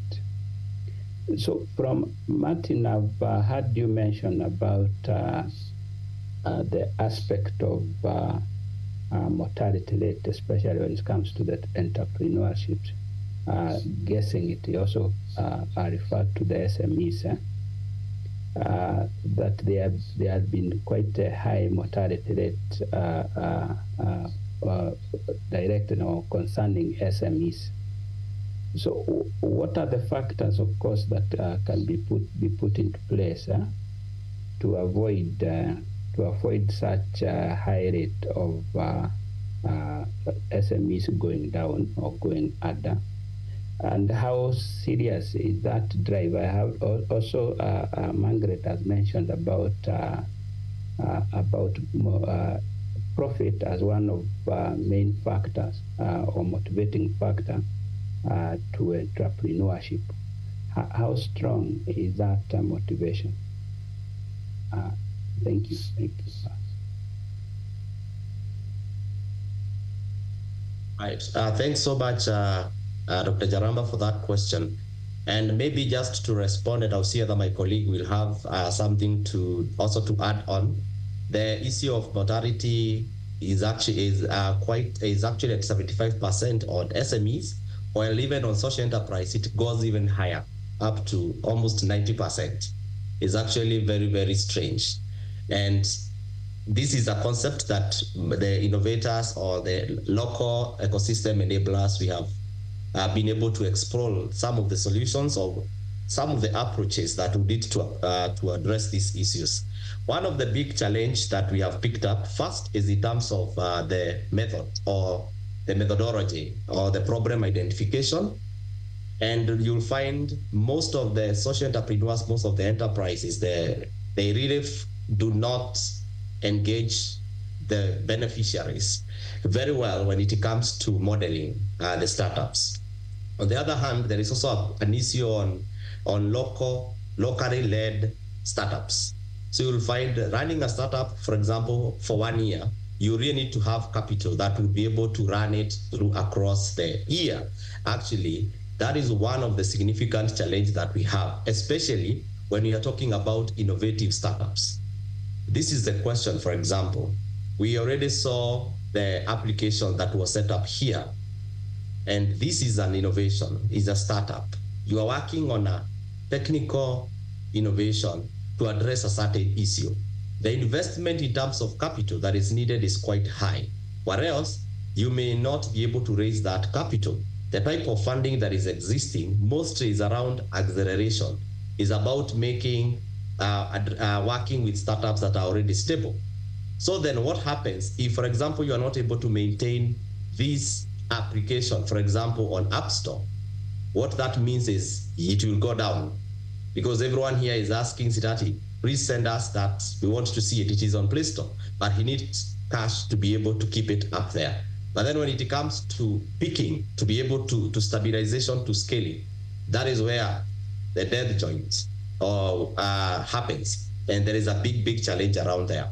There is an ongoing conversation within the Association of Startup and SMEs, and also the countrywide hubs, especially on locally led startups, to be able to be funded. The concept there has been around that most of the funding goes especially to them that have a foreigner, or they have someone from another country, because of trust, of course. And then, of course, when it comes to other countries like India, they already have a more grown ecosystem. They highly be able to receive funding more than the Kenyan ecosystem. But then we already have a startup bill, or now is an act of parliament that is working to be able to regulate, including taxation, being able to get exemption for some time for you to work up on startups. And these are some of the key areas that will be able to promote the startups. And for social entrepreneurs, there is a bigger kind of challenge, because we really need to strengthen our approaches, our designs in project identification, our motivation, and also our engagement of the beneficiaries, while thinking of a social enterprise not just as a social business, but a system change. And I think that's one of the big challenges, especially with social enterprises. Thank you. Thank you, Martin. Margaret, do you have a rejoinder?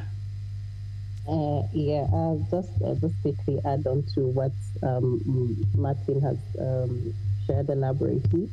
So the other thing, when he touched on the mortality of social enterprises, we also have the issue of the business model. Remember, social enterprises are people who are really passionate about addressing social challenges.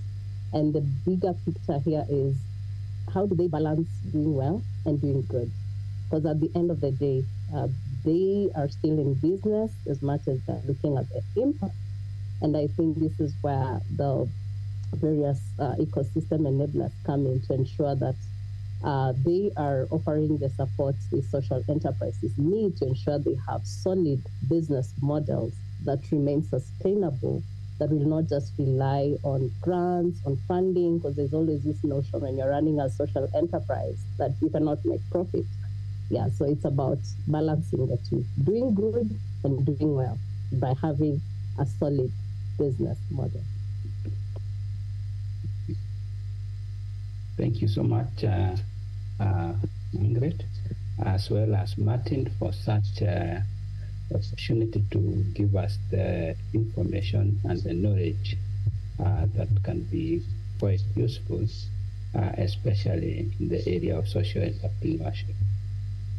It was quite a great pleasure, and I think because of time, I think we've gone beyond our time. I wish to thank you and also the organization for the opportunity also to be a moderator in this session. Want to take the mic back to the session chair. Thank you, Dr. Stephen Janamba. That was panel number 6 on social entrepreneurship and social economic development, and also safety net programs for sustainable social economic development. We are indeed very grateful, Dr. Stephen Jaramba, for the moderation. We also appreciate your support team from our very own Dr. Duncan Shirandula and Dr. Rhoda Munyanza. So delegates, kindly, let's appreciate panel number 6 through a digital clap. Our final panel in that cohort, panel number 7, dealing with the sub-theme on innovations in sports and recreation for sustainable socio-economic development, is now going to proceed. And this panel number 7 is going to be moderated by one of our very own, Professor Alice Ondigi, who is a researcher, she is a counselor, she is a mediator, she is a human development specialist from our very own Kenyatta University, the University of Choice, and we appreciate her. Professor Alice Ondigi is one of our scholars with a demonstrated history of working in higher education. She is skilled in community development and health issues. She also has a lot of expertise on human development issues and well-being. She has published widely and also disseminated knowledge at international forums. I could go on and on and on. But in the interest of time, I want to kindly welcome Professor Alice Ondigi to make use of her 40 minutes panel discussion. Kindly, Professor Ondigi, help us manage time, and you may proceed from now. Welcome, Professor. Thank you very much. Chair of the session, Dr. Masiaka. Thank you, participants. Thank you, keynote speakers. As you have heard, my name is Professor Alice Ondigi. I'm from the Department of Community Resource Management and Extension. It's my pleasure to be here today to moderate this session, basically the last session of this conference. I'm very grateful for the participants.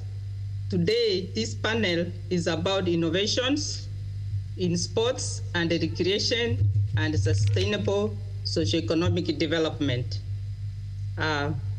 Very well, today we have 4 speakers with us, and our first speaker is going to be Cynthia Mumbo, who is the founder and the CEO Sports Corner Africa. I think when she comes, highlight more on herself. And our second speaker would be Mr. Brian Wenzala, who is also the founder and the CEO, the Football Foundation for Africa, FFA.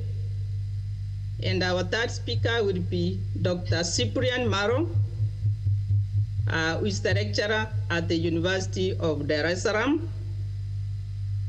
And Mr. Shadraka Maruki, who is the president, Kenya Judo Federation. I believe all our presenters are on board. Our rapporteurs today are going to be Mr. Nicholas Mwangi and Dr. Lydia Gashengo. I believe our rapporteurs are in the house.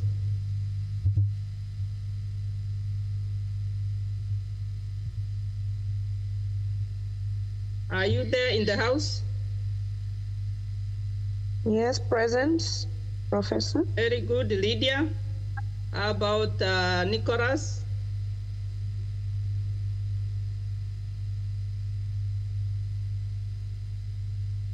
Is Nicholas around?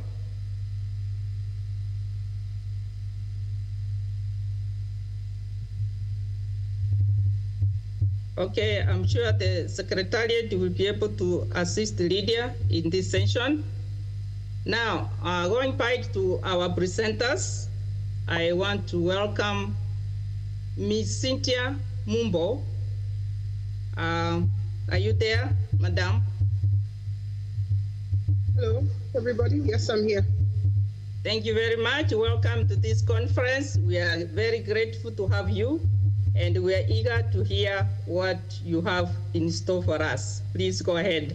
Thank you. Great. Hello, everybody. I'm very grateful to be here with you today. My name is Cynthia Mumbo. I'm the founder and CEO of Sports Connect Africa. We're a sports consultancy that focuses on the commercial aspect of sports and really just connecting, inspiring, and empowering Africa through the language of sports, and more so through the commercial aspect. So I'm not going to do a presentation per se, but I'm going to give out some pointers, and hopefully these will be able to give the message through. I like to speak, and then eventually I will send something through that people can be able to reference and connect with after this. So basically, sports is very powerful, and we're seeing even in our country today the power of young people. We're seeing the power of digitization. We're seeing the power of community. And sports transcends cultural and geographical backgrounds. So, it's one of those things that it doesn't matter where you're from. If you love football, if you love, Gor Mahia, it doesn't matter where you're from. If you love KU, if you love, the KU football team, it doesn't matter where you're from. It'll bring you together. Participation in sports fosters physical and mental well-being, and promoting healthy lifestyles. And, sports also serves as a powerful tool for social development and promoting gender equality and inclusion, and peace building. Importantly also, sports contribute to the economic growth by creating jobs and attracting investment, and boosting tourism. So participation improves physical and mental health and reduces crime rates, empowers young people. We currently are working with Moving the Goalpost, which is a program, or rather an organization, a world-class organization. Actually, it's been rewarded globally, and we've set up a program for women called She Leads Sports that will be launching very soon. And the idea here is, how do we use sports to support women. I know that it has always been said that, improve one woman's life, educate one woman, empower one woman, and you empower the community. And the idea here is, how do we use sports to, promote this gender inclusion and peace building? Now, one of the challenges that we face, when it comes to sports, and this will lead me back to innovation and how we can, use sports to improve the social economic development.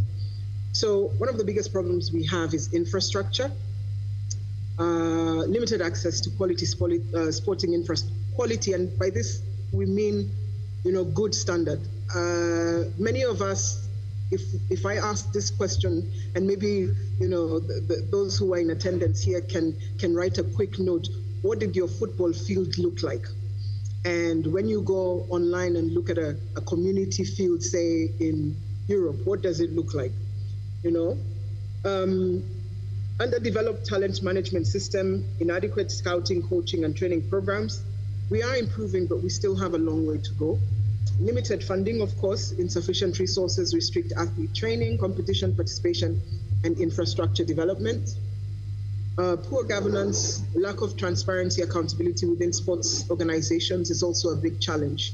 So despite the immense potential of sports in Africa, there are these challenges, and ultimately the idea is, how do we come together? What role does innovation have to be able to solutions for these challenges that we have? So, leveraging business intelligence for sustainable development in sports. Now, business intelligence tools can be used to collect and analyze data on sports participation, athlete performance, and economic impact. Of course, data is very important. Data from business intelligence can inform strategic decision-making for sports organizations, government, and private investors. I think a very good example, which I can use, is Talanta Hela, which many might not know this, but I can share this here. The girls team that has made it to the World Cup is a product of Talanta Hela. There was a lot of investment that went into the Kenya Academy of Sports in the last year or so, in the last one and a half years, with regards to development. And, there's a lot of intelligence that came from that. There's a lot of, innovation. There's a whole hub, actually, a Talanta Hela hub, a digital hub that supports the development of these athletes. So very important data insights and, from this intelligence can help in strategic decision making, both at the development level, at the ground level.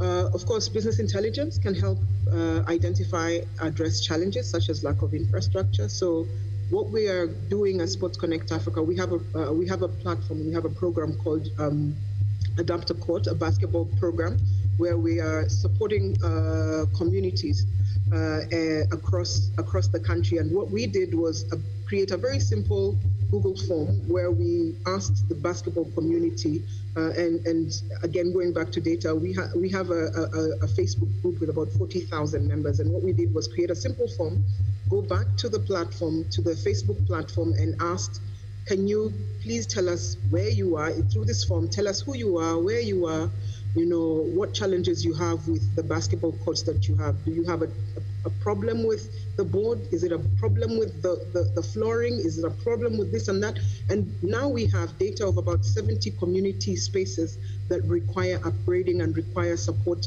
And that, is really helpful on the other end in terms of just how we are able to support communities.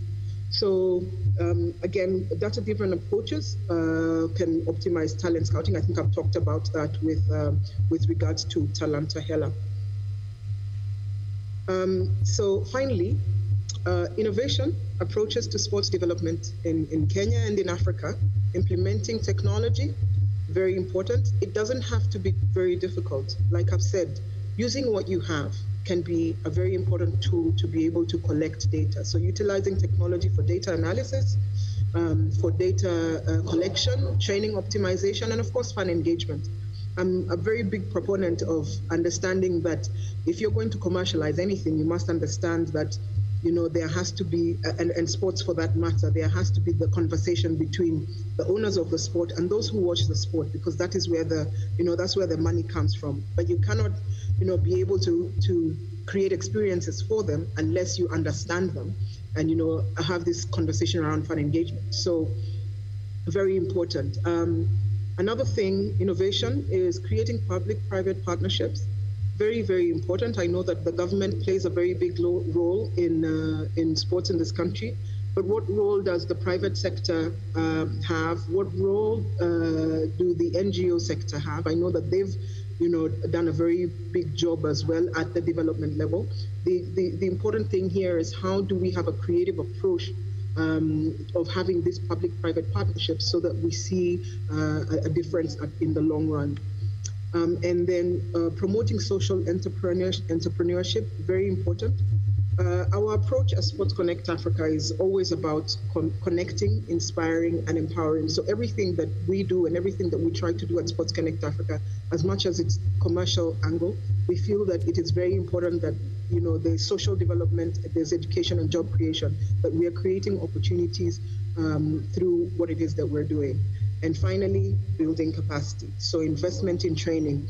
Now, one of the big challenges, I was actually at a conference yesterday. I was speaking at a conference, iSport Connect, where we had global players from Real Madrid to Barcelona, to you name it. Okay. I'm just finishing. And your mic was hanging, so it has come now. Okay, so can you hear me now? Yes. Where did I stop off? At building capacity? No, just the last sentence. Oh, fantastic. So when it comes to building capacity, I was at a conference yesterday, iSport Connect conference, where we had a global network of teams, and we call them rights owners. So everything from Real Madrid to Barcelona, and there's real interest in the continent. But one of the challenges, the big challenges that we face, is capacity and capability of the right, minds and the right professionals to, work within this space. So I'm glad I'm having this conversation with KU, because I know you're the home of sports and sports management. But there was, there's still some gap, and there's still some opportunity from a commercial perspective and from a development perspective to be able to do more and to be able to get the world to be involved with us. So with that, I'll come to the end of my quick presentation. I know we have a very short period for this, but I'm happy to have conversations. I'm available on LinkedIn, Cynthia Mumbo, and we can have more conversations around the power of sports and innovation, and how we can leverage an innovation to be able to use sports for social change. Thank you very much. Well, thank you very much to have you in the sports industry and bringing all this powerful information. I wish we have more time. I think we'll have to look for more time for more discussion. Thank you so much for your presentation. And mostly interested on our generation, that is the Gen Z. What do we have in stock for us? That's a comment for another day.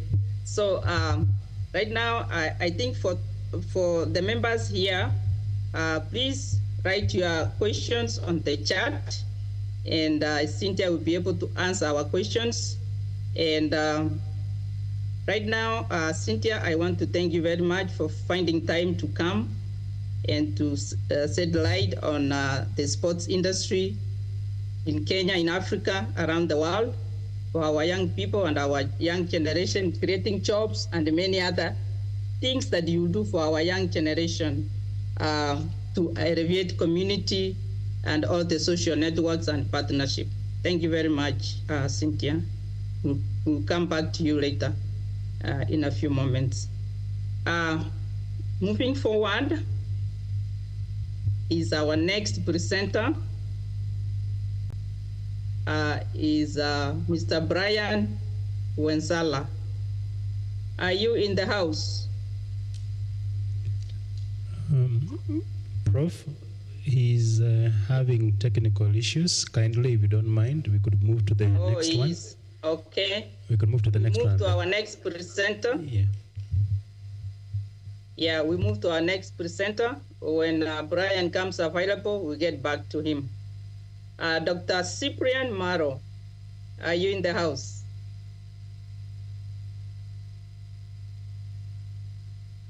Cyprian Maro, please, if you are there, let's hear you.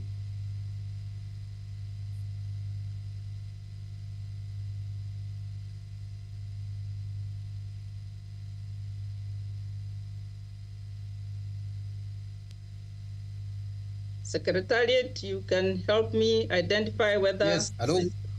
Are you there? Okay. Yes, Cyprian, I'm in the house, oh. but yes, but we have, as you see, there is a serious network problem. I'm not sure if we'll be able to follow, because currently I was half of the presentation I couldn't follow because the network is bad. Okay, now we can hear you. I think what you can do, if you mute your camera, we'll be able to hear your voice. So you may save a little bandwidth. Yes. If that will be okay. Yes, we can hear your voice so that we move with you. Hear me maybe better? Wow. It even got worse, but let's try and see. Okay, go ahead. Go ahead. Oh my goodness. I'll try, and then if I'm lost, just... Okay. My name is Cyprian Maro from the University of Dar es Salaam. And thank you for inviting me into this workshop. And I wanted to share some experience and some of the research I've been doing on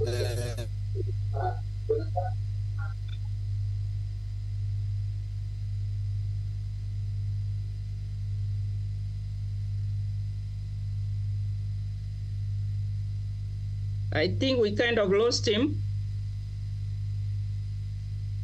Cyprian, can you hear us?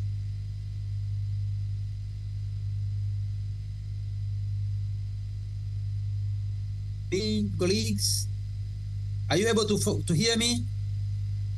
You were lost for a little bit there, but now you're back. Yeah, so the situation will be like that because I think the network, it says the network bandwidth is low, and maybe various reasons, I'm not sure, but really I can't follow you, or you can't hear me most of the time. So maybe I can share the... Can I share the slides maybe?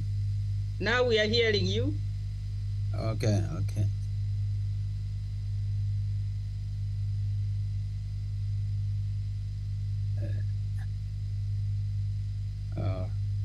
Does it help if I share the presentation maybe? Are you able to follow? Yeah, that would be good. And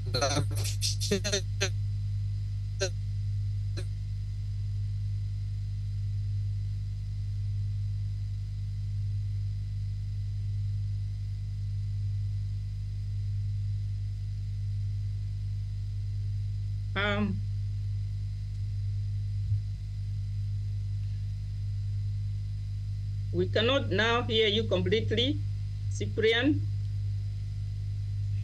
Cannot hear you. His internet is a bit poor. We can't hear your voice at all. Prof, can I suggest something? Please go ahead. Yes, as we sort him out, we could maybe deal with any questions for the first presenter, then we can be able to get him back on board, kindly, if you don't mind. That's a good idea. Thank you very much. Rapporteur, please read the questions that were on the chat for the first presenter to respond as we wait for Cyprian to get himself organized there. Okay, got a question, only one, from Nkatha to Cynthia Mumbo. Kindly give the opinion on what sports in terms of economic impact has to our country. Miss Cynthia. Okay, can you hear me? Yes, very well.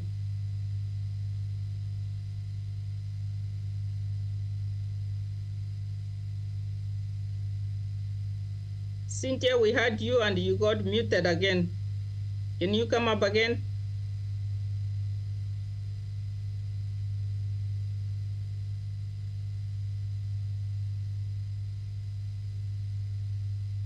The network is something else today. Cynthia, can you hear me?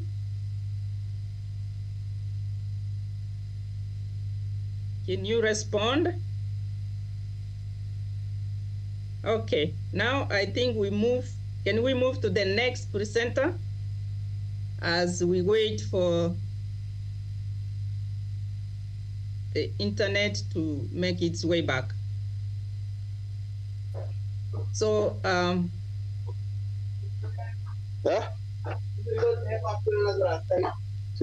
apologies, I'm back. I think there's a problem with net.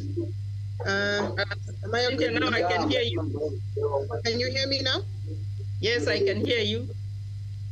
Okay, fantastic. Yes, so I'll talk about the positive impact and the challenges. I think it's what we had shared earlier. One thing I need to be clear about is we still do not have a report on on the direct impact in terms of GDP that sports has in the country. We also do not have a report, and this goes across the continent. So it's not just here that we have that issue.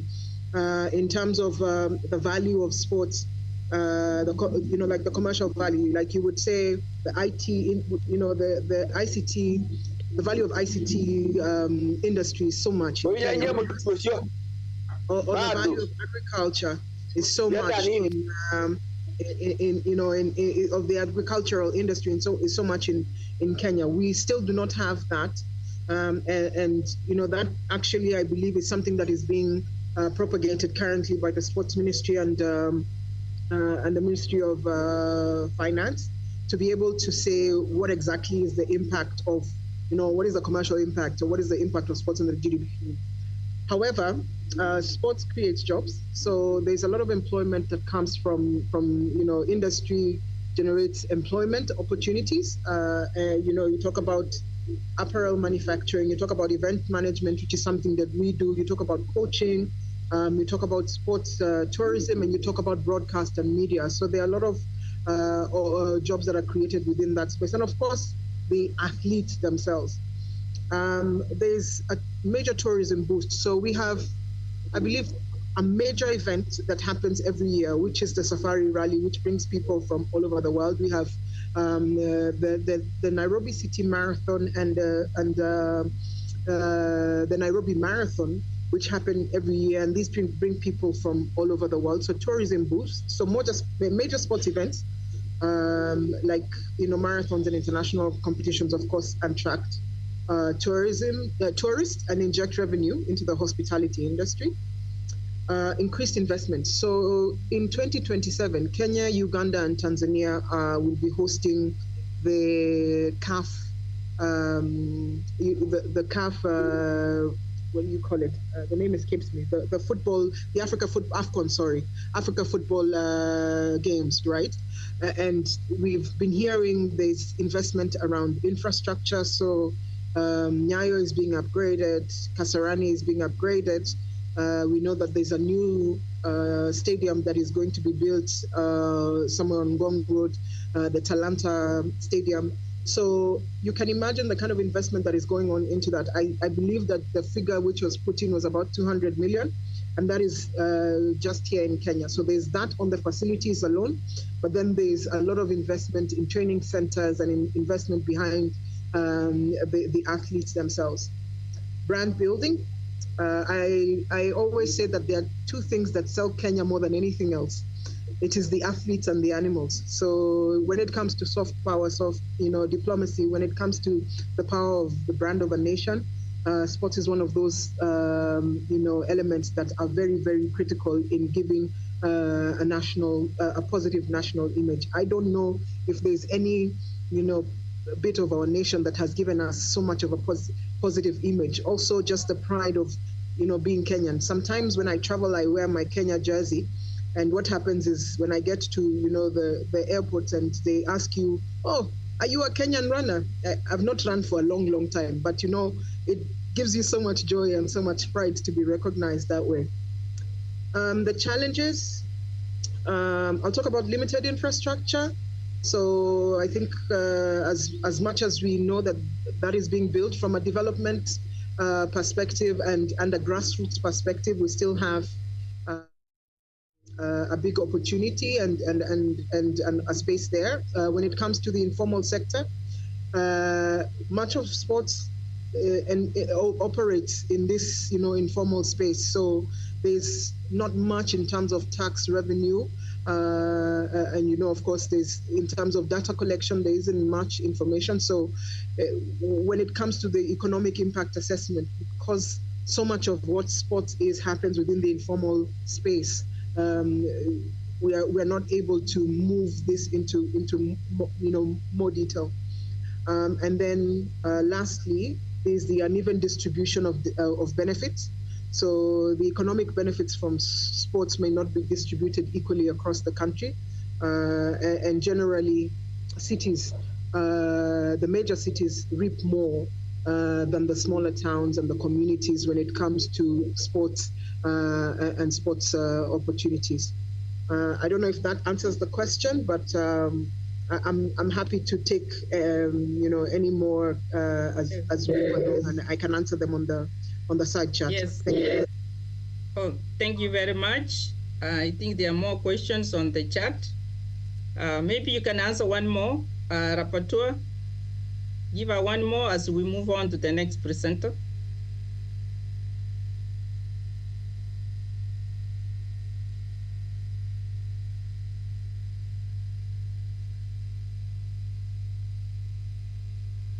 See, there's a question on how may we use sports in community development, especially targeting the youth. I think sports is very critical in bringing, young people together. Sports is critical in disseminating information, and there's no better way of being able to empower, like we say, connect, inspire, and empower communities without sports. So I'll give an example of a program that I sit on the board. It is a baseball program, and what we've been able to do in partnership with Jomo Kenyatta University is set up a program that we have a tournament, and beyond just the tournament that we have for baseball, we bring in trainers who we have life skills training. We have given these young people an opportunity to build on other skills. So whether it is photography, whether it is data management, can you build something around an app that would help us develop information or fan engagement within the space. So sports. The power of sports is, from a community development perspective, I think it really is special. I'll give another example of a basketball program that is run in Kayole, and they run together with the community church in Kayole, and their impact has been really, really massive. So over the last, I believe, 5 years, they have worked together with about 8 schools. They have helped build basketball courts within those 8 schools and have given scholarships. The schools have in turn given girls and boys in the community scholarships as long as you are part of this basketball program. So you can imagine, the impact in terms of a community where generally most young people would not really have, that outlook towards going to school and stuff. But there's that platform has really given an opportunity for young kids to get educated, and has improved the level of access of education as well. The other thing that this particular program does is they work with mothers. Now, the biggest challenge the community used to have was the young people were not, as in young people and parents, the conversation is usually very difficult. But what did they do? Once a month, they would bring mothers into the basketball arena, and they would bring their daughters into the basketball arena, and they would have a fun game, let's play basketball. But after that, have a session where mothers talk about the challenges that they face in being able to communicate with their daughters, and the daughters would talk about the challenges that they have in being able to communicate with their parents, or generally what they have. And in terms of youth, the girl child, with regards to how would I put it, with regards to early childhood pregnancy, has really, really gone down in this community because of this initiative. But this was born purely because of a group of young boys who decided that they're going to support their community by bringing these young people together to, play basketball and get them off the streets. And it has turned into a program that is really, really beneficial for the community. I hope that answers you, Nkatha.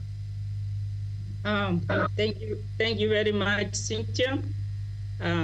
The other questions on the chat, you can look at them and please respond to the members who have raised the questions. Now, in interest of time, I want to move on with the next presenter.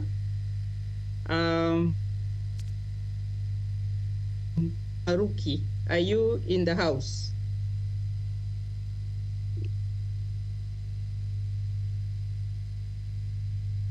If you are there, please unmute and say something.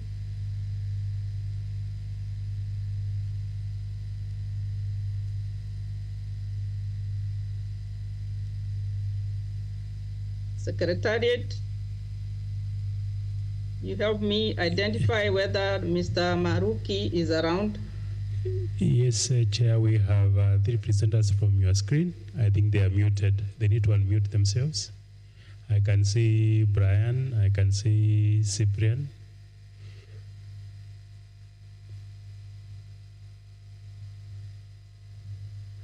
Go ahead, Chair.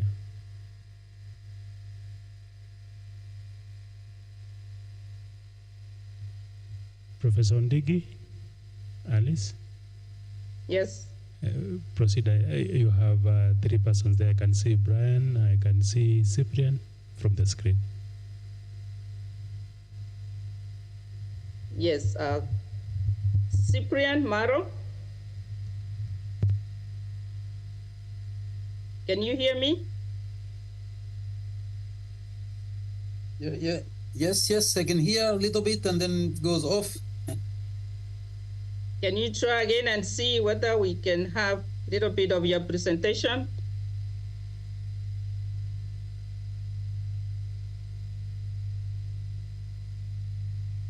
Okay, looks like we are not going to. The internet from his side is very bad. Brian Wensara? Yes, I'm here. Okay, very good. Please go ahead and make your presentation. Can you hear me clearly? Yes, we can hear you very clearly. Okay. Okay. Thank you very much, first of all, for this opportunity. My name is Brian Wesala, founder and CEO of the Football Foundation for Africa. I'll make an oral presentation on innovation in sports and recreation for sustainable socio-economic development in Africa. And I will lean towards football in light of its popularity on the continent, and also for the sake of East Africans.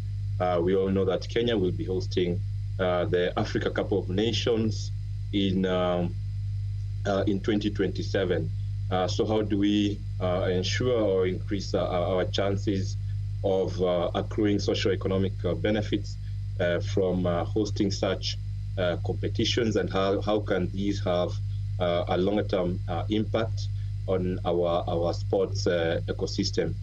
So sports and recreation have a power to drive positive change and foster development across various sectors of society by virtue of the fact that almost all sectors, all facets of our society are in one way or the other connected to the sports industry. And sports innovation can take many forms. There are technological advancements that we see in terms of performance and how we use technology to enhance performance, right through to how we engage fans, especially through social media and other platforms in order to commercialize sports and drive economic gains.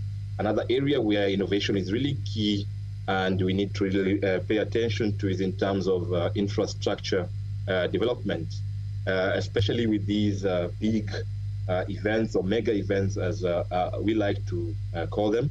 They come with a lot of plans or projects to improve infrastructure. And for example, here in Kenya, we know right now there are major infrastructure projects in renovating what we currently have, and new facilities also in Kenya, such as Talanta Sports City, and in Tanzania, if you go across, they're developing a new stadium in Arusha, and I think also Benjamin Mkapa Stadium is also a recent development. So why do we need to be innovative about what we do? Because we face numerous challenges, especially in Africa, when it comes to funding constraints for such mega projects and limited access to technology or knowledge. And that's why it's really a pleasure for some of us to be in this kind of platform where we are working on knowledge creation and dissemination for the industry, and we would like to see more of these.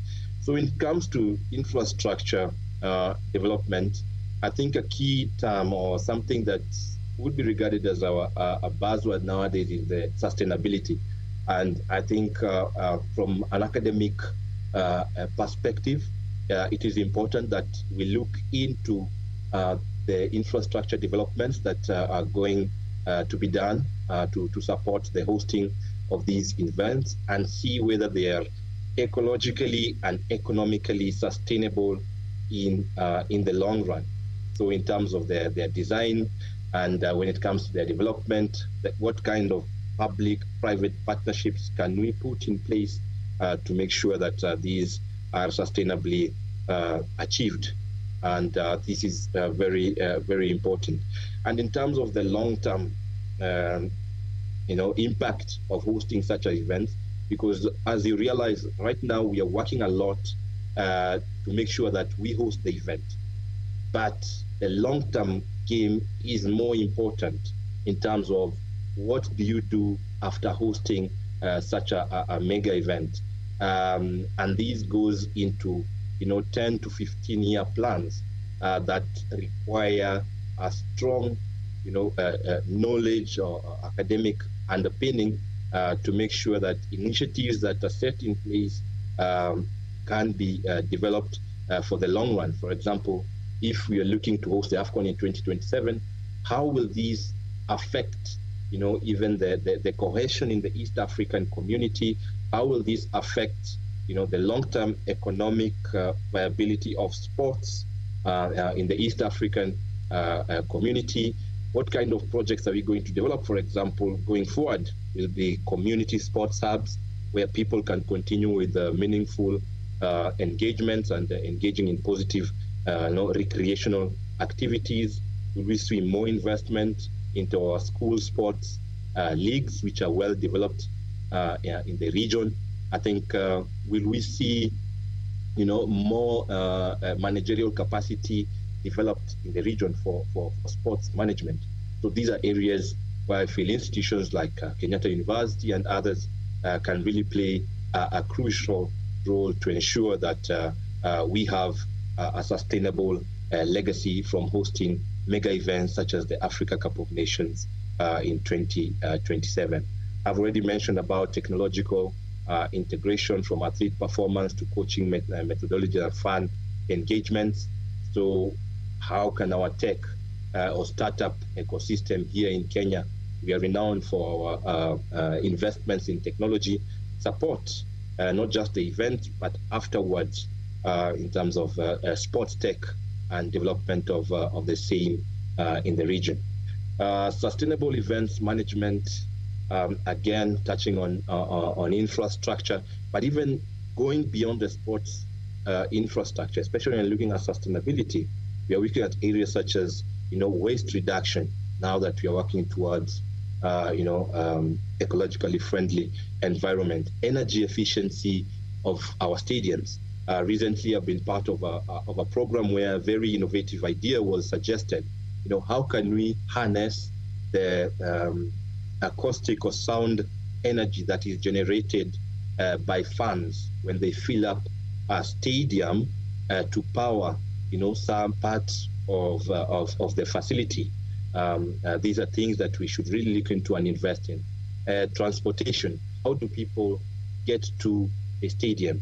Is this done in the most ecologically friendly way? Are we going to look at, improved rail transport in the region?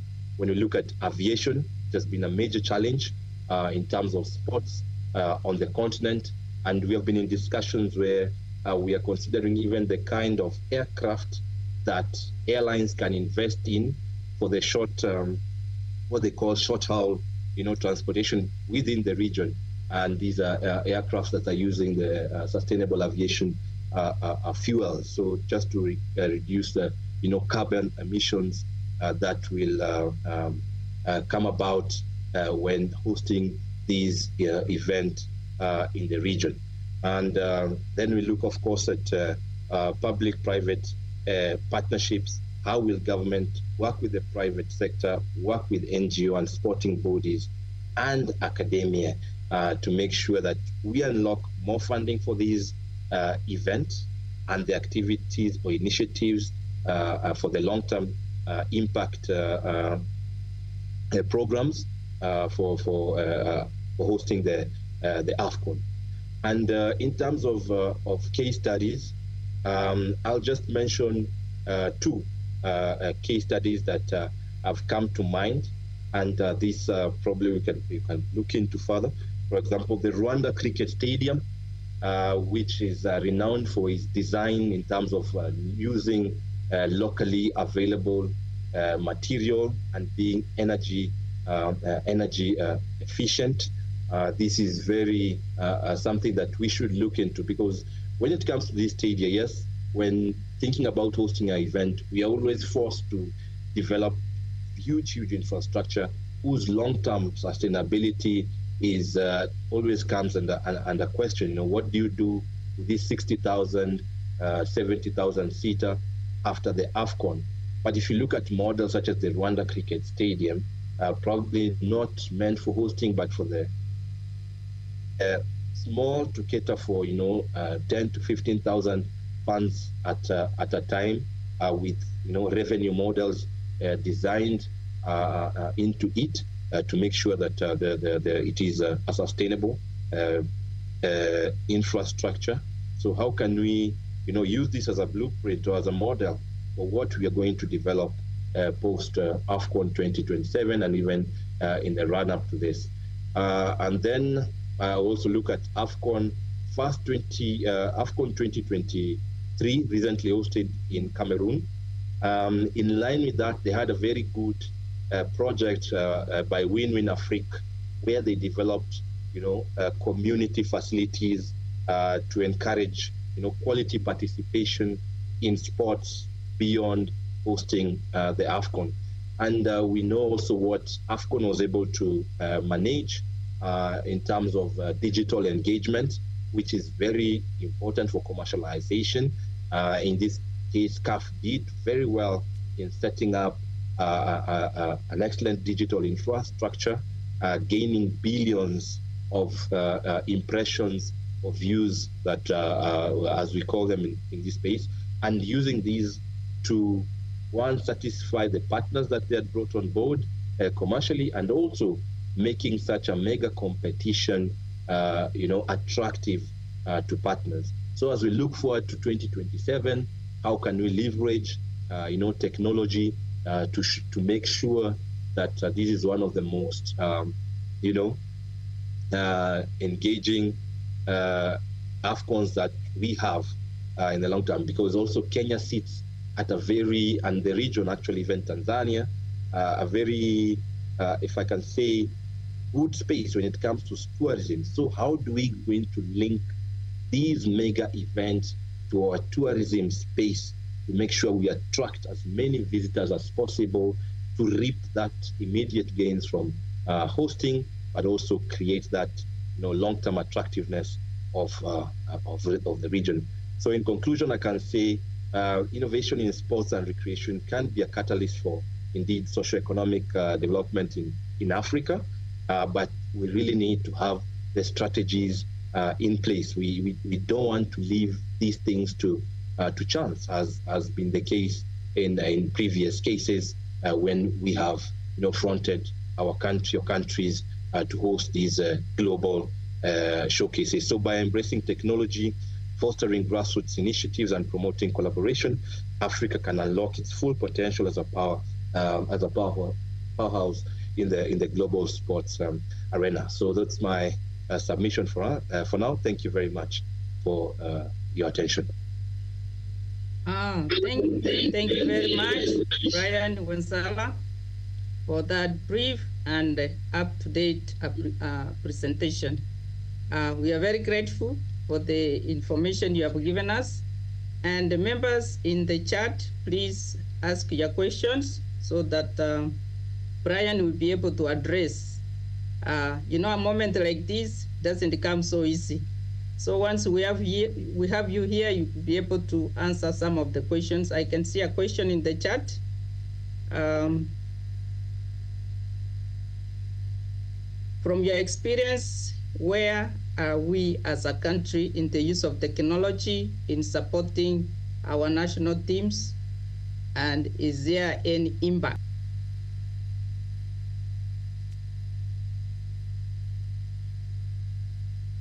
Yes, thank you, Dr. Dank, for your question. When it comes to our national teams, a lot of what we have invested in when it comes to technology has been on the performance front. And I see, in terms of enhancing the performance of athletes, collecting data about their physiological well-being.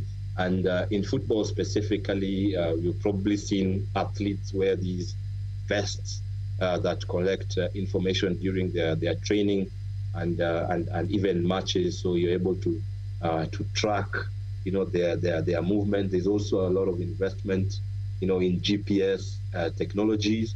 Now I'm also seeing a lot of video technologies being put in place to analyze the performance of teams and enhancing these. I think this is very valuable, and it has a positive impact on our performance as a country. But in my view, again, this has been limited perhaps due to affordability or accessibility, to national teams which are able to afford. So the question now would be, can we be innovative enough to make sure that these technologies are accessible to the bulk of the industry, from even at the grassroots level?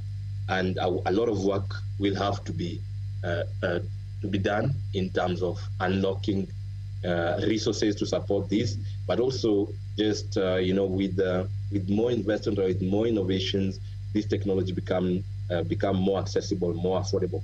So that for me is the next step.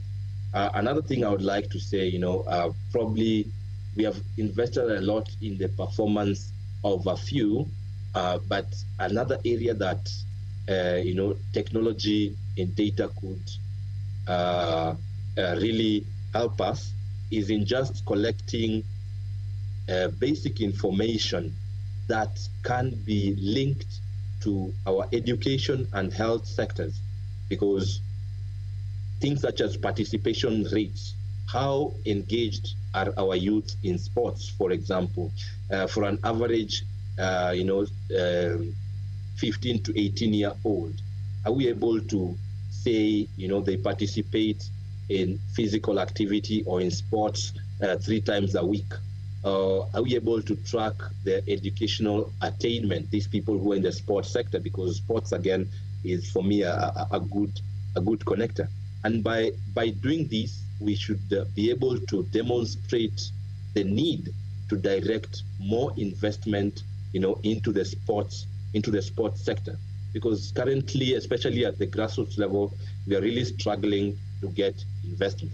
But if we start to position sports as an education, or sports enhancing the health of our society, then we can unlock more from these, traditionally well-resourced budgets in the health and education sector. So the high tech, the performance speeds, and the fun engagement is good to have, but also I think we need to see more in terms of just basic data on what our grassroots sports ecosystem is like, and its impact in the wider aspects of our society, and what we are looking to achieve as a country or as a continent.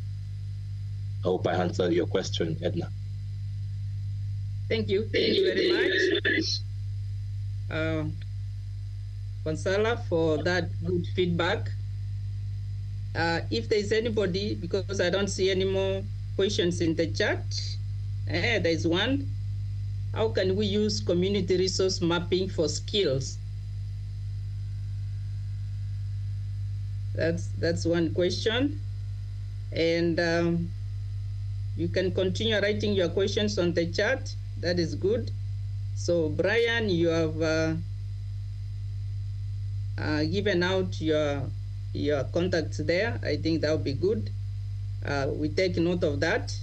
I don't know whether you're in a position to answer that question.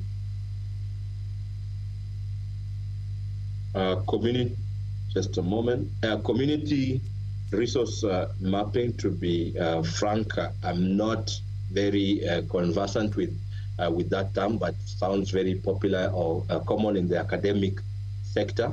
So I might ask for clarification, or in my understanding is just to understand, what resources are available where, and I think this is very important, and that's why in my previous answer in terms of technology, this is one of the areas where technology can be very crucial.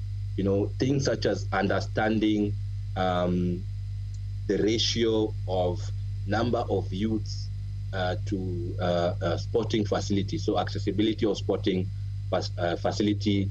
Where do we need to invest? Construct more facilities based on the number of people are there. The ratio of coaches to players or athletes. I think it's one of the things that we can really try to leverage technology to do these mapping and know where to invest more, or where to invest or where to divest from.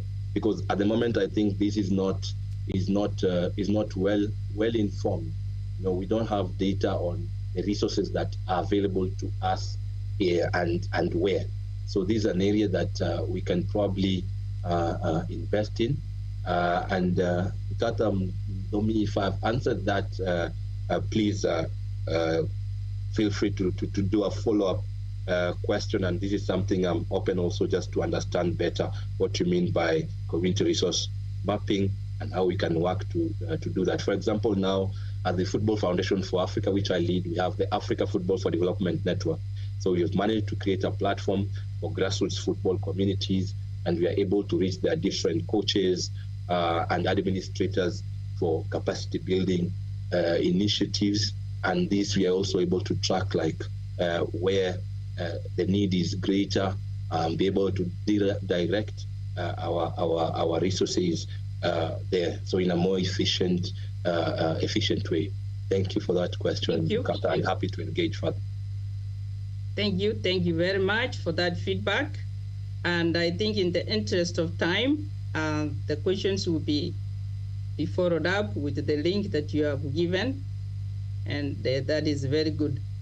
Now, I think we were not able to get Cyprian on board, and Maluki is not with us.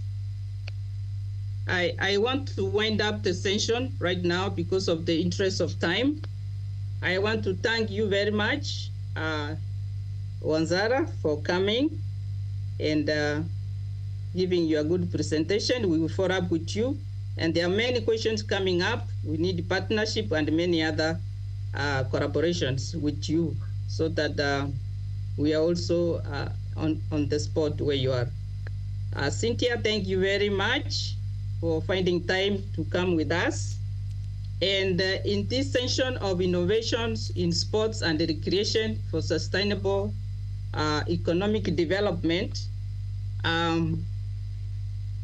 it has been highlighted most eloquently that it will boost tourism. Of course, we talked about health and fitness. Sports is a very an innovative sport. It brings entertainment, collaborations, and partnership, as we have seen in Kenya. Of course, we are on top of the gear. There is community empowerment. There is employment opportunities. And of course, improvement of infrastructure. Whenever we have these sports, something has to be done with our environment and infrastructure. So that is good. Although there are many challenges associated with that, and that is what the innovations is looking for and profiling. And I want really to thank the presenters who made themselves available to come today. And we look forward to see you in our next forum. Thank you very much. Back to you, Chair of the session. Thank you, Professor Alice Ondigi. That was panel number 7 on social entrepreneurship, social economic development, and safety net programs for sustainable socio-economic development. Panel 7 was moderated by our very own Professor Alice Ondigi from the Department of Community Resource Management and Extension, which is one of the 9 departments in our school. Thank you indeed, Professor Alice Ondigi, for the moderation. Also, we appreciate the support team, that is Dr. Lydia Gashengo and Mr. Nicholas Mwangi. Kindly, delegates, let's appreciate panel 7 through a digital clap. We are slightly out of time, but we want to encourage you that we are going to be back after a 20-minute lunch break beginning now. And because you are in different time zones, please make use of your watch as you take the 20 minutes lunch break so that you can grab something to ensure that the sugars don't go too low. For those in East Africa, we reconvene at 2:30 sharp East African time. So thank you, delegates, for tuning in. Please, let's reconvene after 20 minutes. You do not have to log out. You can hold on while you take the 20 minutes break. Thank you very much. We see you in 20 minutes.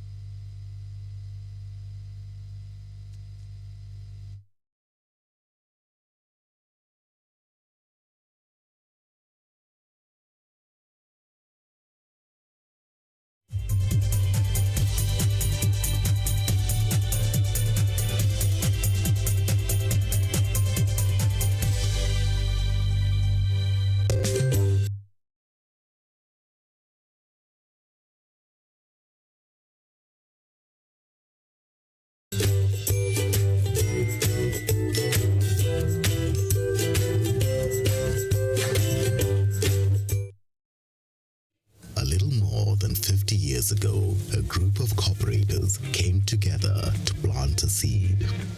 from these strong roots, and with God's blessings, that seed today is a strong, big tree. The Cooperative Bank has grown to serve not only the needs of the cooperative movement, but also by helping unlock new opportunities. The Kingdom Bank enables the growth and prosperity of a rich diversity of Kenyans across our great nation and beyond. Through innovative products, harnessing new technologies, and by striving to meet and exceed the needs of our customers in a fast-changing world. And even though we now serve more than just the cooperative movement, we take a lot of pride in our roots. We are the Cooperative Bank. We are you. Are you an aspiring media practitioner, a graduate, or you just want to advance your skills in television production? Then welcome to Kenyatta University, where education meets innovation. KUTV, the premier university television station in Kenya, is now offering short courses in TV studio, field technical operations, and video editing. Through these courses, you will acquire hands-on skills on camera operations, media production, lighting techniques, audiovisual editing, and sound and visual control, and how to operate key equipment in modern TV control room. Enroll today at KUTV and discover your full potential in cutting-edge TV broadcasting. Graduates of these courses will receive professional certificates. For more information, visit our offices at KUTV Studios or call us on 020-870-4252 or 020-870-4255 or SMS us on 0739-110-544. KUTV, a new experience.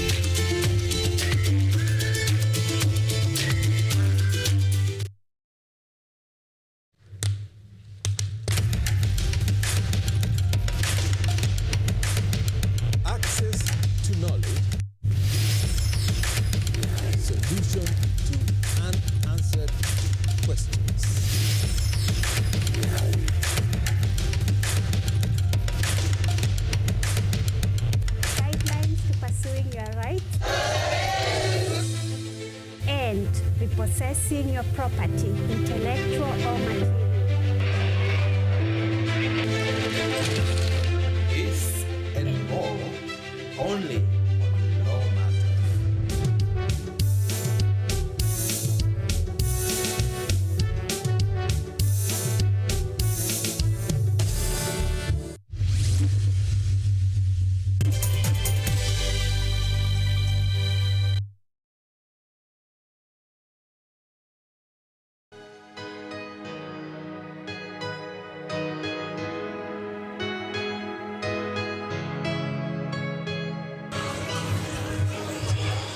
Unaweza niita Magishek, niko huku KU leo. Mimi naitwa Tinka. My name is Monica Modhoni Karaoke. My name is Joyce Wamboi. I'm Josie. I'm Laura. I'm Prudence. I'm Raya Joy. Zaza. Kwaje? Niko poa. Kwa dhani hata mkuji. Lazima ni career day. Bidhu ulipata? Nilipata B-. Ulipata? Nilipata A. Kuchota. Wapi hadi ya wapi? Nilipata C+ tulishe. Mimi nilikuwa na C+, siwezi kataa. Nimekuja career week kuangalia course yenye nataka.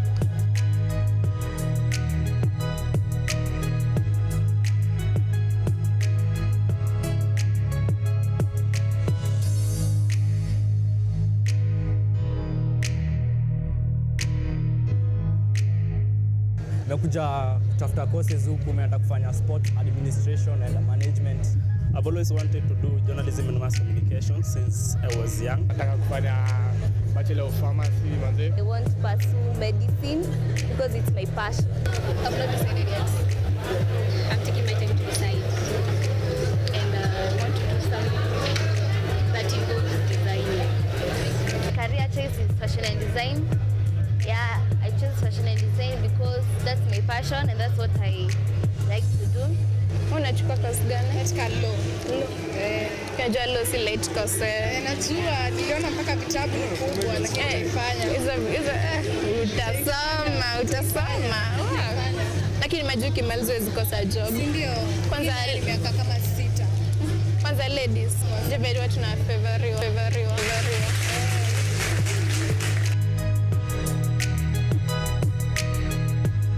Naweza penda kuadvise mkiangalia courses zenu, mwangalie subjects zenye uliperform na uende na passion yako, uende na kitu yenye unataka, na uende na kitu at least uko devoted, uko na desire kuifanya na kitu uko happy.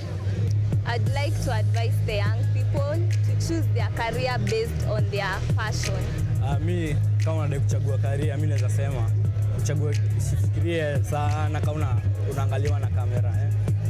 Usiangalie sana ati nini ngumu, pia pressure ikugonge ati unaanza fanya kenye unapenda.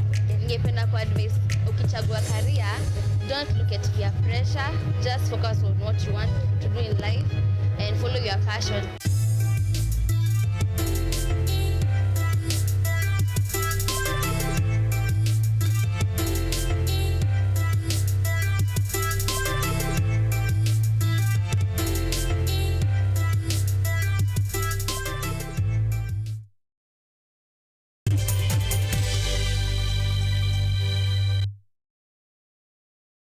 A little more than 50 years ago, a group of cooperators came together to plant a seed. From these strong roots and with God's blessings, that seed today is a strong, big tree.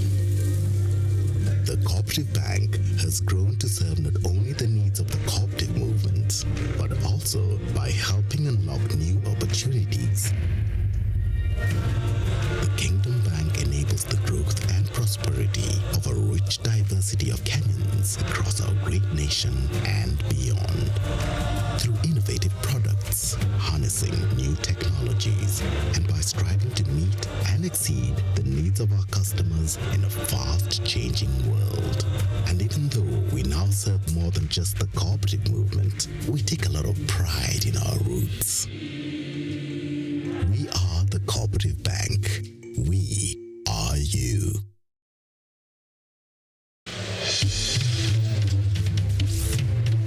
Tunachimba hadi mizizi kukuletea yanayojiri. So mimi naomba tu serikali yetu ya Mungu, ibarikiwe na Mungu, iweze kuteremsha bei ya mafuta. Yanayokukumba tuna maizi, tunakutetea sisiri. Ukweli ni speciali tukikupambia makala ya mwanamke mwake. Utasema hupendi mizizi ya habari. Nami Caroline Kimwe.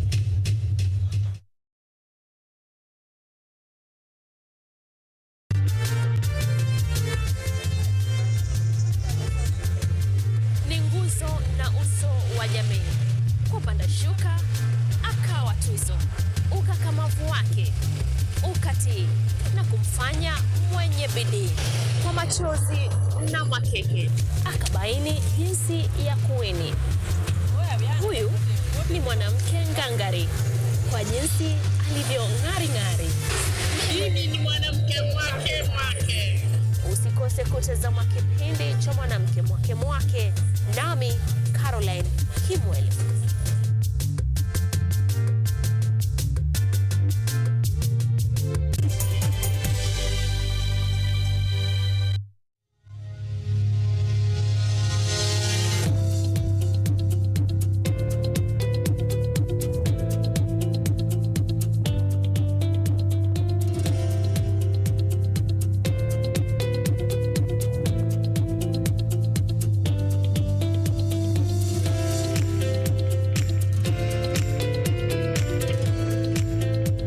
Hello everyone, my name is Professor Nicholas Kamindu Gikonyo, and I'm the director of the National Phytotherapeutics Research Center.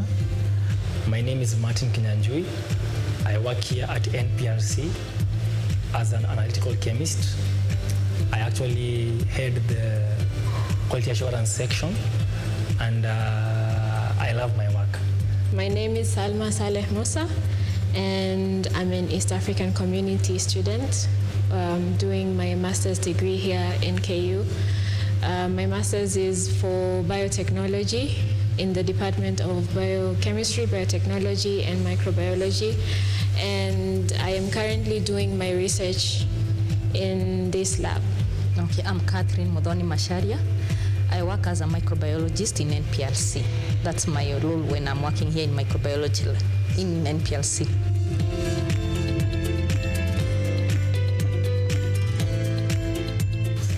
The National Phytotherapeutics Research Center was established in response to a call by the National Research Fund of Kenya to support institutions with infrastructure. The infrastructure that was lacking in this country, the university specifically, was those to do with research into traditional and alternative medicine, specifically herbal medicine. And because there has been a big problem in the healthcare system within this country, where 70% of people use alternative medicine, and specifically herbal medicine, and the other 30% have been accessing what we call conventional medicine.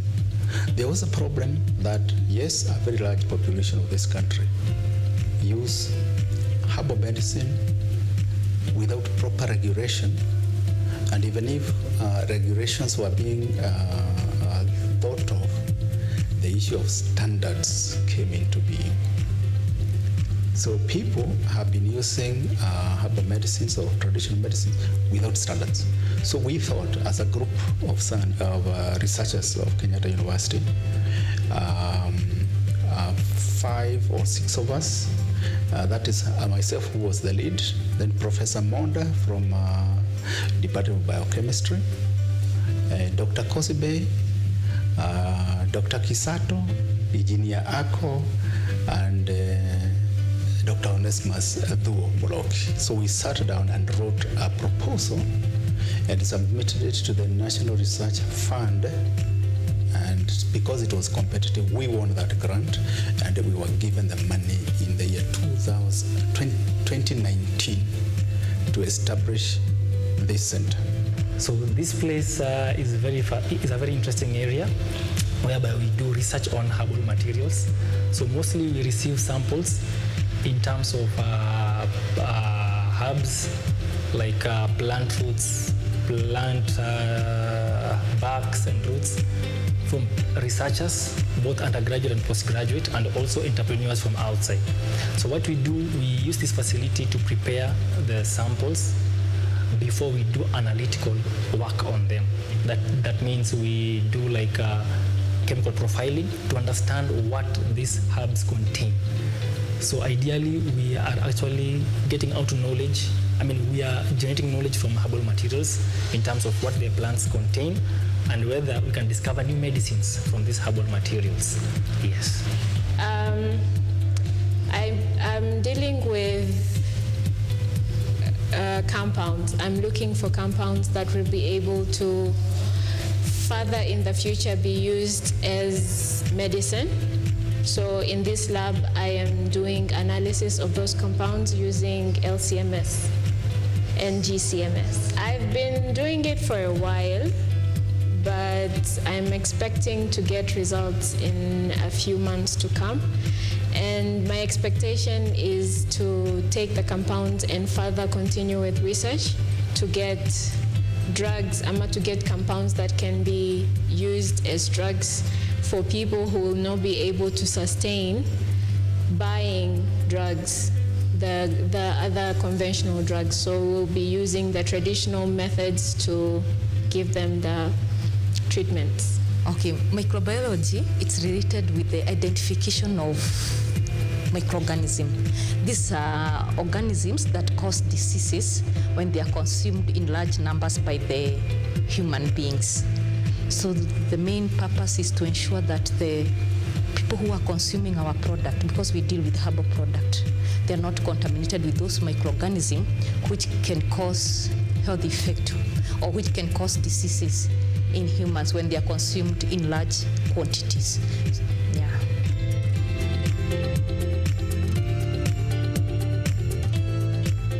So at NPRC, we have several sections. So where we are now is the wet lab area and the dry lab area. So this is where we prepare samples. Once we receive plant material, we have different equipment that we use for preparation of the plant materials. So we do like evaporation and also freeze drying and extraction of the plant materials. Once we have the extracts, then we can take them to the quality assurance section where we do chemical analysis to find out what do these plant materials contain. Yes.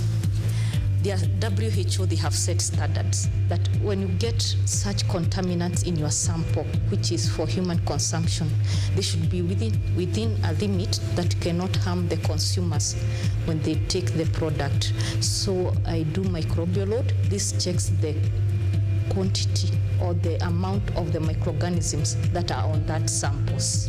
So by this, I am able to identify if the product are safe for the consumption by the humans.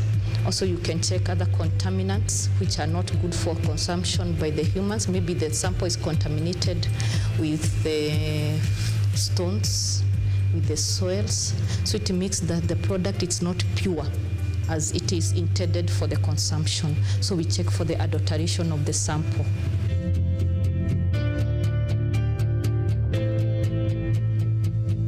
The first one is quality assurance services. That is, that material or that substance, that product that you are having, of what quality is it? And the quality here can be defined when it comes to herbal medicine. It's the identity. Is what you are taking really what it is said to be? If somebody says this is moringa, for example, moringa or ivera or aloe vera, is it true? That's the first stage of quality. Number two, do we have contaminants inside there? It is possible because of processing and what have you. You can get contaminants. The other one, which is most important, is the content. Inside that product, there is what you call the chemicals. These chemicals are the ones that are responsible for the healing. Are they there? Are they in the right condition or proportions? Are they? So these are the things that we assure here. So a product that is brought for us here to analyze, especially from traditional medical practitioners, is to look for that safety. Is this product having other contaminants that can cause more harm than good? Before we even go to the more expensive areas of knowing the content.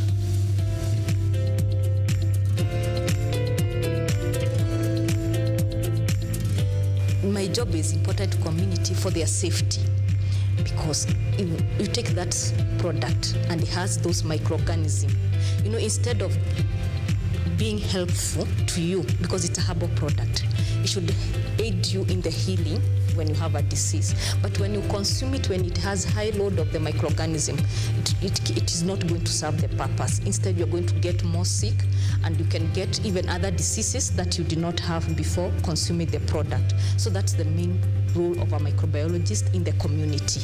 It helps to ensure that the person who is consuming the product is safe. Yeah, and it's going to be of much benefit. The most interesting one is how to convert those natural products to tangible products. A product you can hold on here, and maybe behind you can see them. This is something that has been made by a university whose quality is assured, and here it is. That's the most exciting part. And we are proud that the themes that we are making here, the products that we are making here, are similar to those that are already in the market. But now the quality assurance that we have here inbuilt is very exciting. And the other thing is that is because we are in a university where we are training other students like pharmacy, chemistry, people in nutrition, is that they are able to come here and do their practicals here, their projects here in real time. So we have saved a lot of time for people, and they participate in the analysis, which is also exciting to me. NPRC is offering a space for people outside there who want to use the facilities in our place to make products for themselves. Some of these instruments are very expensive, so NPRC offers a place whereby you can come and upscale your product from zero to something, and then you can go and make your money outside there. Also, it is a place of information. You can come here and learn. We offer internships, attachments to students, and it's a fantastic place to be.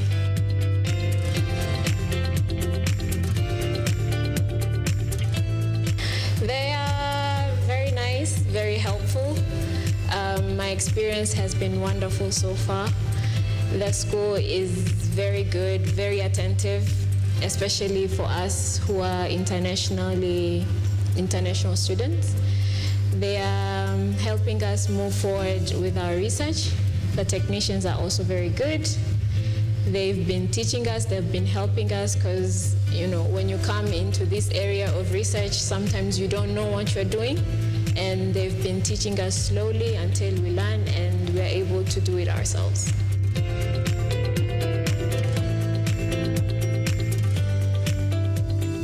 NPRC is addressing the issue of upscaling or putting money into research through upscaling research from just basic research to applied research. So what we have here are plant materials which we can investigate, which we investigate about their medicinal properties, and then we can go to the next level of making products from those herbal materials.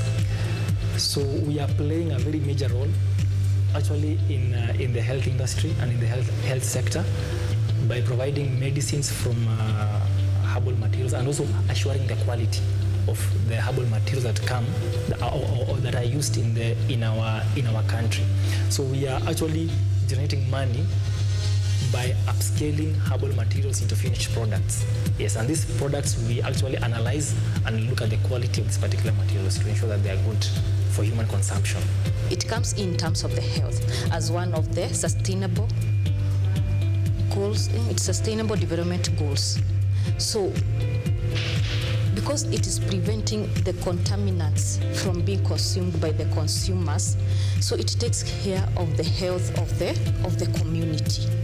So that's where it comes in because we are producing in large quantities. So it means our product are going to be taken by a large number of consumers outside there. So we have to ensure that it is safe for the consumption, because if the sample is not good for the consumption, it means most of the members in the community are going to get infected. So that's where now it's very important in terms of the health. It's going to take care of that goal. It's relevant to the point where when you're thinking of scaling, it's giving jobs to us young people, and we get to practice what we actually learn, and we get to do research with our own products, with our own facilities here, instead of outsourcing them to outside, like to outside world, to the outside countries. So we just tend to do everything ourselves and be proud in the end that we did this and we're able to help the communities with the work that we are doing. Yeah. Now, over the years, the developing countries, Kenya included, the researchers have been doing research for purposes of discovery, or the funding that has always been there is up to the discovery level. Few manage to go there. However, in developed countries, there was another entity that would pick that discovery and create a product out of it and get into the market to solve various problems. In our case, to solve the health-related issues. That has been lacking in this country. So the concept of this center, this National Phytotherapeutics Research Center, is to get materials, natural materials, mostly plant-based, all the way from the farm to research benches and to upscaling, that is making it in large quantities for commercialization purposes. So here we are moving from the farm all the way to do the research, create a product and achieve quality at the same time. Therefore, this center eventually will be income generating.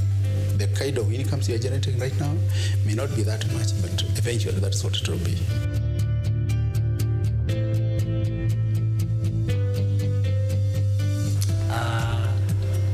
NPRC, we want to become bigger than we are. We plan to become bigger by acquiring maybe better equipment in the future to do much more work. And also for ourselves is to grow.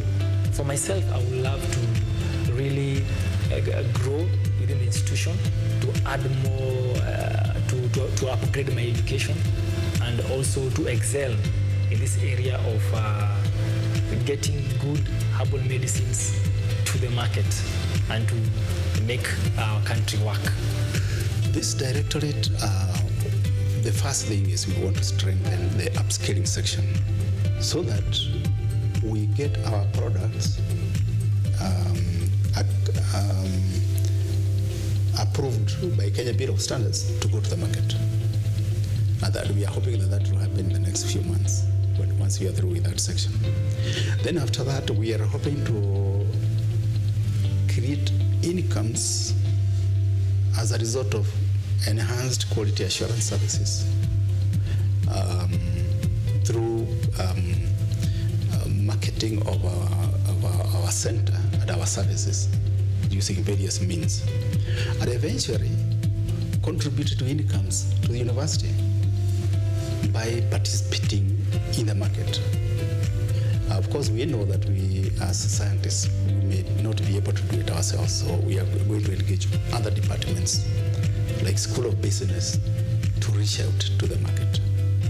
And the assurance here is that as a university, we'll be giving quality products. Quality products. We hope that that will also affect other manufacturers of products.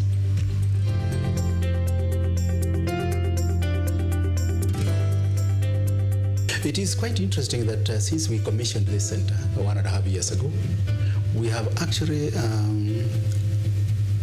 trained, or the people who have passed through our fingers at a training level are about 90 now, or slightly more than 90, at PhD level, at master level, at even at a graduate level when they're doing their projects. And we have also offered internships and attachments to graduates from all over the country. And we are also proud to say that we have also offered those attachments to people from outside East Africa, actually. 2 from Nigeria, 1 from Liberia, and we still see a few others coming, although they come bringing their samples, they are analyzed and they go home.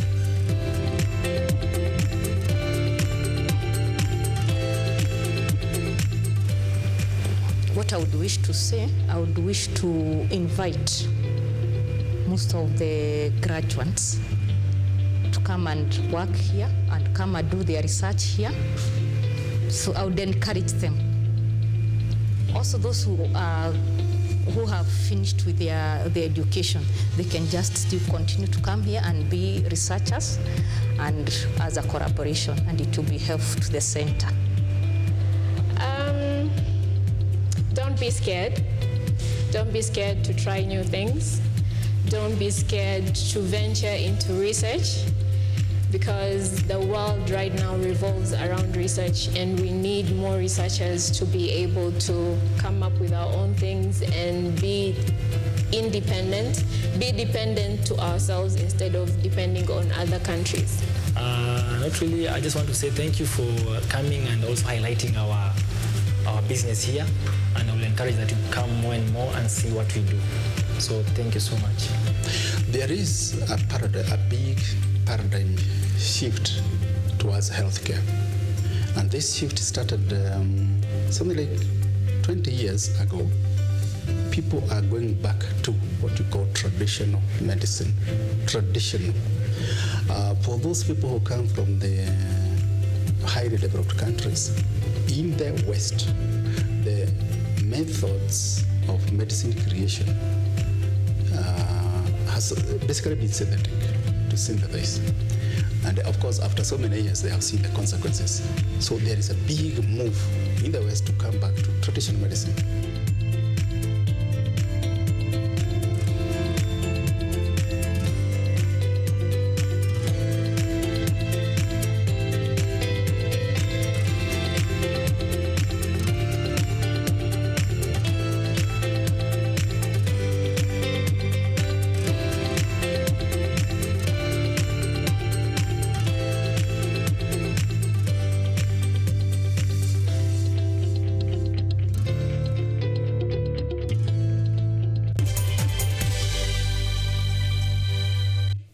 little more than 50 years ago, a group of cooperators came together to plant a seed. From these strong roots and with God's blessings, that seed today is a strong, big tree. The Cooperative Bank has grown to serve not only the needs of the cooperative movement, but also by helping unlock new opportunities. The Kingdom Bank enables the growth and prosperity of a rich diversity of Kenyans across our great nation and beyond. Through innovative products, harnessing new technologies, and by striving to meet and exceed the needs of our customers in a fast-changing world. And even though we now serve more than just the cooperative movement, we take a lot of pride in our roots. We are the Cooperative Bank. We are you. Are you an aspiring media practitioner, a graduate, or you just want to advance your skills in television production? Then welcome to Kenyatta University, where education meets innovation. KUTV, the premier university television station in Kenya, is now offering short courses in TV studio, field technical operations, and video editing. Through these courses, you will acquire hands-on skills on camera operations, media production, lighting techniques, audiovisual editing, and sound and visual control, and how to operate key equipment in modern TV control room. Enroll today at KUTV and discover your full potential in cutting-edge TV broadcasting. Graduates of these courses will receive professional certificates.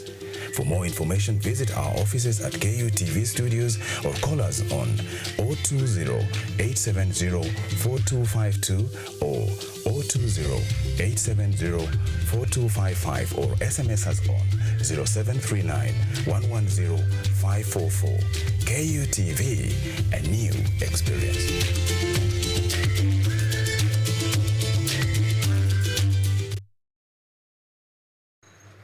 They are powerful and influential. They make decisions in politics, education, finance, agriculture, health, sports, and all aspects of human life. But the impact of their decisions falls on you, the common citizen. KUTV Primetime News Thursday.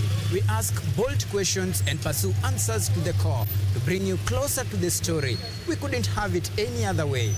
Join me, Auma Evans, as I raise matters of social concern to raise your voice from the background to the foreground. Every Thursday and Saturday at 9 p.m. only on KUTV. From the hospital corridors, we bring you experts to discuss issues affecting your health, from diet to mental health. The familiar and the ignored are both put into perspective. We then dive into the environment and look at the effects of climate change and its solutions. Join me, Mutegi K. Martin, every Friday at 9 p.m. as we learn on how to better our health while taking care of our environment. Only on KUTV.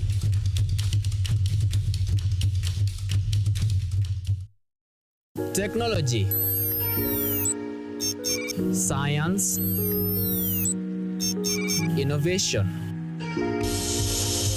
ICT, and research. These are the ingredients upon which the solutions to the 21st century problems are founded. In a world that is rapidly changing, it's all hands on deck to ensure a balance in all fields of life.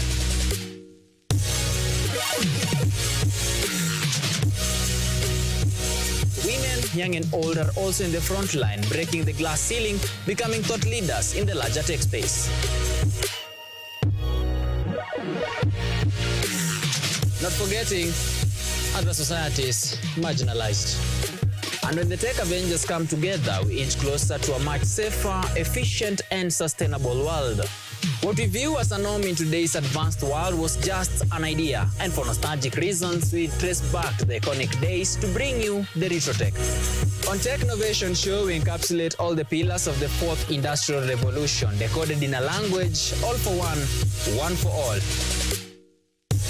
Every Monday at 8:30 as we push the mantra, keep learning something new each and every day. Only on KUTV, a new experience.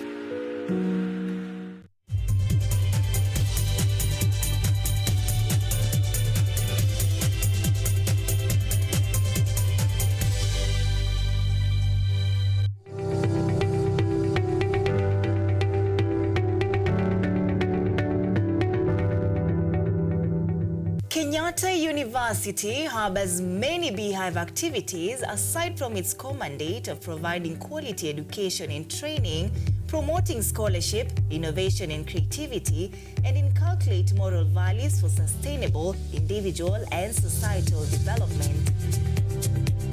The 53rd graduation is dubbed Research and Innovation for Social Economic Development, which the institution has achieved through WeHub.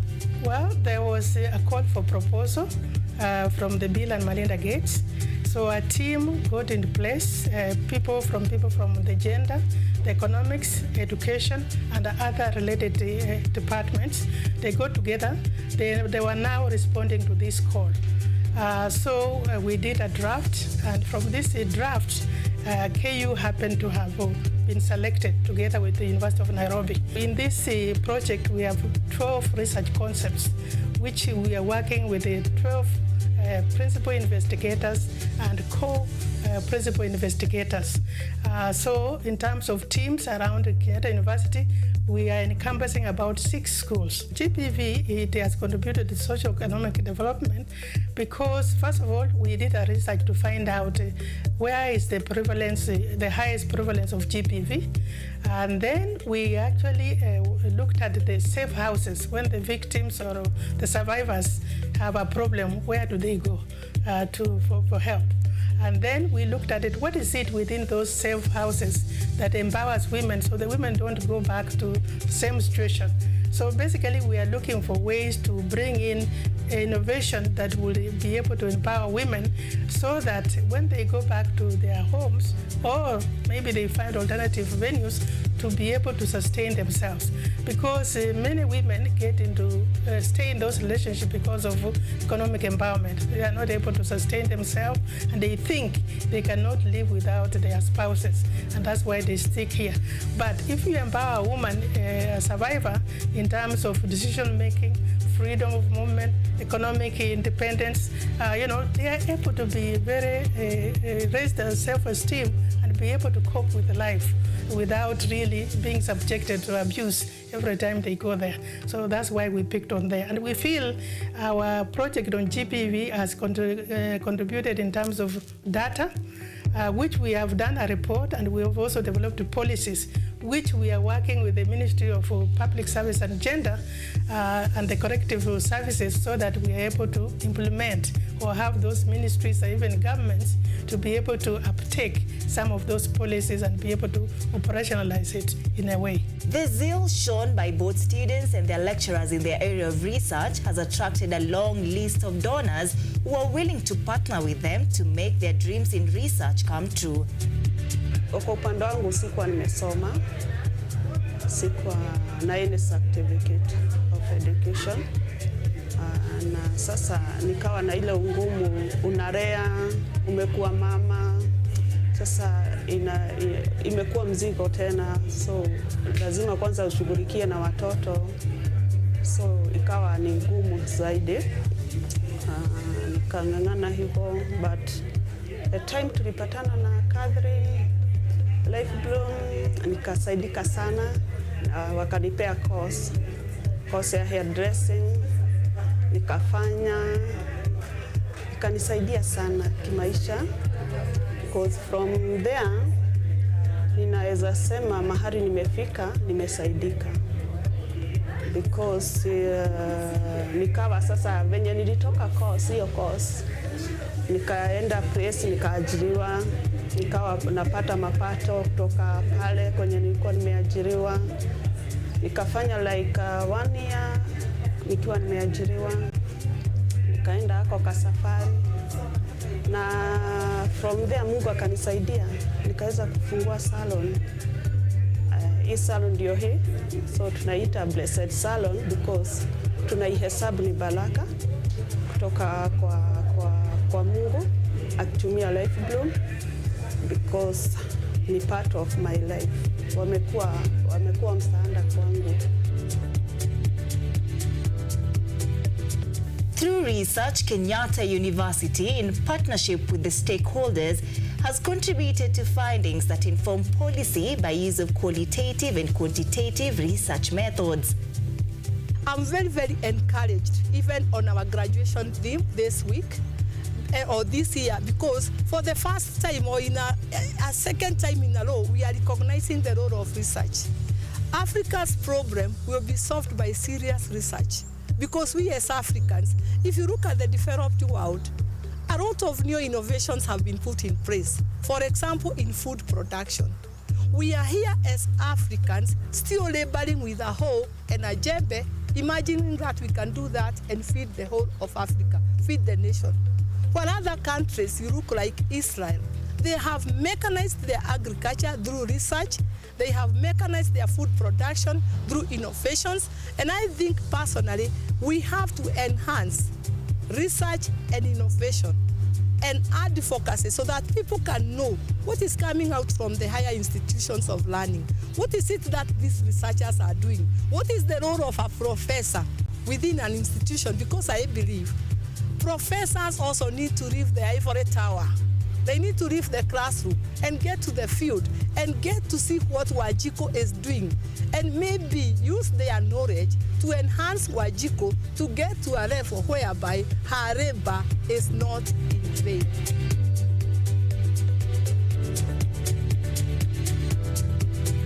What do you do with women who want to learn and they cannot go back to school?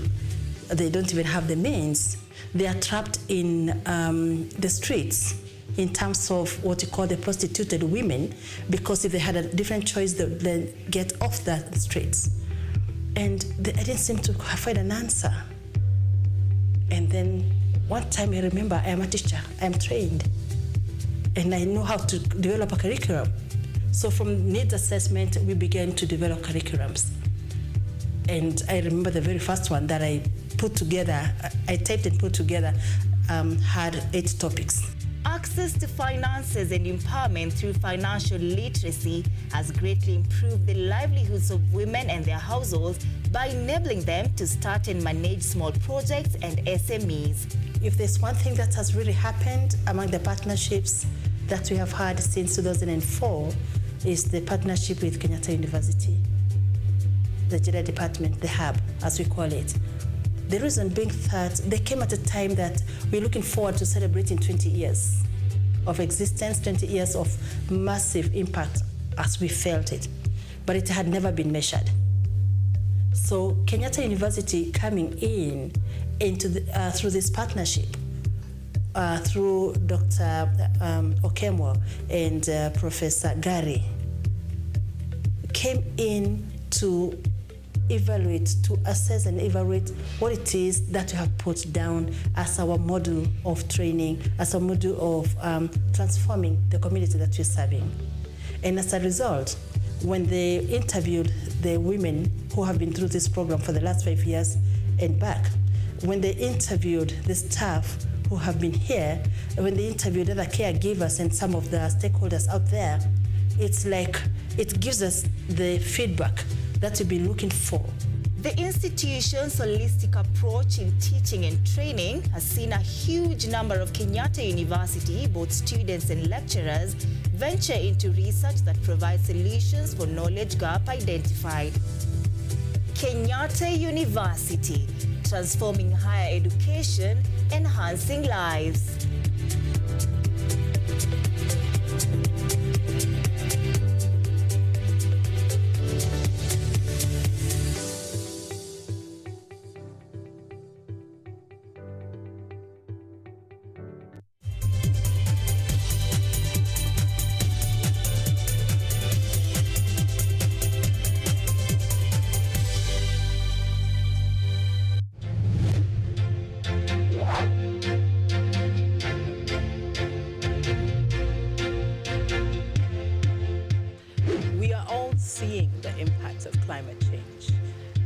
In Kenya, for example, the floods, the frequency of the floods is becoming more and worse. The amount of people and livestock we're losing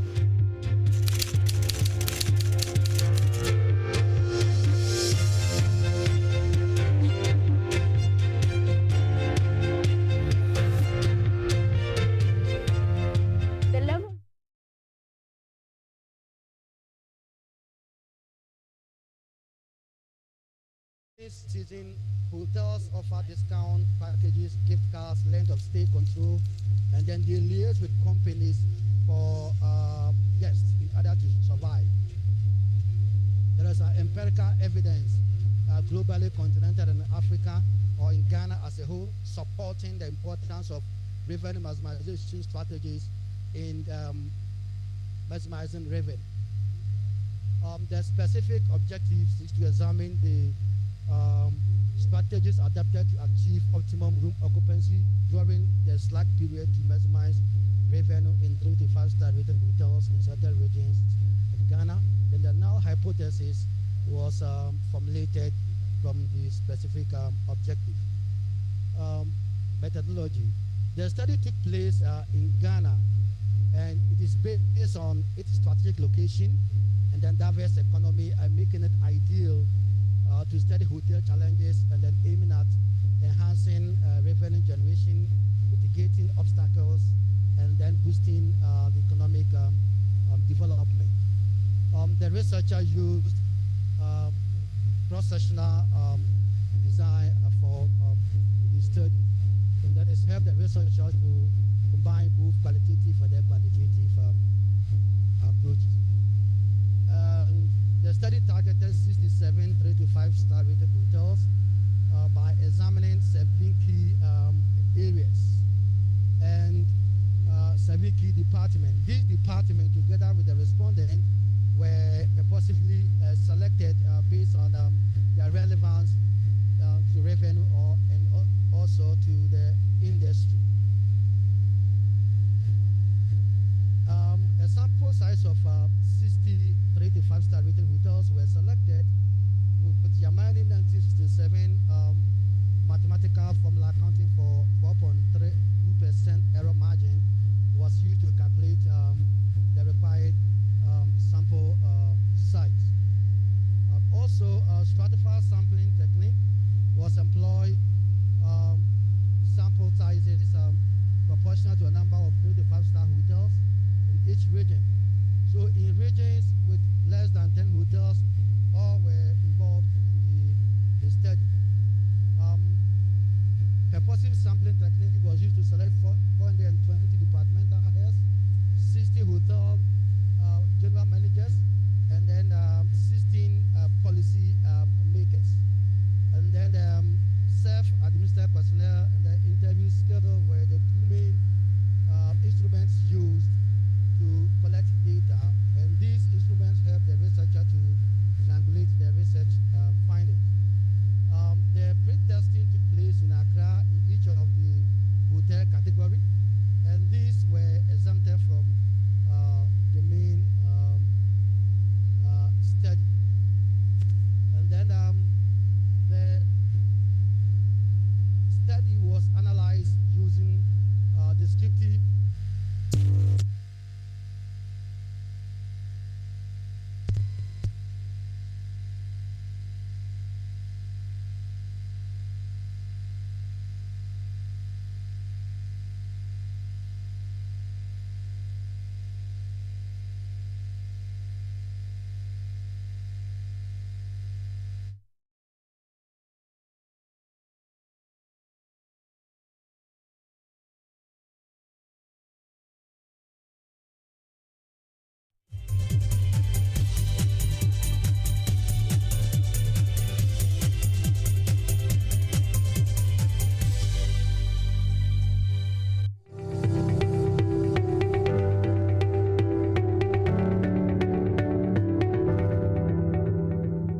Kenyatta University harbors many beehive activities aside from its core mandate of providing quality education and training, promoting scholarship, innovation and creativity, and inculcate moral values for sustainable individual and societal development.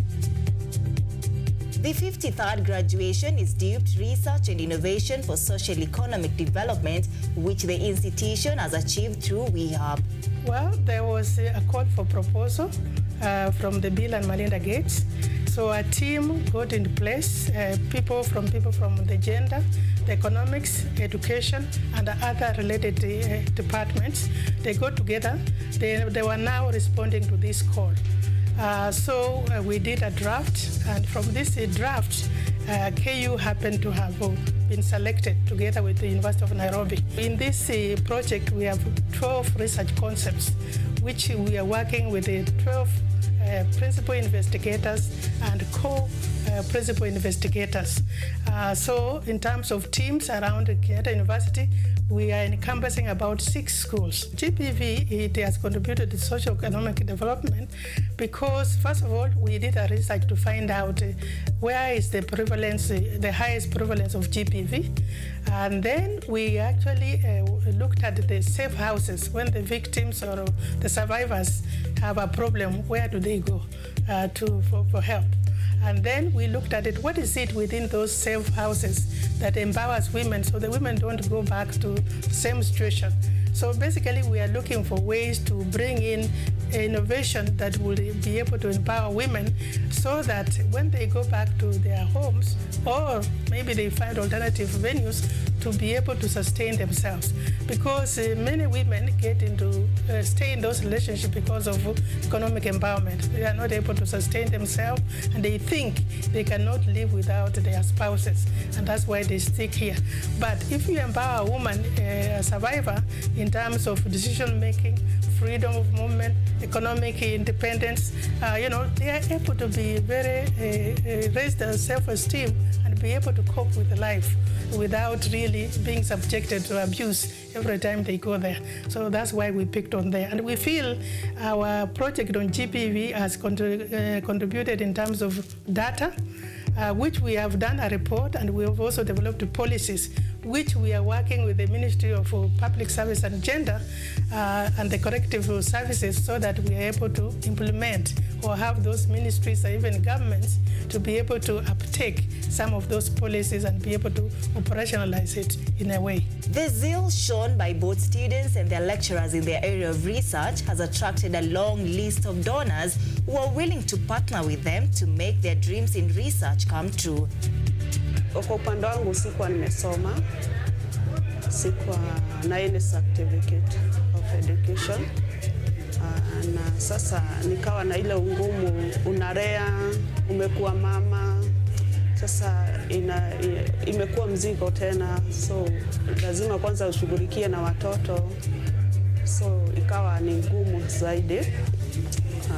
Nikang'ang'ana hivyo, but the time tulipatana na Catherine Life Bloom, nikasaidika sana, wakanipea course ya hairdressing, nikafanya, ikanisaidia sana kimaisha, because from there ninaweza sema mahali nimefika nimesaidika, because nikawa sasa venye nilitoka hiyo course nikaenda press, nikaajiriwa, nikawa napata mapato kutoka pale kwenye nilikuwa nimeajiriwa, nikafanya like 1 year nikiwa nimeajiriwa, nikaenda hako kasafari, na from there Mungu akanisaidia, nikaweza kufungua salon.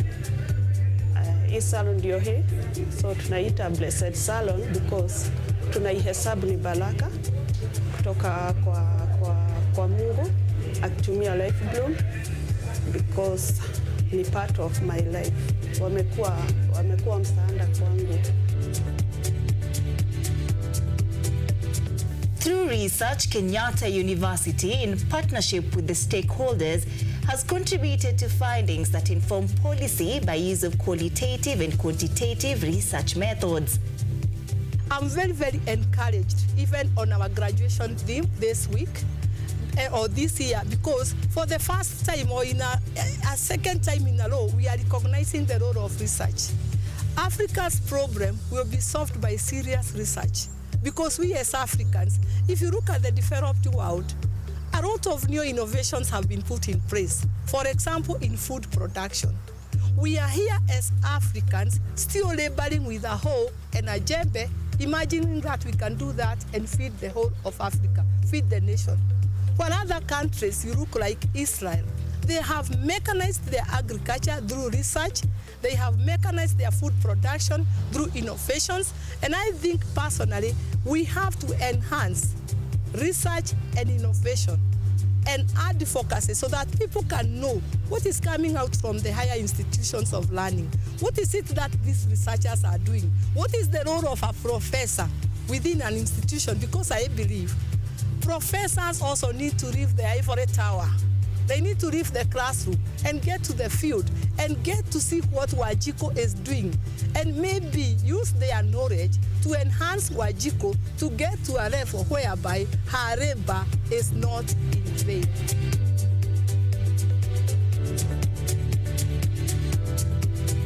What do you do with women who want to learn and they cannot go back to school? They don't even have the means. They are trapped in the streets in terms of what you call the prostituted women, because if they had a different choice, they'd get off the streets. And I didn't seem to find an answer. And then one time I remember I am a teacher, I am trained, and I know how to develop a curriculum. So from needs assessment, we began to develop curriculums. And I remember the very first one that I put together, I typed and put together, had 8 topics.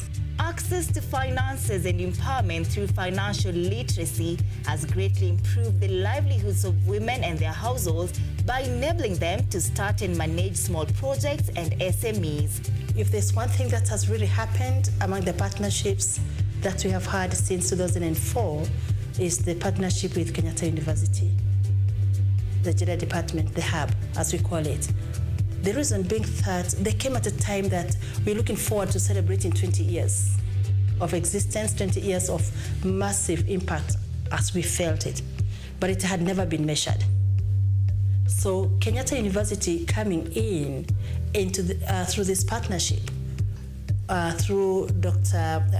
Okemwo and Professor Gary, came in to evaluate, to assess and evaluate what it is that we have put down as our model of training, as a model of transforming the community that we're serving. And as a result, when they interviewed the women who have been through this program for the last 5 years and back, when they interviewed the staff who have been here, when they interviewed other caregivers and some of the stakeholders out there, it's like it gives us the feedback that we've been looking for. The institution's holistic approach in teaching and training has seen a huge number of Kenyatta University, both students and lecturers, venture into research that provides solutions for knowledge gap identified. Kenyatta University, transforming higher education, enhancing lives.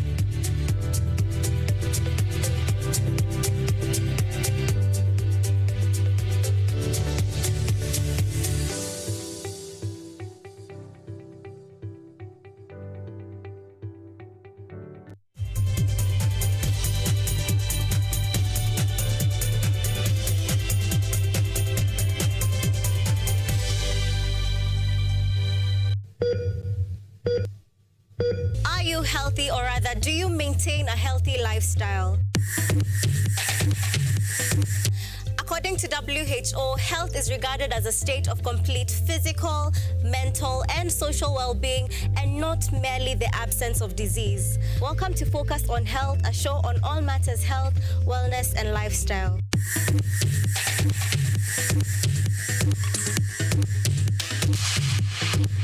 On this show, we cover a wide variety of topics, inclusive of, but not limited to, dental, optical, mental, reproductive health, and so much more.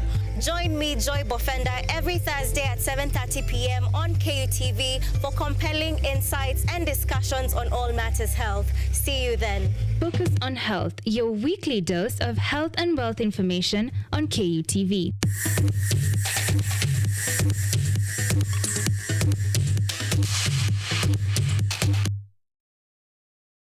A little more than 50 years ago, a group of cooperators came together to plant a seed. From these strong roots, and with God's blessings, that seed today is a strong, big tree. The Cooperative Bank has grown to serve not only the needs of the cooperative movement, but also by helping unlock new opportunities. The Kingdom Bank enables the growth and prosperity of a rich diversity of Kenyans across our great nation and beyond. Through innovative products, harnessing new technologies, and by striving to meet and exceed the needs of our customers in a fast-changing world. And even though we now serve more than just the cooperative movement, we take a lot of pride in our roots. We are the Cooperative Bank. We are you. Get ready to embark on a journey into the exciting world of technology as we uncover the latest trends, interview top thought leaders, and dive deep into the world of tech like never before. Currently, we are facing the challenge in terms of finance. It requires one to move from different counties because we really need a large data set for our model to be more accurate. In this new and exciting series of the Technovation Show, join me, Yvonne Kimuma, every Monday, 8:30 p.m. for a fun and thrilling experience as we explore the cutting-edge developments, meet visionaries driving change. Somebody who is in the underground mine doesn't know the presence of those gases. So there are a lot of gases involved. There is methane, there is carbon monoxide, and there's also hydrogen sulfide. These gases actually, they are very dangerous and they're very toxic. And discover the endless possibilities of the tech world.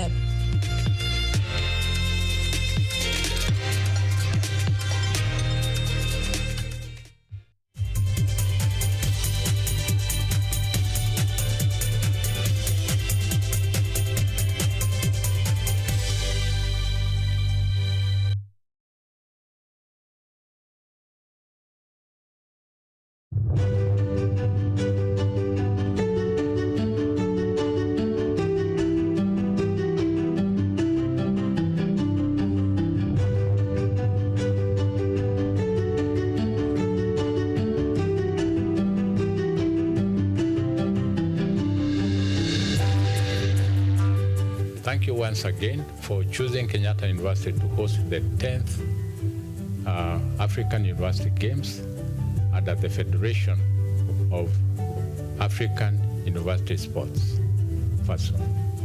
Kenyatta University is committed to working very closely with you to deliver successful and historic 10th FASO Games. The games will start from 4th to 12th June 2022 at Kenyatta University.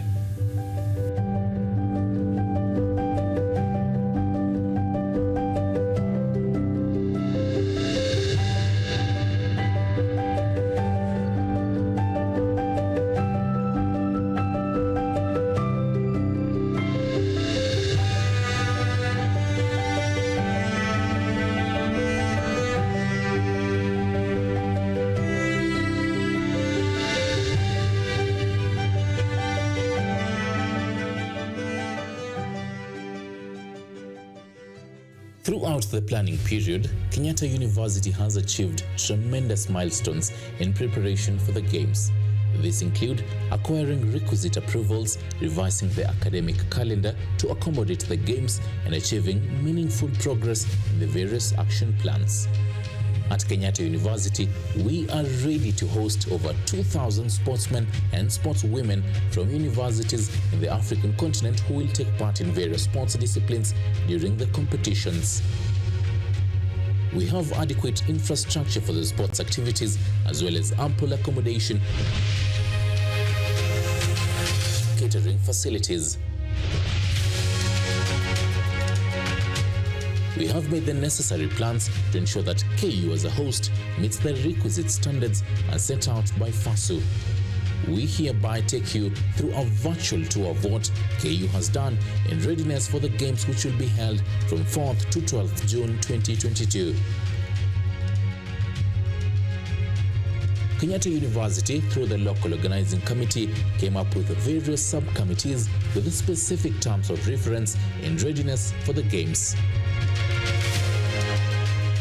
You are welcome to the Directorate of Sports and Games, Kenyatta University. We are very busy right now preparing for the FASO Games.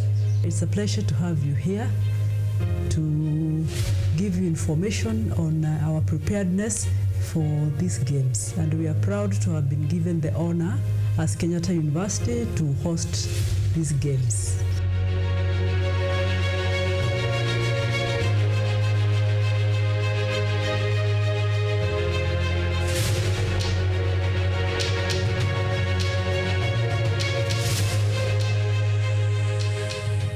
Kenyatta University has made the necessary arrangements to upgrade the available sports facilities to the required standards for the games. This has taken care of having adequate spectator terraces and storage space for sports equipment. For training, exercise, and physical fitness, the university has in place a well-equipped gymnasium. To ensure availability of enough storage space, the university will provide 2 40-feet containers in the sports fields. To provide adequate competition and training facilities, the following are in place: 6-lane synthetic track, 4 football pitches, 50-meter-long Olympic standard swimming pool, tennis courts, 2 basketball courts, netball courts, 2 volleyball courts, handball courts, rollball courts, and also indoor game venues for badminton, chess, and taekwondo.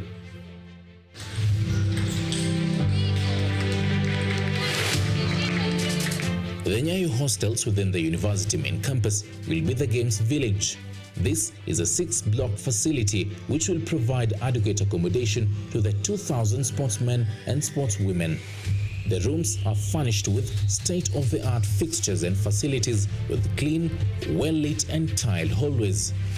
The facility is supplied with reliable fresh water by the Nairobi Water Company and backed up by several boreholes and the various water towers.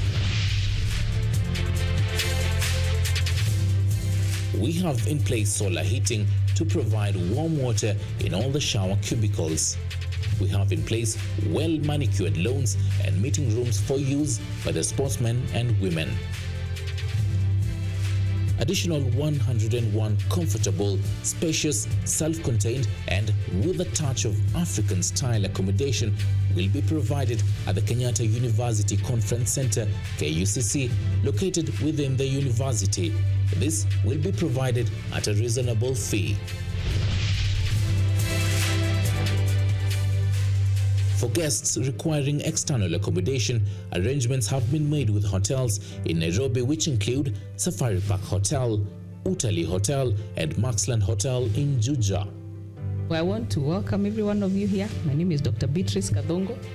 I am the Director in charge of Accommodation Services of Kenyatta University, a job that I enjoy doing, working with students, and that is why I'm very pleased to also host the 10th FASU Games, because we are going to be working with students from different parts of Africa. As a directorate, I must admit that it is our pleasure to work with students and students of diversity. We have a long experience, hosting games of this nature. In 2017, we were privileged as a university to host the World Under-18 international sports, and it was a great opportunity to deliver for the country.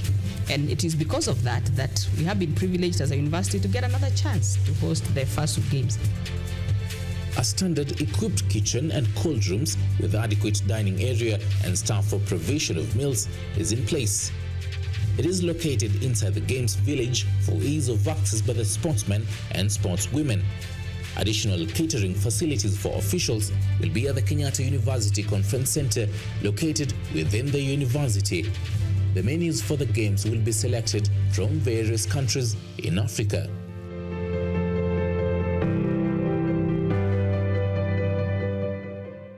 My name is Dr. Lucy Kathuri Ogola, the Director Catering Services, Kenyatta University. The catering department is quite prepared and ready to offer catering services during the 10th FASU Games.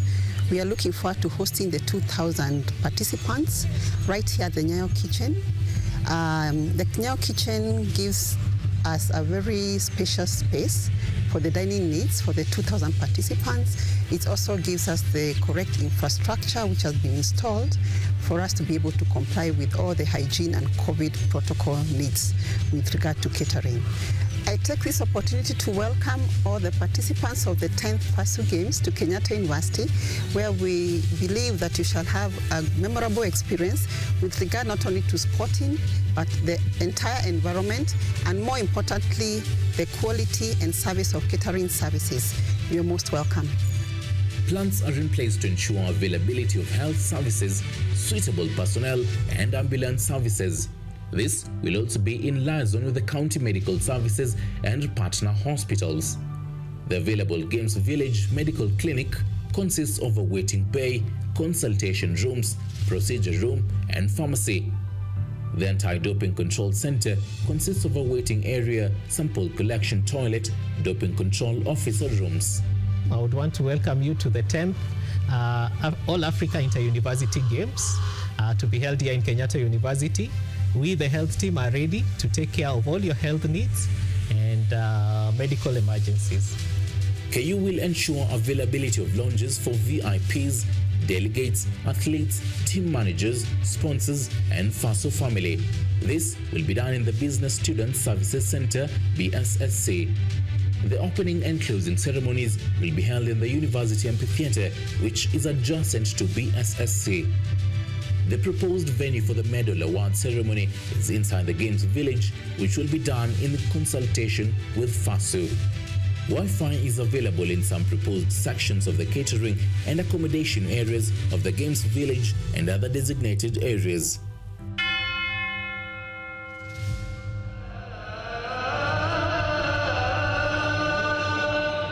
Religious services are available through Catholic Church, Seventh-day Adventist Church, Protestants community, and also mosque for Muslims. Genres of entertainment has been identified for all the days of the games, and the process of sourcing and vetting for the internal and external providers is ongoing. Daily evening entertainment will take place between the 5th and 10th June 2022 at the Dome or Amphitheatre. Possible excursion locations have been identified, including Kenya Museums, Bomas of Kenya, Carnival, and Nairobi National Park. Psychosocial support will be provided in the tents and counseling rooms at Business Student Services Center, BSSC.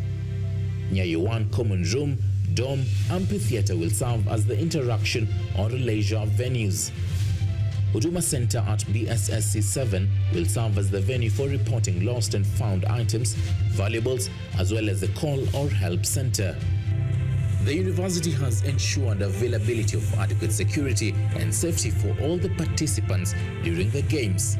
The security measures include all-time screening of persons and vehicles entering the university compound, well-fenced university compound with manned gates. My name is Lilian Naomi Jumba, the security personnel at Kenyatta University. We are happy to welcome you to our institution to be part and parcel of all the 10th African Games. In the security department, we are very ready for you. Being in the past, we've been able to host IAAF that went down without anything else. So we are happy and ready to welcome you here.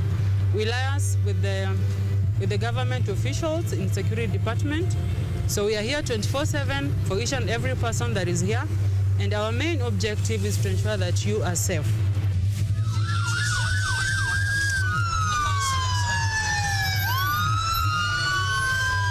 In the event of a fire outbreak, KU has in place a fire engine with adequate personnel. To supplement the security services, the university works in liaison with the Kenya Police for provision of additional security personnel. The Games Village has a standalone police post for handling all security issues.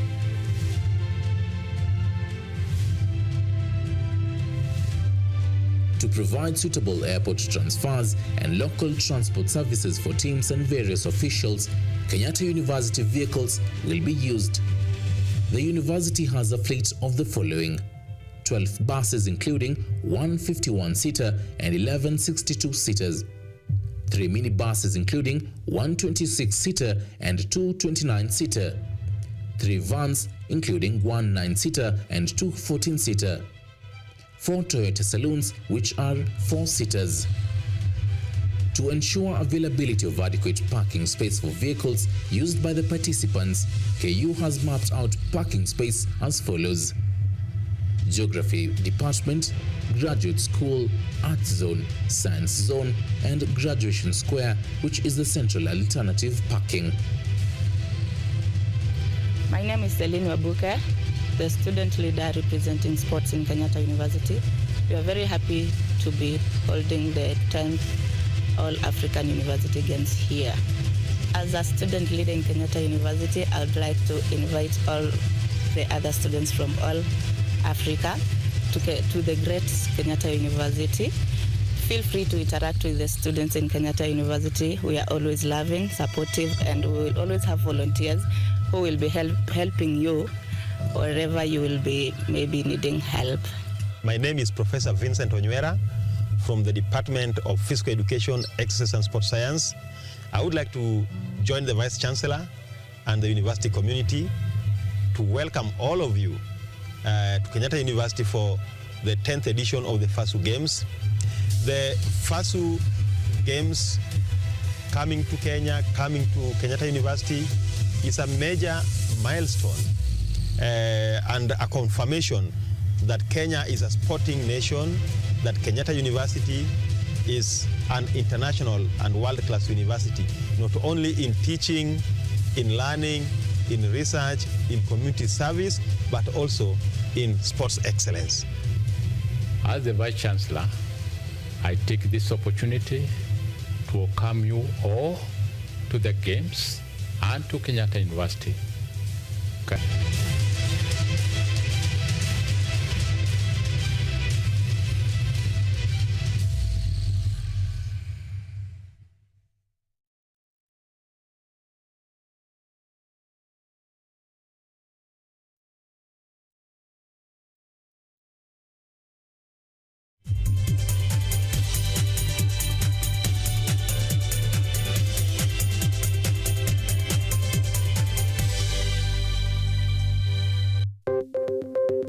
Maelfu na maelfu ya wahamiaji wakiwa na watoto kutoka nchi za Amerika ya Kati wanaendelea kuwasili kwenye mpaka kati ya Marekani na Mexico. The folks are going. Thank you very, very much. I appreciate it. Thank you. Ni habari kutoka pembe zote duniani. Pepo pasi vuguvugu. Pepo pa ni idea. Tazidi ananyonya, hanyonyi vizuri, anakuwa hayuko comfortable. Jeshi la Jamhuri ya Kidemokrasia ya Kongo linapambana na waasi wa ADF. Wito kwa mashirika, makampuni na vilevile vituo vya uchukuzi. Mambo mengi yatakwenda kama yalivyopangwa. Hapa ni kuna mmoja wa viongozi wa chama cha wavuvi katika eneo hili. Zaidi tunajaribu kuwapa chanjo ili ina boost ama inanyanyua kinga ya mwili, ndio inaenda kupelekea kupambana na virusi. Ni duniani leo, Jumatatu mpaka Ijumaa, moja kwa moja kutoka VOA Swahili, Washington DC.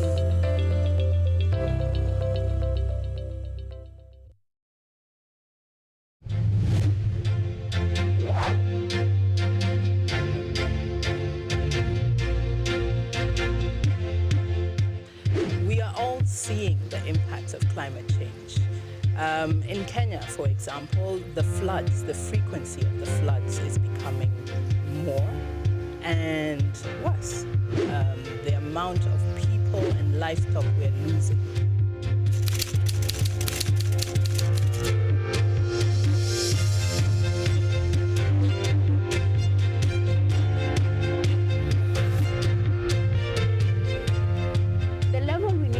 Is the level where the normal mwananchi and also the government stakeholders can uptake these solutions. Those small acts multiplied by millions of us will help make a difference in the world at the end of the day. It's just a slight behavior change that we need, and you'll find that it serves us a bit more than you put in, and that's the goal. We want to live a better world than we found, because at the rate we are going, it's dire. We will secure the planet for future generations.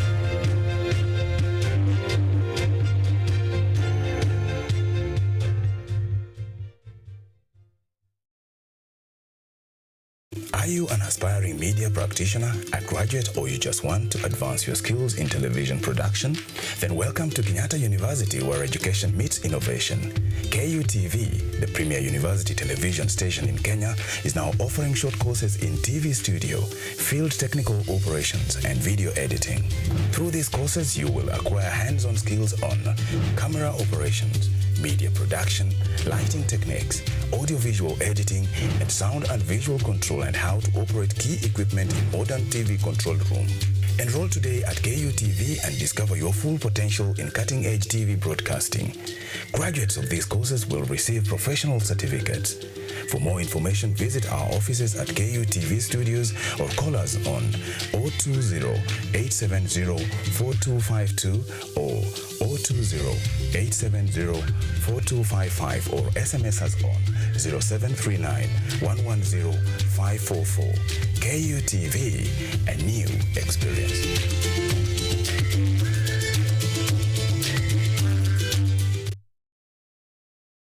Technology, science, innovation, ICT, and research. These are the ingredients upon which the solutions to the 21st century problems are founded. In a world that is rapidly changing, it's all hands on deck to ensure a balance in all fields of life.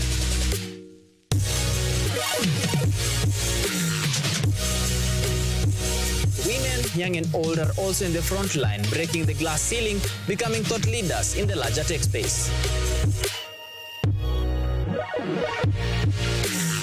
Not forgetting other societies marginalized. And when the tech Avengers come together, we inch closer to a much safer, efficient, and sustainable world. What we view as a norm in today's advanced world was just an idea, and for nostalgic reasons, we trace back to the iconic days to bring you the retro tech. On Tech Innovation Show, we encapsulate all the pillars of the fourth industrial revolution, decoded in a language, all for one for all. Every Monday at 8:30 as we push the mantra, keep learning something new each and every day. Only on KUTV, a new experience.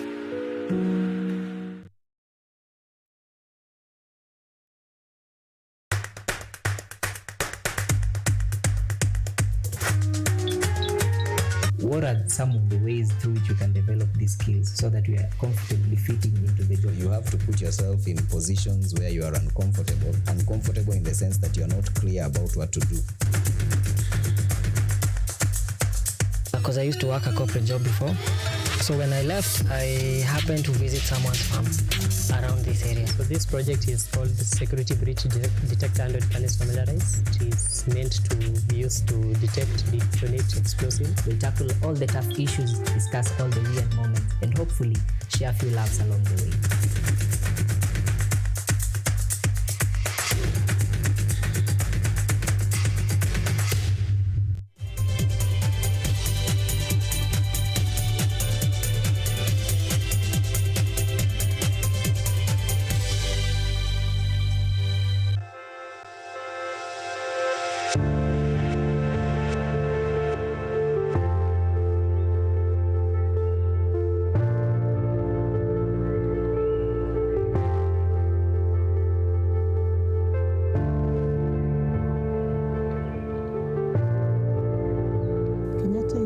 Library orientation for new students, presented by KU Postmodern Library team. The orientation objectives. After going through this orientation, you'll be able to identify and use the library online catalog, which is the maktaba.ku.ac.ke. You'll be able to search and locate both print and electronic information resources to enable you meet your learning and research needs. You'll be able to know the various channels of communication that will enable you exploit available resources. You will also acquire lifelong skills to help you responsibly use information irrespective of distance and time. In this library orientation, we are aiming at inculcating skills to help you access and use services and resources provided by our postmodern library in its entire network. The library has several branches, each in all the KU campuses. We have the main campus, Parklands campus, City campus, Kutv campus, Mombasa and Nakuru campus libraries. You are advised to follow all the rules and regulations as established from time to time. You can have a see at the rules and regulations which are available at the library website and brochure. The library is departmentalized into various sections. So the main campus library is divided into, we have the basement area, which is, we have the bibliographic control section. We have ground floor, where we have the education subject library, special needs section, an information desk where you can have queries, and also we have the circulation desk where you can have check-in and check-out books. We have first floor, which we call the social sciences subject library, and we also have the administration offices in first floor, where we have the chief librarian's office and also the deputy university librarian's office. We have second floor, which is the humanities subject library. So all books in humanities area are in second floor. We have third floor, which is the science and technology subject library. Fourth floor is the research and special collections, and we also have books in health sciences also located in the fourth floor area. We have fifth floor, which we call the research commons, which is a reading space for the staff and the postgraduate students. We have common services and facilities. So the following services and facilities are available in every floor within the main campus library, postmodern library, and campus libraries. We have the subject service counter. We have the OPACs. We have books on the shelves, which are well arranged. We have reading areas, discussion room, instruction room. We have reading carrels. We have a computer lab. We have wireless internet, accessible wireless internet. We have washrooms, fire exits, and security checks and surveillance, where we have personnel, a detector machine, laptop registration, and also the CCTV, which is available in the main campus only. Access to information services. The library services can be accessed both online and also on the campus. Maktaba.ku.ac.ke is the gateway to access the library collections, plus links to ebooks, e-journals, and other open education resources, OERs. Every KU students or staff must register as a library user in order to access some critical library services. You can register and use any of our campus libraries near you, since we are one indivisible network. So to register for the library services, you can register to access the print resources and the electronic resources. So I'll take you through both registration processes. So for the print resources available in the library, registration is already provisionally done. And on your first physical visit to the library, you need to visit the circulation desk and update your records. The requirements are your staff or student's ID, and we also require you to have your KU corporate email. Please note that no material should leave the library without passing through the circulation desk. The other registration, which I'll take you through, is the electronic resources. Students and staff should register themselves virtually. For self-registration, please visit the self-registration link on the maktaba.ku.ac.ke platform. Follow the prompts once you see the MyLoft open on your screen. You may also start by typing app.myloft.xyz.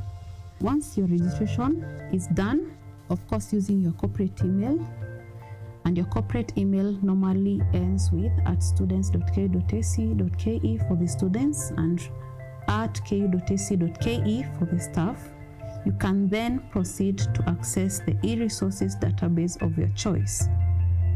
Please note that you can download MyLoft app on your phone, register and use resources wherever you are. At the circulation desk, we have the following services. You can register for library services. There is borrowing and lending of books. We have clearance of library users. We have the payment of overdue fines, general inquiries, and laptop registration, all done at the circulation desk within the library. The KU library catalog, you need to familiarize yourself with how the library catalog looks like. So once you enter the web address maktaba.ku.ac.ke, you'll see the page open, and there's always the search box. Do not log into the login gaps on the screen. Instead, focus on the search box or on the registration if you need to register, and also on the e-resources login when you need to log in. The Maktaba link has a number of useful online links.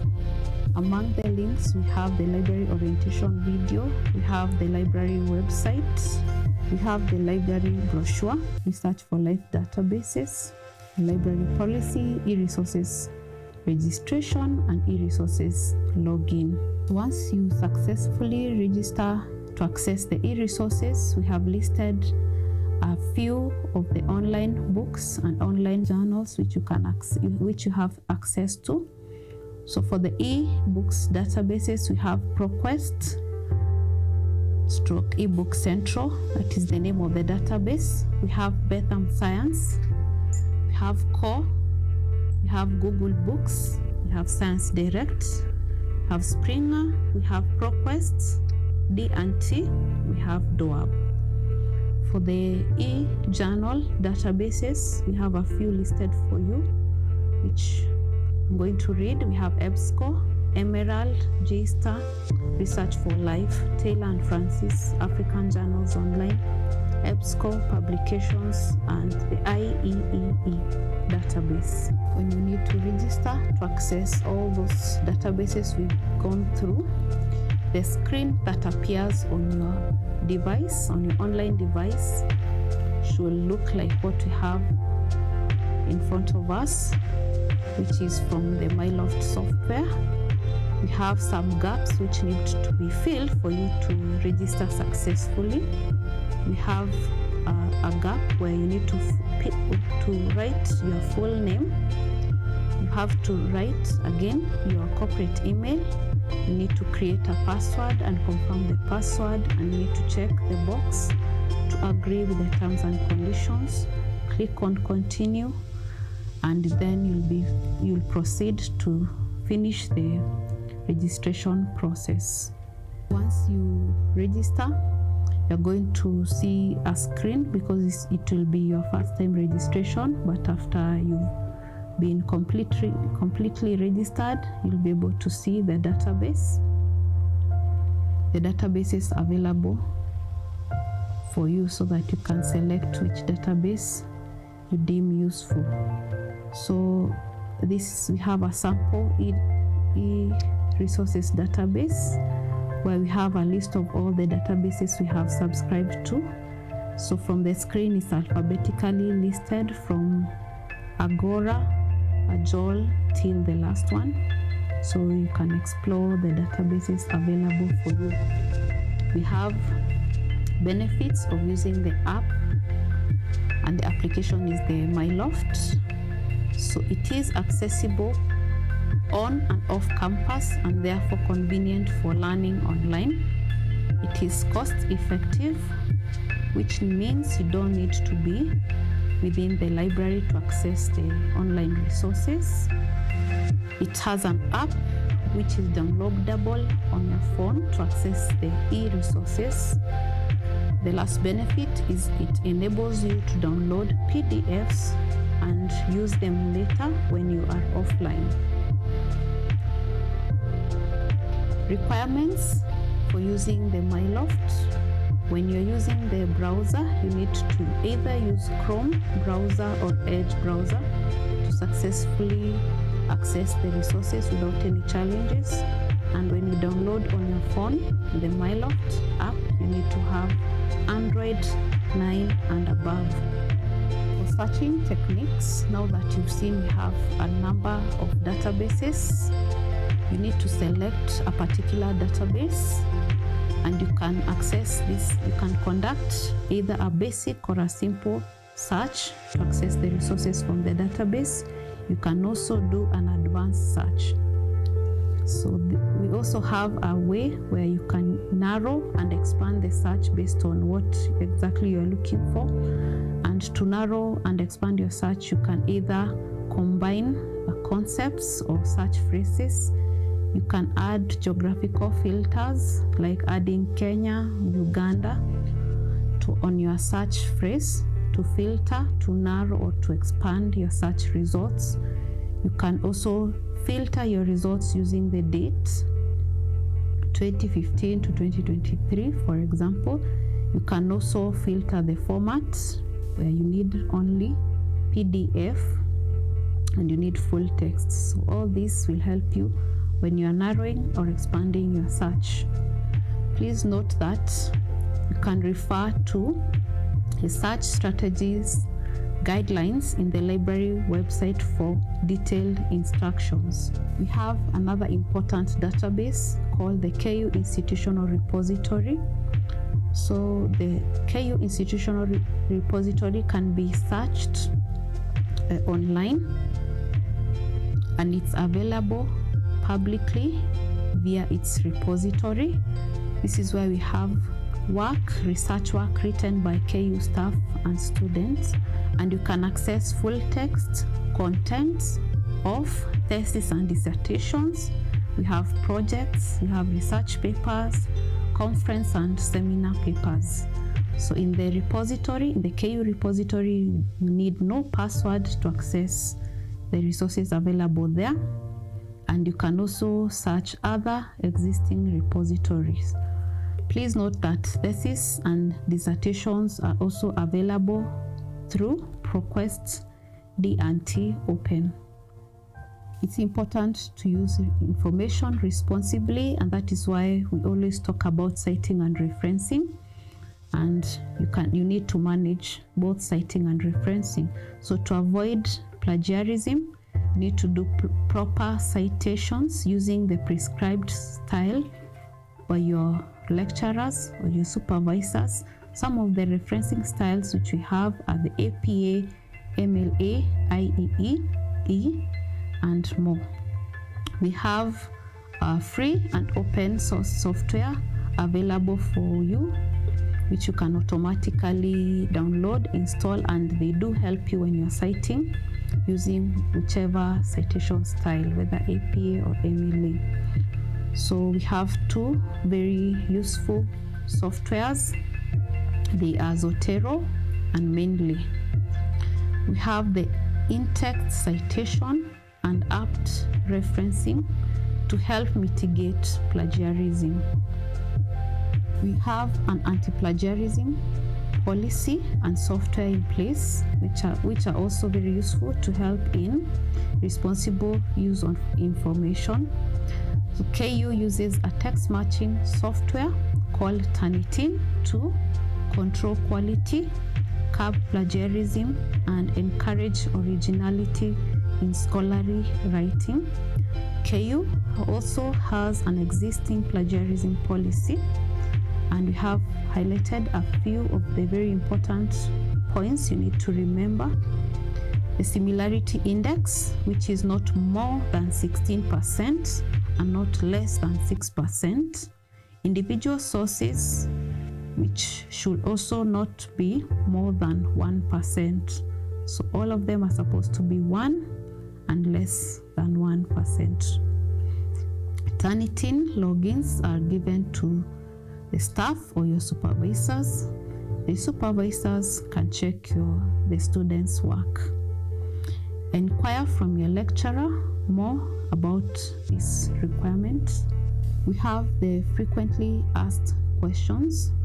So as not to reinvent the wheel as a library, we have compiled the frequently asked questions to be a first point of call to answer your queries. You can access this at frequently asked questions page in the library website. We have key channels of communication, and the following are the channels that we have available for you to link with us. We have the email maktaba@ku.ac.ke. We have Ask a Librarian, and the email is askalibrarian@ku.ac.ke. We have a link which enables you find a list of librarians who you can contact, liaison librarians. We have the chat platform Talk To, where you can chat with us one-on-one. We have social media accounts. We have a Facebook account, a Twitter account. You can also contact us through that channel. We also have campus-specific library emails. So feel free to contact us. Parting short, please remember to register yourself in the MyLoft platform for e-resources access via the maktaba.ku.ac.ke site. Please download MyLoft app in your Android phone to enable you optimize limitless e-resources access.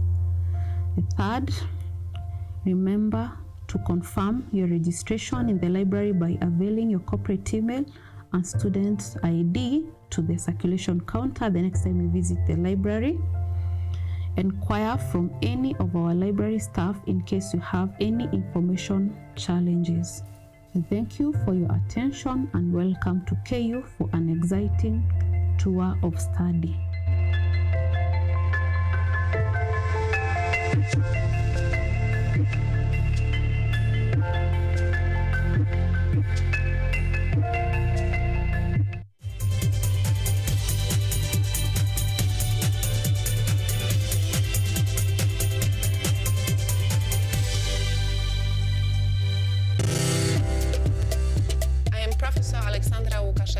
A professor in cultural studies from Academy of Art, Poland, Polish Society for Aesthetics, and this is Cutting Edge Research at Kenyatta University Television.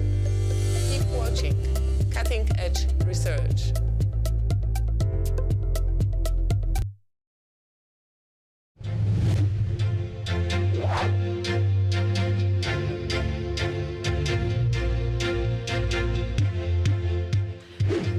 Seeing the impacts of climate change.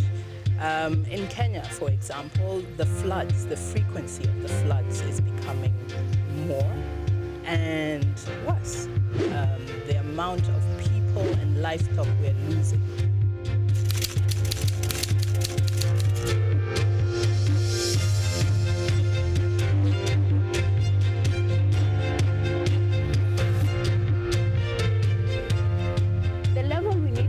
Is a level where the normal mwananchi and also the government stakeholders can uptake these solutions. Those small acts multiplied by millions of us will help make a difference in the world at the end of the day. It's just a slight behavior change that we need, and you'll find that it serves us a bit more than you put in. And that's the goal. We want to live a better world than we found, because at the rate we are going, it's dire. We will secure the planet for future generations.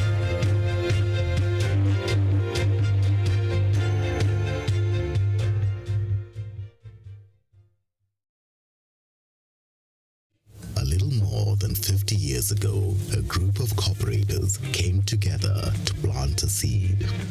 From these strong roots, and with God's blessings, that seed today is a strong, big tree.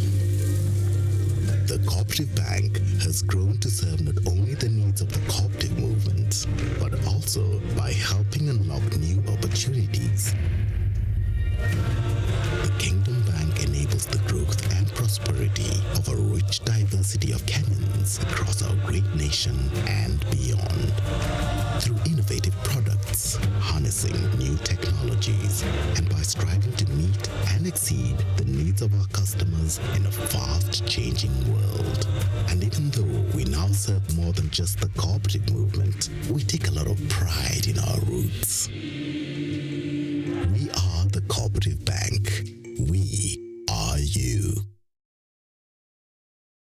Are you an aspiring media practitioner, a graduate, or you just want to advance your skills in television production?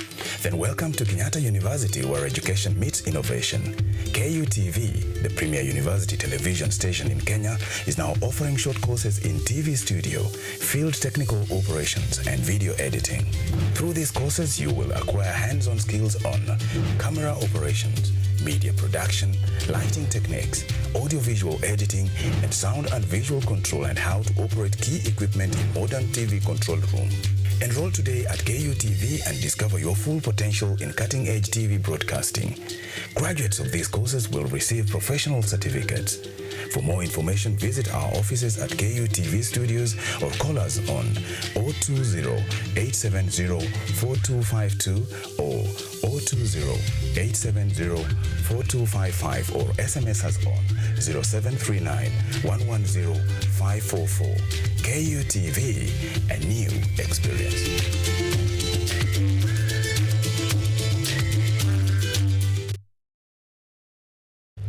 From the hospital corridors, we bring you experts to discuss issues affecting your health, from diet to mental health. The familiar and the ignored are both put into perspective. We then dive into the environment and look at the effects of climate change and its solutions. Join me, Mutegi K. Martin, every Friday at 9 p.m. as we learn on how to better our health while taking care of our environment. Only on KUTV.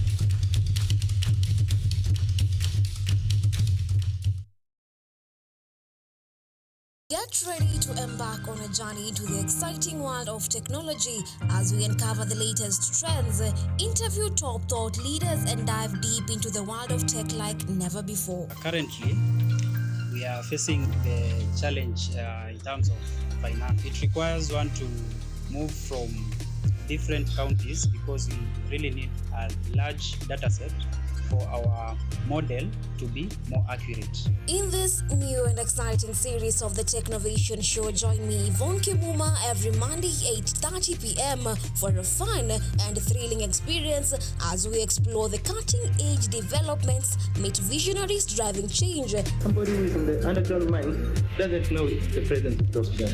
So there are a lot of gases involved. There is methane, there is carbon monoxide, and there's also hydrogen sulfide. These gases actually, they are very dangerous and they're very toxic. And discover the endless possibilities of the tech world.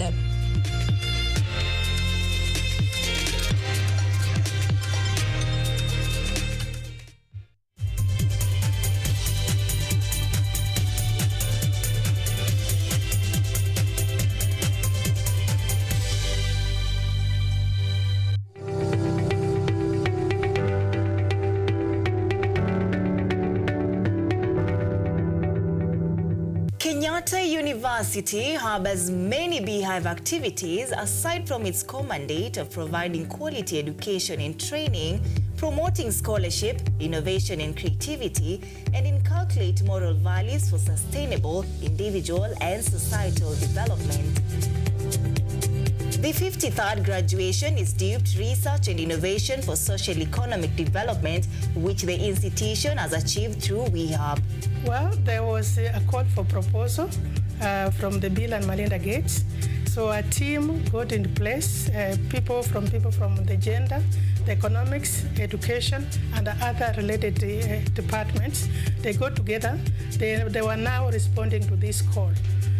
So we did a draft, and from this draft, KU happened to have been selected together with the University of Nairobi. In this project, we have 12 research concepts, which we are working with the 12 principal investigators and co-principal investigators.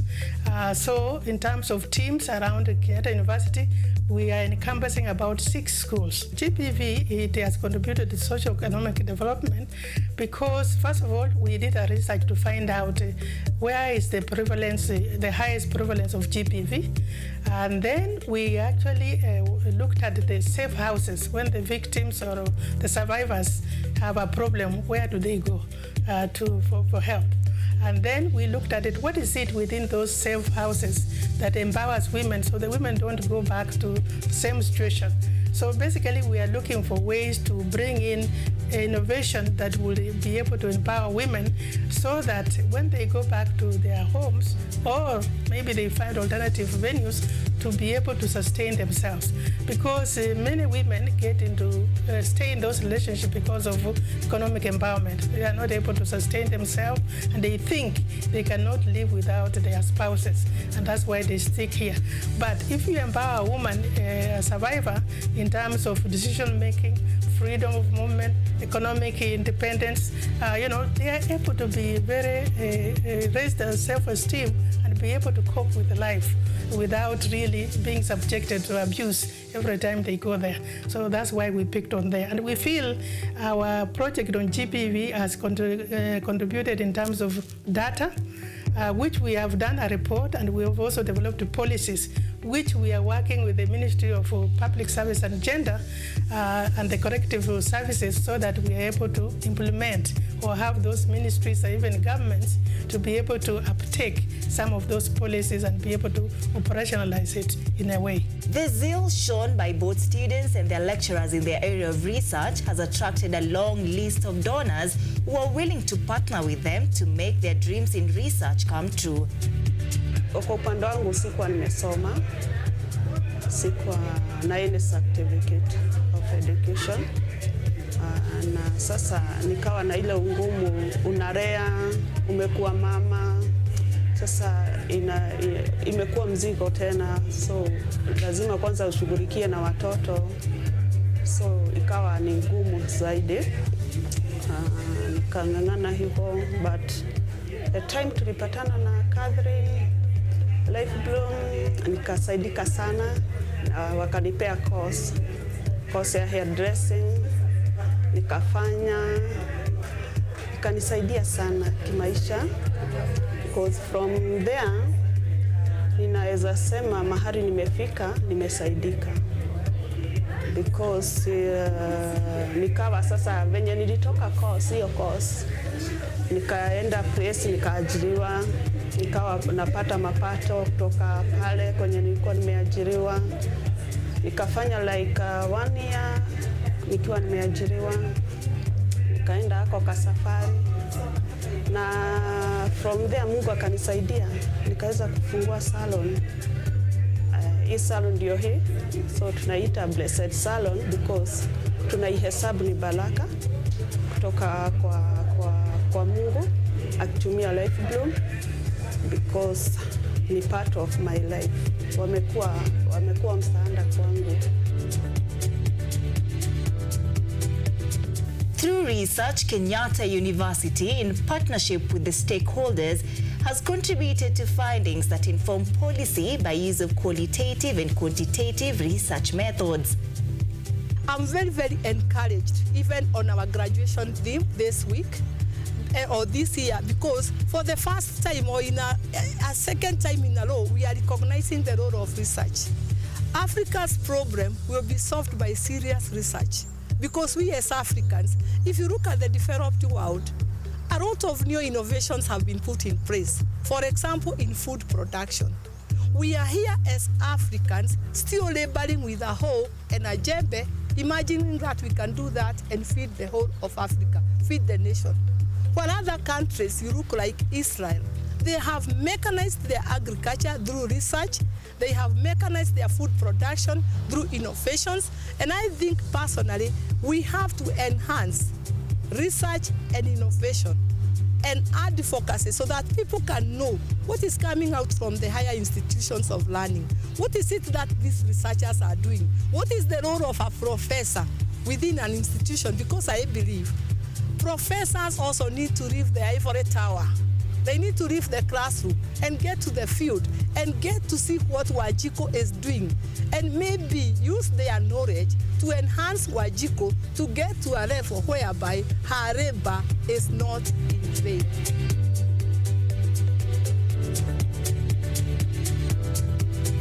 What do you do with women who want to learn and they cannot go back to school? They don't even have the means. They are trapped in the streets in terms of what you call the prostituted women, because if they had a different choice, they would then get off the streets. And I didn't seem to find an answer. And then one time I remember I am a teacher, I am trained, and I know how to develop a curriculum. So from needs assessment, we began to develop curriculums. And I remember the very first one that I put together, I typed and put together, had 8 topics. Access to finances and empowerment through financial literacy has greatly improved the livelihoods of women and their households by enabling them to start and manage small projects and SMEs. If there's one thing that has really happened among the partnerships that we have had since 2004 is the partnership with Kenyatta University, the gender department, the hub, as we call it. The reason being that they came at a time that we're looking forward to celebrating 20 years of existence, 20 years of massive impact as we felt it, but it had never been measured. So Kenyatta University coming in into through this partnership, through Dr. Okemwa and Professor Gary, came in to evaluate, to assess and evaluate what it is that we have put down as our model of training, as a model of transforming the community that we're serving. And as a result, when they interviewed the women who have been through this program for the last 5 years and back, when they interviewed the staff who have been here, when they interviewed other caregivers and some of the stakeholders out there, it's like it gives us the feedback that we've been looking for. The institution's holistic approach in teaching and training has seen a huge number of Kenyatta University, both students and lecturers, venture into research that provides solutions for knowledge gap identified. Kenyatta University, transforming higher education, enhancing lives.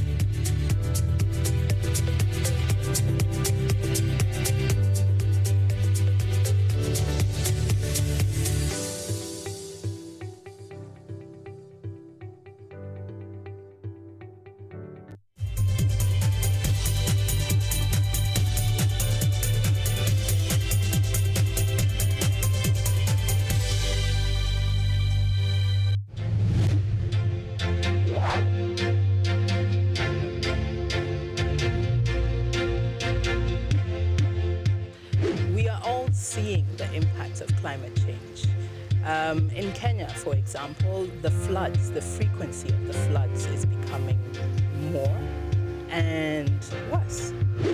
The amount of people and livestock we're losing.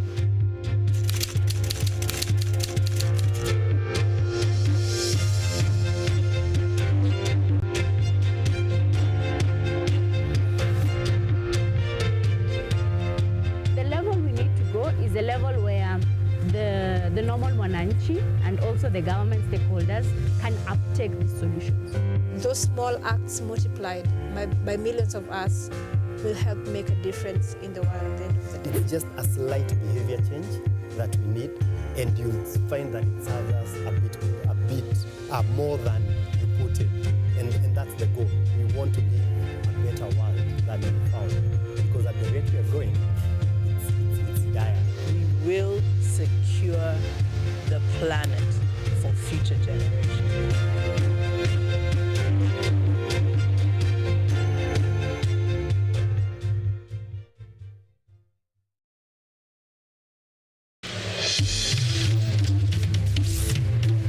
Tunachimba hadi mizizi kukuletea yanayojiri. So mimi naomba tu serikali yetu ya Mungu, jibarikiwe na Mungu, iweze kuteremsha bei ya mafuta yanayokukumba. Tuna maizi tunakutetea sisiri. Ukweli ni spesheli tukikupambia makala ya mwanamke mwake mwake. Utasema hupendi mizizi ya habari. Nami Caroline Kimweli.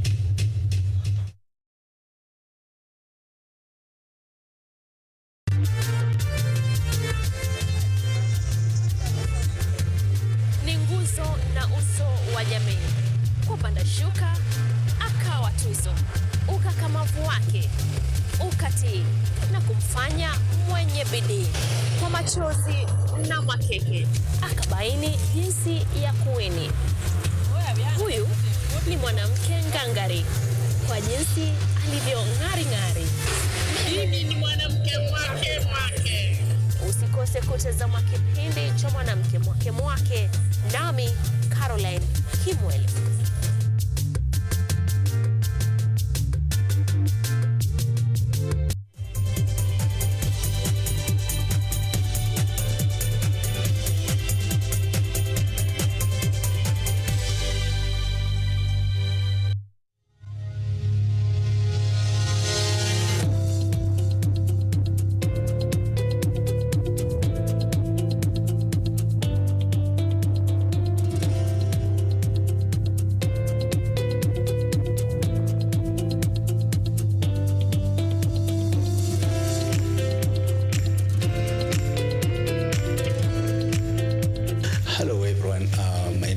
Professor Nicholas Kamindu Ikonyo, and I'm the director of the National Phytotherapeutics Research Center. My name is Martin Kinyanjui. I work here at NPRC as an analytical chemist. I actually head the quality assurance section, and I love my work. My name is Salma Saleh Musa, and I'm an East African community student doing my master's degree here in KU. My master's is for biotechnology in the Department of Biochemistry, Biotechnology, and Microbiology, and I am currently doing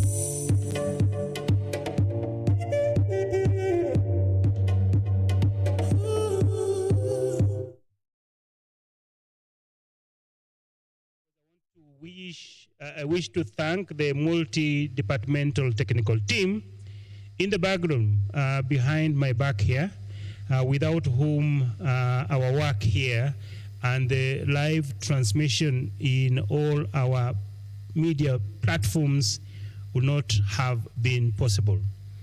I have a team from our team captain's office, that is Vivian Wanimo, we have Jacqueline Nafula, we have Emma Nyoro, we have Vera Simiu, and we have Ruth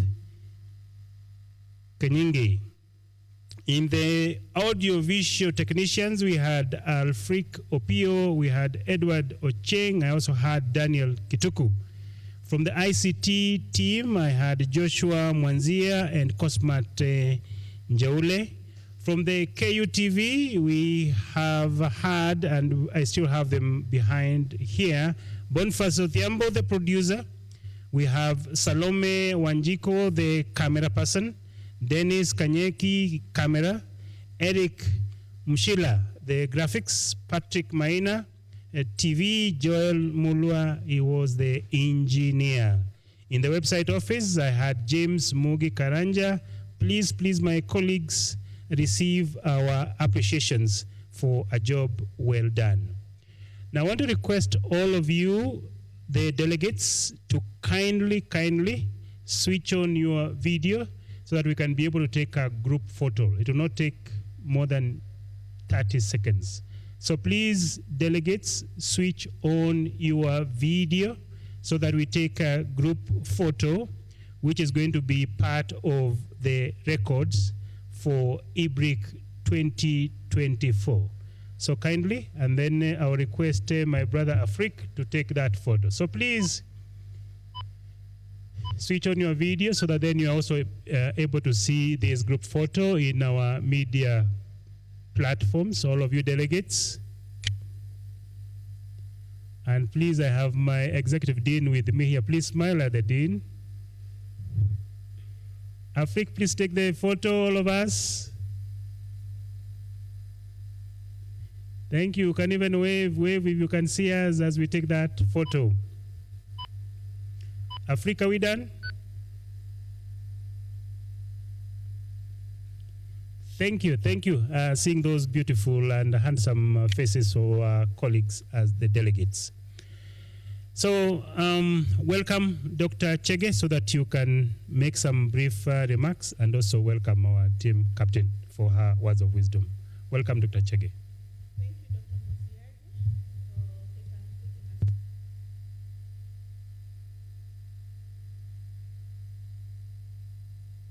Come to the end of the conference. I want to express my sincere appreciation to all the participants, speakers, and partners who have contributed to the success of Ibric 6.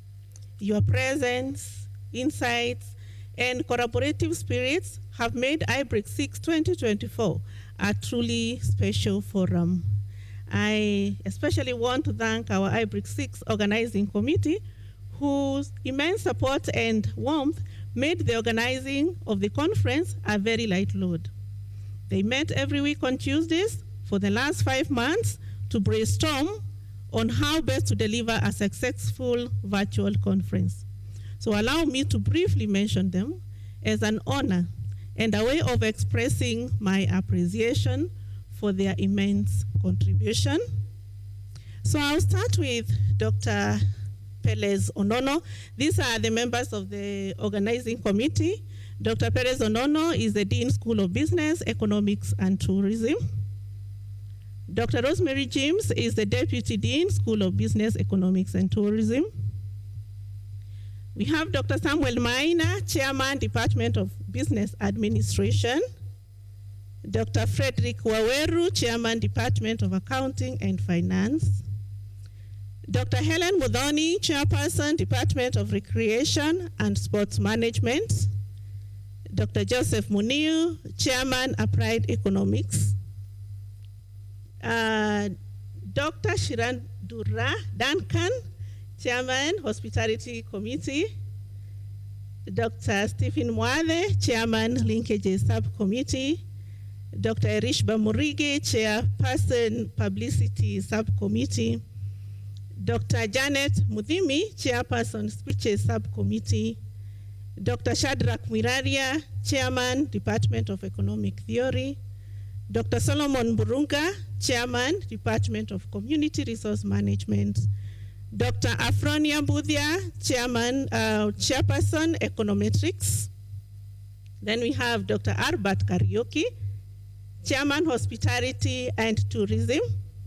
Dr. Philip Wambua, Chairman, Editorial Subcommittee. Mr. Simeon Nyachai, Head Academic Audit. Dr. Charity Njoka, Chairperson, Finance and Resource Mobilization.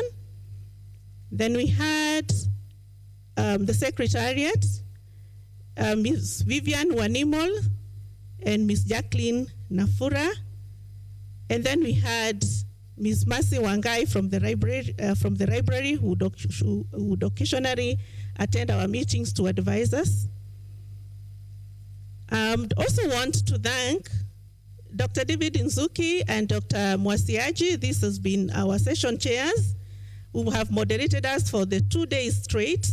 Dr. David Nzuki was there yesterday, and today we had Dr. Mwasiaji. We had moderators and Q&A facilitators. We'd want to thank you so much for moderating the sessions and respectively engaging with our guests. For the rapporteurs, for taking notes of proceedings in your panels, and would also want to thank all KU CBET dons. These are our colleagues, all of us. We've taken part in this conference in one way or the other. We have financed the conference and bringing on board dignified guests as speakers and paper presenters. So thank you so much. Then we have the supporting sections who've been with us since yesterday, ICT, catering, and KUTV, and Confucius Institute, where we are having the studio. So this is what I would say, that together as a team and with God within us, we have achieved our objective, which was to deliver an interactive virtual conference with great insights and knowledge in all disciplines within the scope of CBET. Now, for the way forward, I'm sure some of us are wondering, or even the presenters may be wondering, what happens after this? We are supposed to give you certificates to indicate or to show that you participated in this conference. So you'll get the relevant e-certificates in your emails, and you'll also receive the book of abstracts for paper presenters. Now, for us to be able to publish this, we'll also send you a declaration form to indicate that the work presented has not been published in any other university or any other institution. As you know, this is a requirement to ensure or to implement the data protection policy. So kindly, when you get that form, respond to it as quickly as possible. Thirdly, we welcome you again for the next conference as early as now, Ibric 7. Otherwise, God bless you so much. All the best. God bless Kenyatta University. God bless Kenya. Thank you so much. I would also now want to welcome the Dean for her closing remarks. Thank you so much, Chair of the Conference Committee, colleagues, honorable delegates, and participants of the Ibric 2024 conference.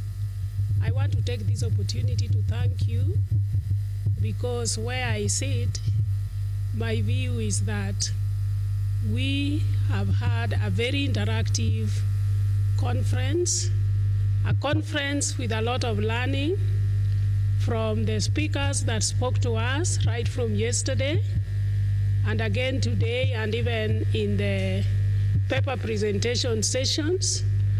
I believe that there is a lot that we are carrying out from here. And while, as it were, that we planned to have 2 days of the conference, at an individual level, I cannot say the conference has come to an end, because some of the information that has been shared here will continue lingering in our minds and will continue evoking a lot of follow-up, reading, and even additional research work. And the issue will be that these insights were built during Ibric 2024. So I want to encourage all of us that in the areas where we think that we are asking questions that might only be answered through additional interrogation of literature, additional inquiry through putting data together in a framework that is analyzed to bring in critical and clear answers. I encourage all of us to go ahead and conduct those studies, and where possible, come back in future editions of Ibric and make that presentation. So I am very grateful to the members of the School of Business, Economics and Tourism, the faculty members, even the support staff, for putting together such a high-level conference. We had a very high level of international participation. Almost in every sub-theme, we had more international speakers than local speakers. Indeed, this makes us believe that this was truly an international conference, because while most of us who are attending were more local, with, of course, some participating at international level, but we have had a very rich conversation with members, both from local and from abroad. And again, the interaction between the industry, academia, and government is something that we cannot just take for granted because of, if you remember the message of our Vice Chancellor, there is very clear interlinkages between these three on the way each in their mandate uses products from each of the three sectors. So let us continue to engage, and in even future fora where we have other editions of the Ibric conference, let us engage and let us continuously use this platform to share knowledge and to forge collaborations that can be more useful for our society. So thank you so much.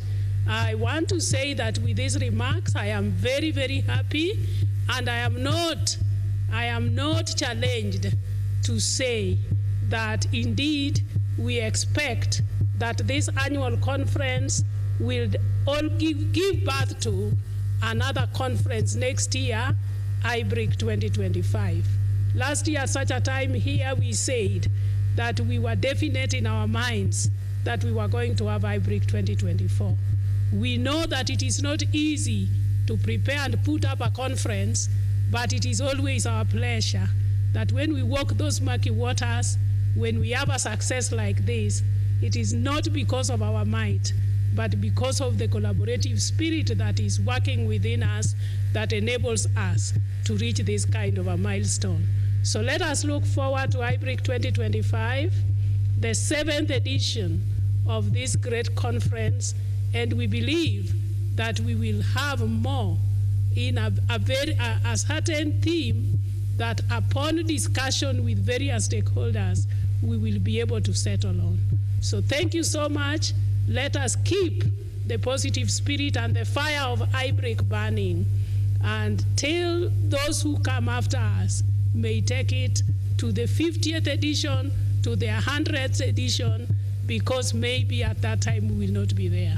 So with those few remarks, allow me to bring this conference to a close, and thank you very much for your participation.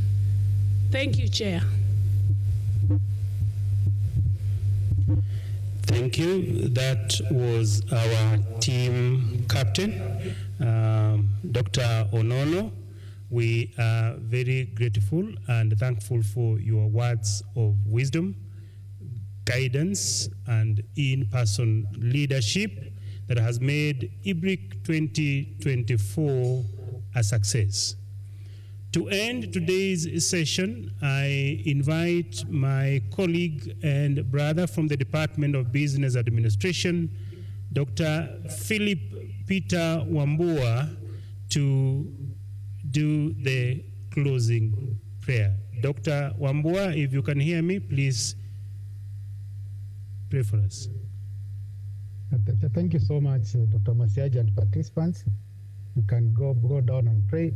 Holy Father, King of Kings and Lord of Lords, we come before you, thanking you for the gift of life and good health. And we want to thank you for that we have been engaged so much in preparation of this conference, Ibric 2024.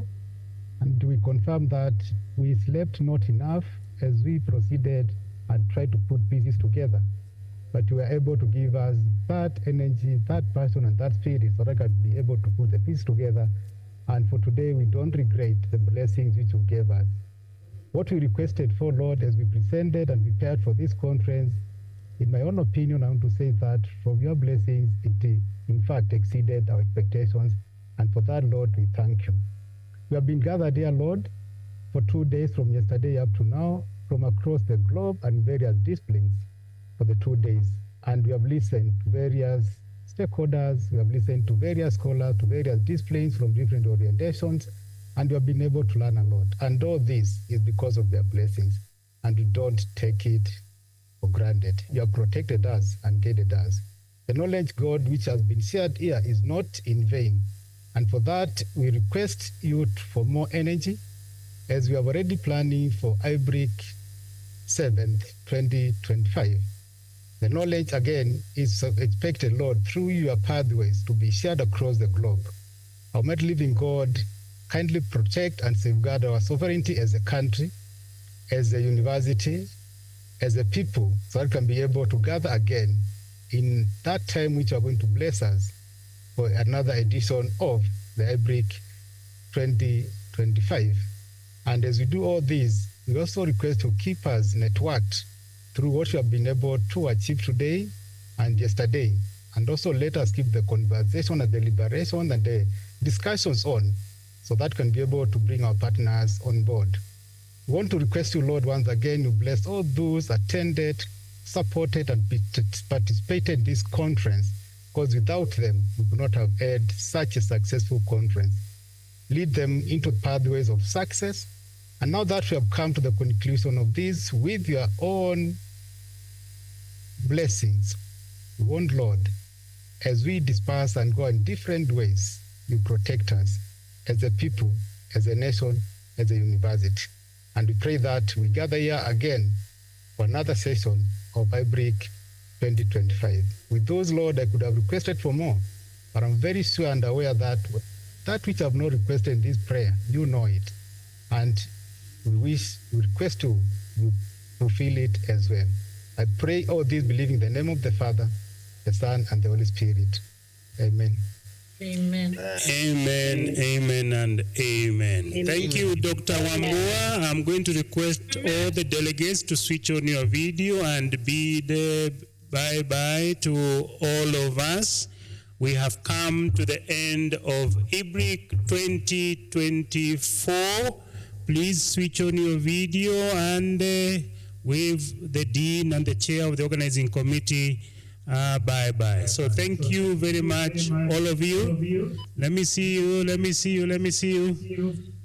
Please switch on your video and wave. Bye-bye. Bye, thank you very much. Please travel safely, and we wish you well in everything else you do. Bye-bye. We have come to the end of Ibric 2025. Bye-bye.